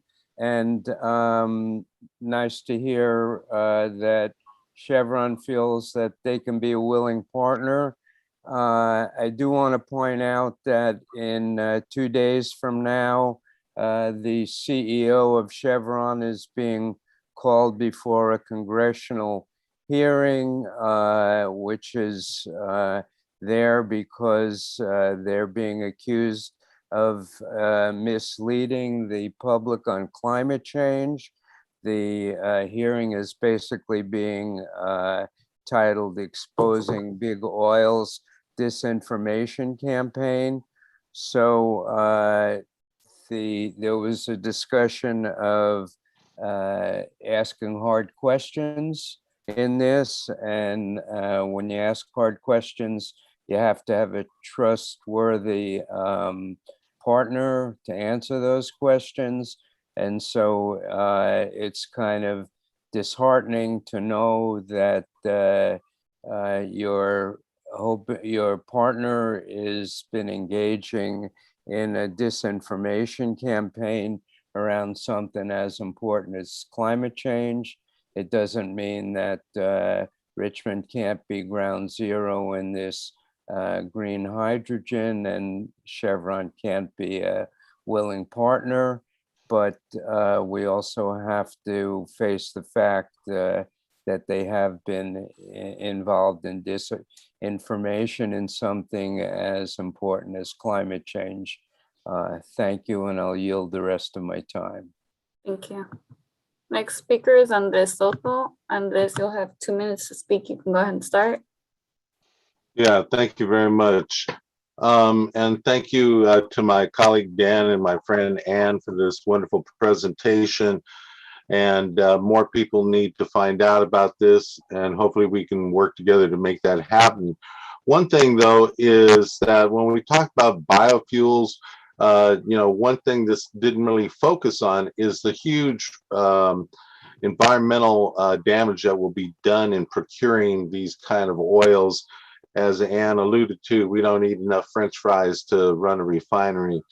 And so I think we need to keep that in mind as we start to make this conversion. And the only reason the conversion is occurring because of tax subsidies. We are paying for this stuff instead of subsidizing a more rapid move to an electric vehicle fleet and the infrastructure necessary to support it. And I think this presentation also suggests that the city really needs to examine its building codes, land use codes, and to find ways to right now insert provisions that will force any decisions on the land use to limit any kind of unsafe or polluting type of construction.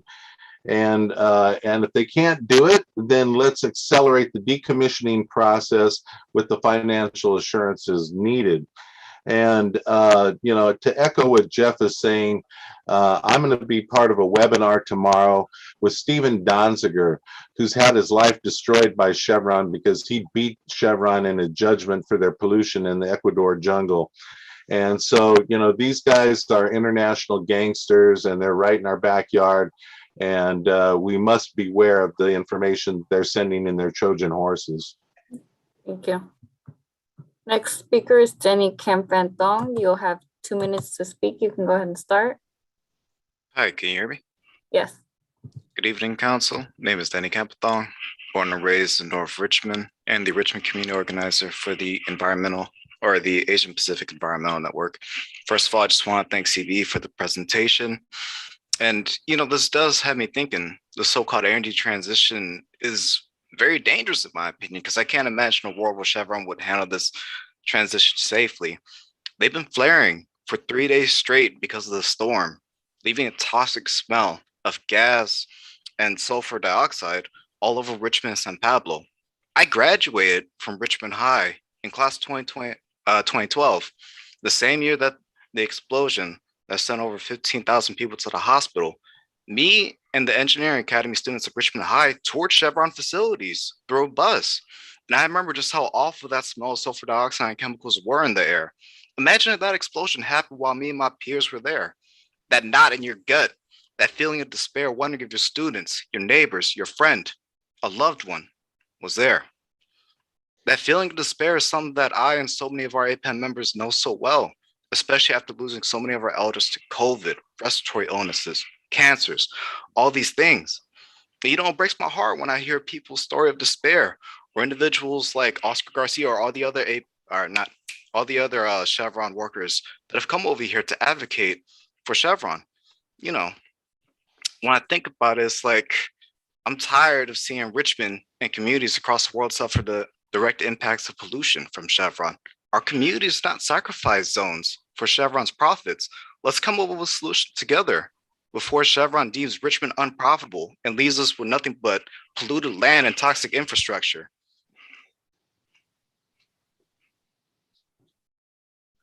Thank you.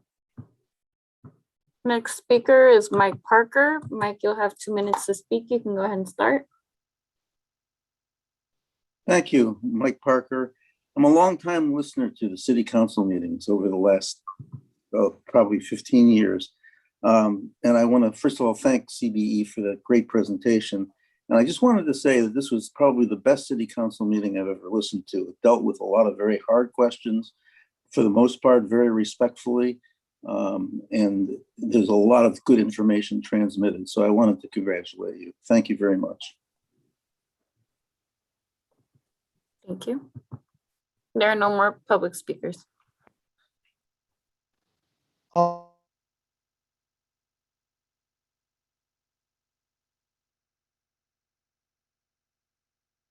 You're muted, Mr. Mayor. Muted.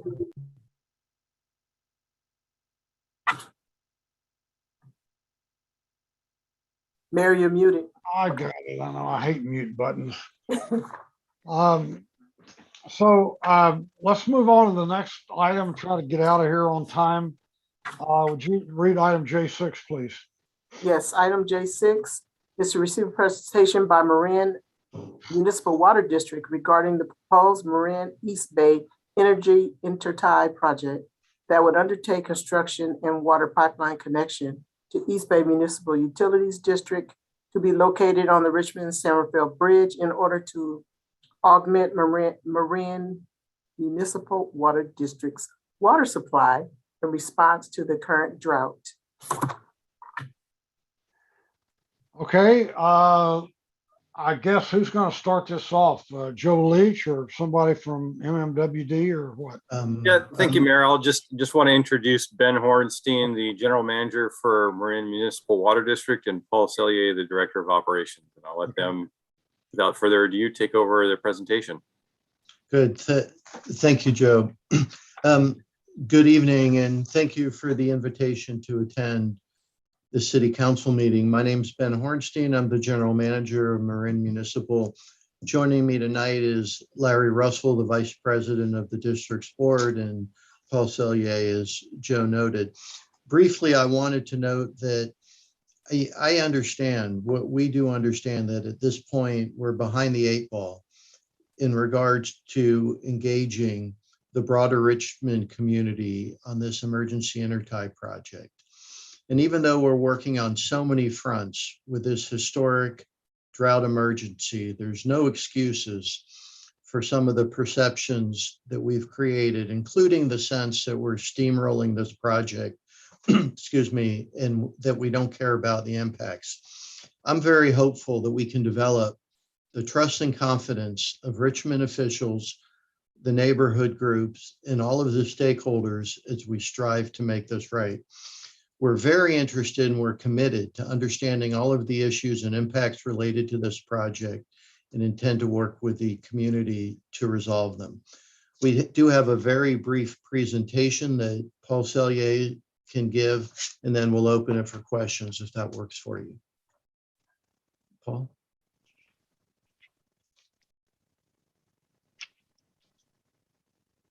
Yes, good evening, Mr. Mayor, council members. It is a very brief presentation this evening, and thank you again for the opportunity this evening to share some information on this important emergency intertie project.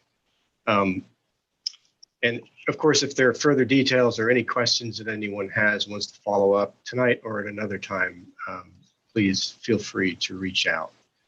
Our presentation tonight will very quickly go through the background, the need for the project, and then we'll dip into the details as it might impact the Richmond area in terms of pump station siting and multi-use path. And then we'll close with some next steps. The image on the right here that you see, this is an image of one of our reservoirs, which is substantially down in capacity. The nature of the drought that we're facing is absolutely historic. The last drought that we faced that was even close to this was in the 70s, the 76, 77 drought, and the district has since doubled the water supply. And of course, long-term management actions have greatly reduced the per capita use of water from 175 gallons per person per day down to 120. And we've implemented stringent conservation policies that have resulted in significant savings of water. The chart on the right reflects our reservoir storage, and should we have similar conditions from today onward that we did in 2020 and 21, we would be in a very precarious water supply position. And this chart shows that we would need a supplemental water supply toward the end of next year. So while the recent rains have absolutely been helpful, the longer term forecast does remain uncertain and something that we need to plan for. The emergency intertie really is our only viable option for water supply. So the intertie itself then in concept is the purchase of water and conveyance of that water to the Bay Area for storage and then treatment and wheeling of that water by a third party to the pump station proposed in Point Richmond area, and which would move it over to the Marin Municipal Water District's distribution system. The purpose really of this intertie is to provide a supplemental water source only for health and safety. This is not for any sort of extraneous uses. What then are we talking about in terms of the components of this project as it relates to Richmond? A temporary mobile pump station shown in the inset photograph here that looks very much like a Connex box. Inside the box are pumps and electric motors. We have eliminated the backup emergency diesel generator based on concerns that we've already heard from the community. We want to assure you that the sound coming from these Connex boxes is designed to be near ambient, the freeway, and near the freeway in terms of comparison. And of course, it can be further reduced to much lower levels as needed by implementing engineering controls. And the full site footprint that we're looking for is about 120 by 105, a little over 10,000 square feet. Of course, that geometry isn't completely fixed and is somewhat flexible. So our initial assessment of suitable locations is shown here on the chart. So just to orient you, here is sort of the initial location that was in our notice of exemption on Castro and Tewksbury. And then you'll see we have about 5 or 6 sites. So I'll just quickly run through them. Number one is currently in use, I think, by the Milo Foundation as a dog park or a run area for that organization. Number 2 is the park near Washington Elementary. Number 3 is the site at the corner of Castro and Tewksbury, which is currently I think operated by Team Commercial. Number 4 is the bus turnaround that's across the street from 253 Tewksbury. And of course, 5A and 5B are on the north side of the freeway. So we've taken the liberty of putting together a brief summary of these sites, and we realize there's a great deal more information that's needed by the council to make any meaningful consideration of these sites, but just as a preliminary measure, the main distinction that we see initially in terms of impacts for these sites is the length of disruption to city streets that would be required. So for example, the dog park that's at Girard in Ohio would require some 2,300 feet of pipe in the streets. And similarly, the park near Washington Elementary, 1,300 feet of pipe in the streets. The other locations are somewhat closer to the bridge and bike path or multi-use path area. And so the amount of disruption to city streets is lower. And of course, we're completely open to these or any other site suggestions that may come forward. We're happy to investigate those and look at them and put together pros and cons. And we do expect to do some work in that. Moving then to the multi-use path, and the path really is the right-of-way between Castro and the bridge abutment is extremely constrained. And the bike path really is the only constructible option within the time frame that we're faced with.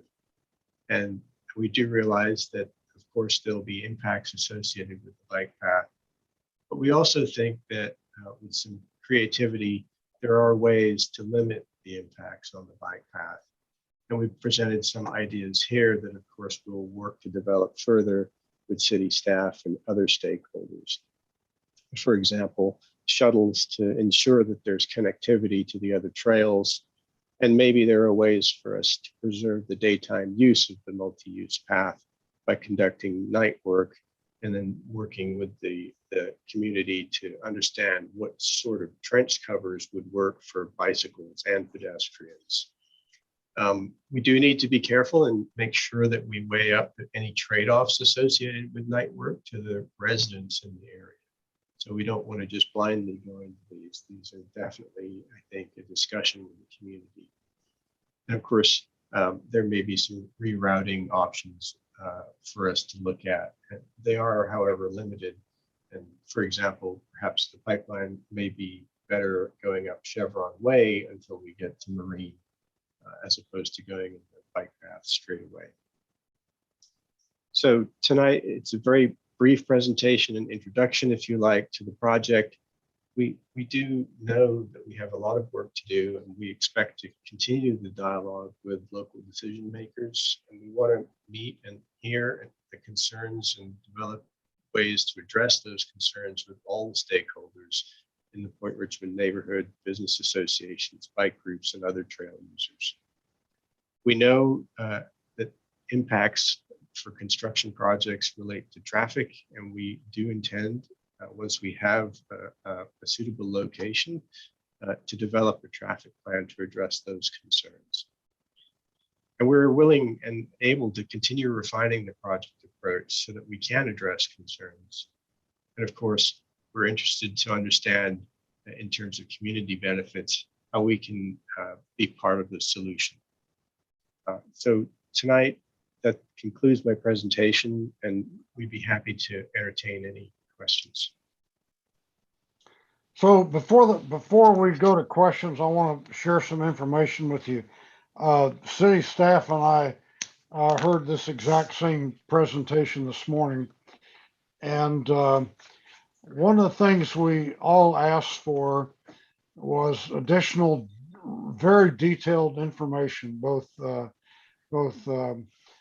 geographic and chronological about the project, so that we could evaluate the impacts. And they promised to provide that. The other thing is that I intend to appoint an ad hoc committee to work on this. This committee will not be making any final decisions, but they'll be coming up with recommendations, and the committee will be made up of the 3 neighborhood councils in the southwest part of Richmond, probably TRAC, East Bay Bicycle Coalition, 3 city staff members, and up to 3 council members if there are 3 council members who want to serve on it. And that committee will continue to meet with the water district people and to get a better understanding of the project and make recommendations, because ultimately the city council will be asked to approve an encroachment permit or some other kind of use permit. They also need a permit from BCDC. So we're already going down that road, and we'll be engaging in great detail with Marin Municipal Water District people in the future. So I'll take, I'm hoping to get out of here by 11. I don't know. I'm hoping, so I'm taking questions from council members, and then we'll go to public speakers. Madam Clerk, do you know how many public speakers we have? You got, unmute Pam. Right now we have 4 hands raised. 14? 4. Oh, 4. Four. Okay. Oh, that's good.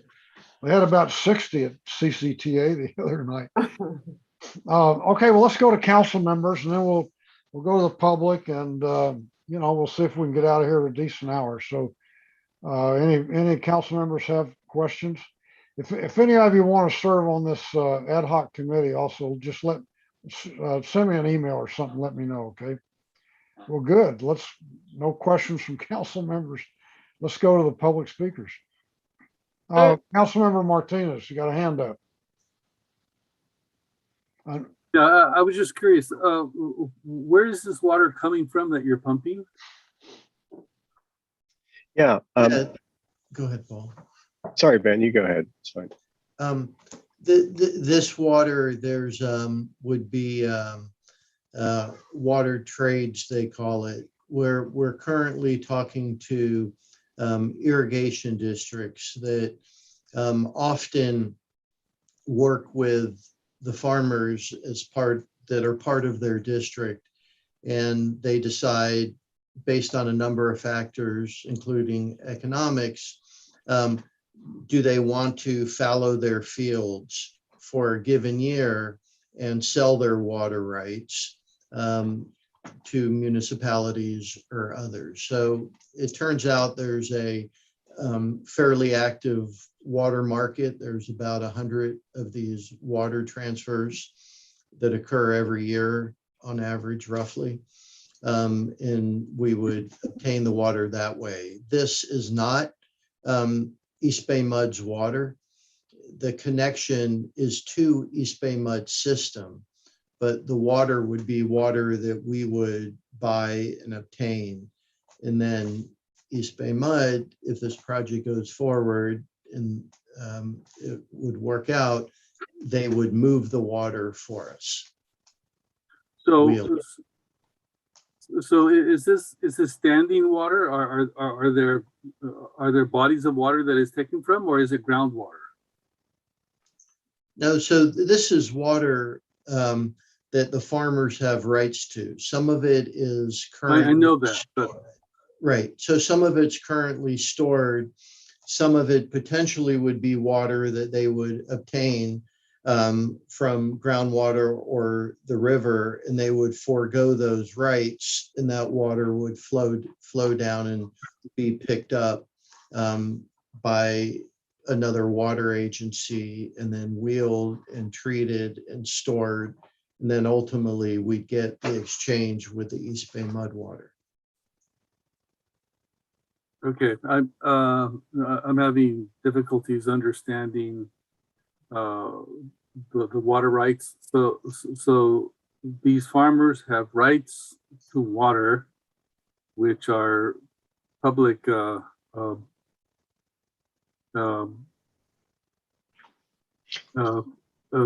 it's a public commodity, but they have rights to them, and they can sell them, and they can sell groundwater. If it's stored, it is a very complex maze of patched together historical regulations. It depends, are you pre some year water rights? How senior are your water rights? And but it's a process that the water board has to review and approve to make sure that it is available water and that there's no environmental impact from doing it. Our board is very sensitive to the environmental impacts of taking more water for the Delta, which is why we're focused and trying to get water from fallowing land. So that would be a cotton farmer, right, that has rights to water. Maybe the water's stored, or they would pull it in this year and they would forego that right. They would sell us essentially their water rights for 1 year. I guess I need a map. I don't understand. How far away is this water being transported? And the other question is how does this? How far is it being transported? What basin does it belong to? And how does it fit into the Sigma groundwater plan? So if I could, Ben, it's Councilman, it's really one consumptive use that may occur in the Sacramento Valley area, right? So the farmer would be using the water for irrigation, and he decides that he's not going to do that. It's more economical for him to sell it. Therefore, he doesn't pull the water in from the Sacramento River. It flows down to the next sort of intake from a water district that has one on that river. They pull it in, and it's a sort of a complex process of conveyance down to the Bay Area. And then once it's in the Bay Area, then most of the water districts are essentially intertied in the same manner that we're attempting to intertie with East Bay mud. And so the water can sort of be moved, if you like, or traded between these districts until it gets to its final destination. So it's water that would be consumed in one place, say up in the Sacramento Valley area, that eventually through a series of trades and exchanges ends up being used in somewhere like Marin. But the same process occurs for LA or many other places in California. I don't know if that helps. Okay, Councilmember Jimenez. Yeah, thank you. We are in a severe drought and climate crisis where water in the future will be more scarce. What are you trying to build infrastructure to bring Marin more water? And my other question is, what are Marin's measures to conserve water so you don't need to take and build all this infrastructure from poor communities and communities of color like Richmond to bring water to your cities? Well, we are sensitive to the impacts that this project would have with Richmond, and we do intend to address fully all of those impacts going forward.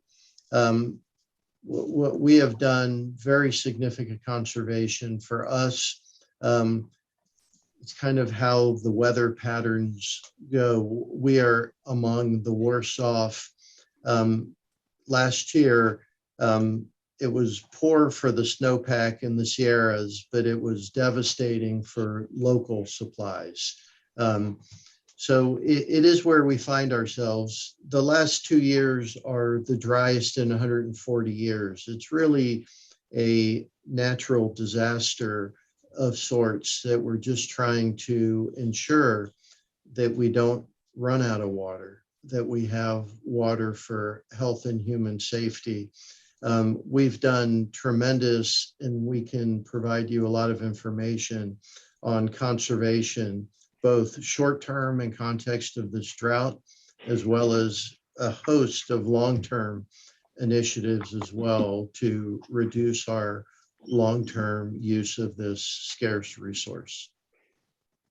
Well, yeah, and it's going to be a scarce resource and not only for marine, but for everybody. And I think like the problem that more wealthy counties will have this money to do all of these, and other communities like more not wealthy and more poor community won't have the access. So this is also a question of equity, and I don't see that here. So I just,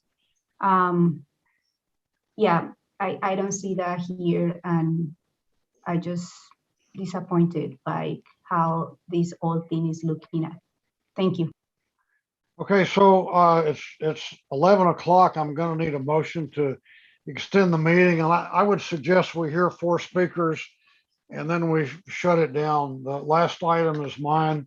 It's about boards and commissions, and anybody can read it and see what the opportunities are. So, Mr. Mayor, I'll make a motion that we extend the meeting to hear from the 4 public speakers. Oliver Reyes, Don Gosney, Lisa Johnson, and Bruce Bayard.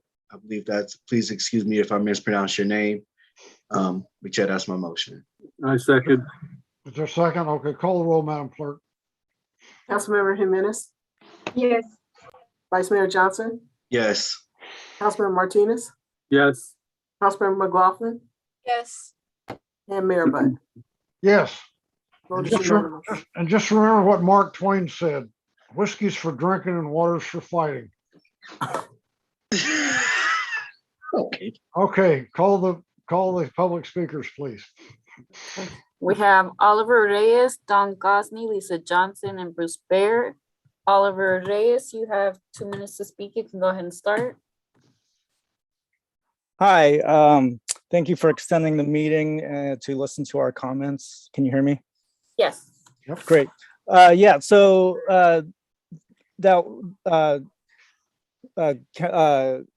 Claudia Jimenez asked what MMWD is doing to conserve water, and there was not a satisfactory answer to that.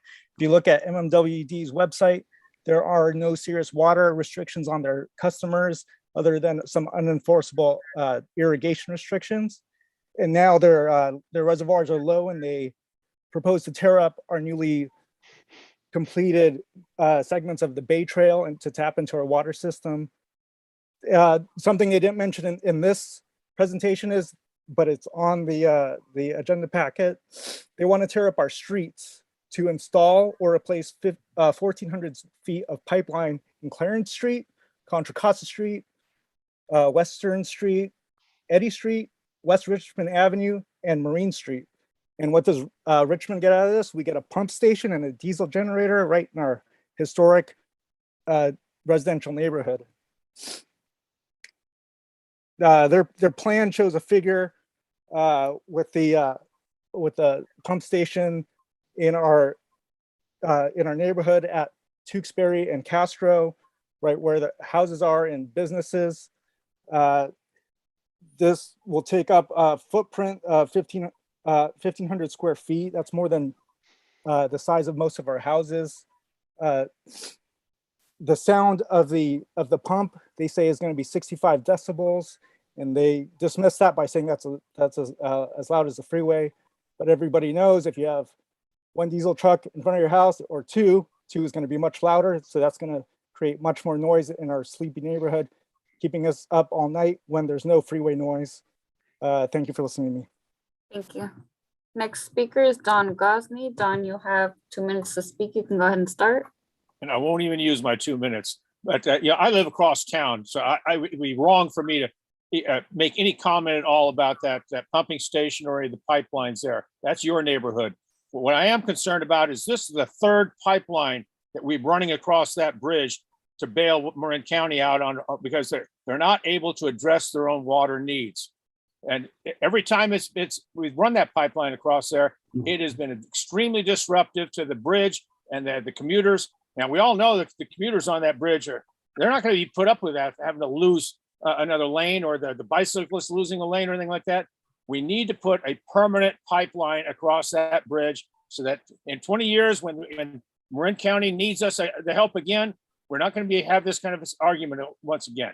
Yeah, that pipeline needs to be put in there, have it put in permanently underneath the upper level, for instance. You don't have to run the pipelines on either end of the bridge, but the part on the bridge itself, take care of it now. Do it right this time around. Now you can have my minute back. Thank you. Next speaker is Lisa Johnson. You'll have 2 minutes to speak. You can go ahead and start. Good evening, Mayor and Council. People in Richmond want Marin County residents and representatives to stop treating us with complete disrespect in order to meet their needs and enhance their quality of life. This happened with the Richmond-San Rafael Bridge when the eastbound direction was modified to 3 lanes and left the westbound direction with only 2 lanes and no breakdown lane. This has left us with significant traffic congestion whenever there is an incident on the bridge and increased pollution from idling cars. Now, they once again are proposing to adversely impact the lives of Richmond residents. They were warned in 1977 to take droughts more seriously and put responsible conservation measures in place, and they have failed. They are prepared to completely disregard our health and quality of life so that they can continue to fill their pools and water their lawns in the rain while not implementing meaningful and necessary fines and more stringent conservation measures. This new project is not about conservation. This is about them continuing to use water at the same rate without being good neighbors or environmental stewards. Their clear actions but muddy proposal does not meet the standards for an emergency project. It is a permanent project designed to augment their water supply. This council should insist that this process is being imposed on us currently with no CEQA. I respectfully request that they must have a project that undergoes a full EIR. If the project proceeds, they must commit to no shutdowns of the San Rafael Bridge and the Bay Trail during construction. They must commit that the pipeline will be put in or on the Bay Trail between Castro and the Richmond-San Rafael Bridge, which would eliminate this pump station in the vicinity of Castro and Tewksbury. Any new pump station must not be put in residential areas. I would like to ask if this is only planned to provide up to 8 drinking water, and we all know it is permanent, then why aren't we seeing the cost of an alternative permanent desalination project to provide that 8% of water? Thank you. Thank you. And the last speaker is Bruce Barrett. You'll have 2 minutes to speak. You can go ahead and start. Mayor Butt, members of the council, my name is Bruce Byard. I'm the chair of Trails for Richmond Action Committee.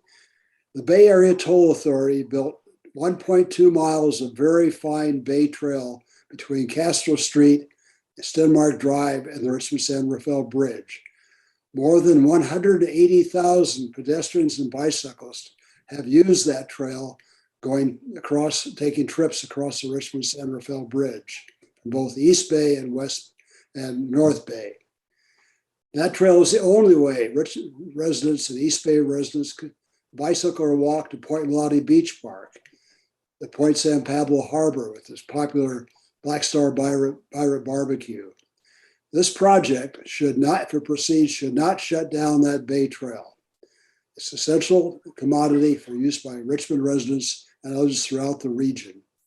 A good option would be to put the pump station on the northern industrial side of I-580, run the pipeline up Chevron Way on Caltrans and or City of Richmond property, under the freeway at Marine Street and along the freeway shoulder to the bridge. It should not shut down the Bay Trail. The city has authority using its encroachment permits or agreements or other permits to ensure that this project, if it proceeds, does not close the Bay Trail. Thank you very much. Thank you. There are no more public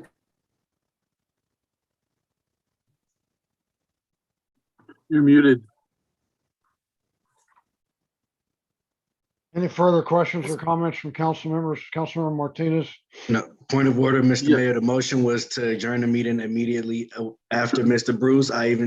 No disrespect to my colleague, but I even saw a community member put their hand down in observation of the motion. And I just want to make sure that we're holding ourselves to the same standard that we're asking the community members to hold themselves to. And my point of order, if we allow Councilmember Martinez to speak, then we must allow the individual who put their hand down because of the motion to speak, if we're just going to throw my motion out the window like that. Okay, all right. Well, that's fair enough. I would move that we allow the other speaker to speak. All right, so I think it died from a lack of a second. I think. Wait, you haven't given it a chance. Okay, go ahead. You're trying to kill it before it has a chance to breathe. Yeah, so I would like to make a motion to allow speakers to finish asking questions or making comments. I think I we're say with already. that if it's just the speakers and the public. That is very open-ended, like to allow speakers to finish asking questions, like are we allowing for Ms. Diamond to ask, are we allowing for Diamond to ask a question? Are we allowing for individuals to come back and raise their hands again? Are we asking for city council members to repeat questions? Can we be more specific about the motion that we're making? I'm all for letting Diamond speak, but let's be more specific about the motion. Let him speak, and then we adjourn the meeting. No more comments from city council members. I can We have a motion and a second. Call the roll, Madam Clerk. Okay, so who's making the motion? I think Martinez made the motion and Jimenez Jimenez. seconded it. Okay, Councilmember Jimenez, Yes. Vice Mayor Johnson, I'm sorry, Ms. Pam, but just to be clear, what's the motion? Because I heard Councilmember Eduardo say one thing and Councilmember Jimenez agreed to another, and I'm not sure if Councilmember Martinez agreed to what Councilmember Jimenez said. okay, so I understand the motion to be to allow Diamond to speak on this item, and that would be it. Okay, yes. Is that correct, Councilmember Martinez? That is correct. Okay. Councilmember Jimenez, Yes. Vice Mayor Johnson, Yes. Councilmember Martinez, Yes. Councilmember McLaughlin, Yes. and Mayor Butt. Yes. Okay, the motion passes. So this is a member of the public that didn't get to speak? Yes. Okay. Okay, Jan Diamond, you'll have 2 minutes to speak. You can go ahead and start. Yes, can you hear me? I'm sorry. God, Yes. I'm really sorry for making you stay later, everybody. Thank you. I just want to say, MMWD's own website, I went to their meeting, but their own website shows that Marin was only able to reduce their water usage 24%. And for this talk that this is to say health and safety just seems like a lot of bull, because they're really not doing that much conservation. And so they're taking, irrigation water from the Central Valley, buying it and using it for Marin, big Marin yards, and just assuming that Richmond is that they can just plow through their project through Richmond. And I just think it's unbelievable. And there should be some kind of compensation to Richmond for all the inconvenience that this is happening. And it seemed weird that they were approving it the day before they knew there was the heaviest rains on record for October. But it is a done deal. So I just hope that you can make it something that does end up being okay for Richmond. So I'm sorry I took your time and you all had to do more motions. Thank you very much. Okay. Your comments are appreciated. And I would like to be on the committee. I think we're done. Good night, everybody. Have a good. Okay, I think we're going to adjourn unless somebody can give me a good reason not to. Okay, enjoy the rest of your evening. Thank you. Sleep tight. Good night.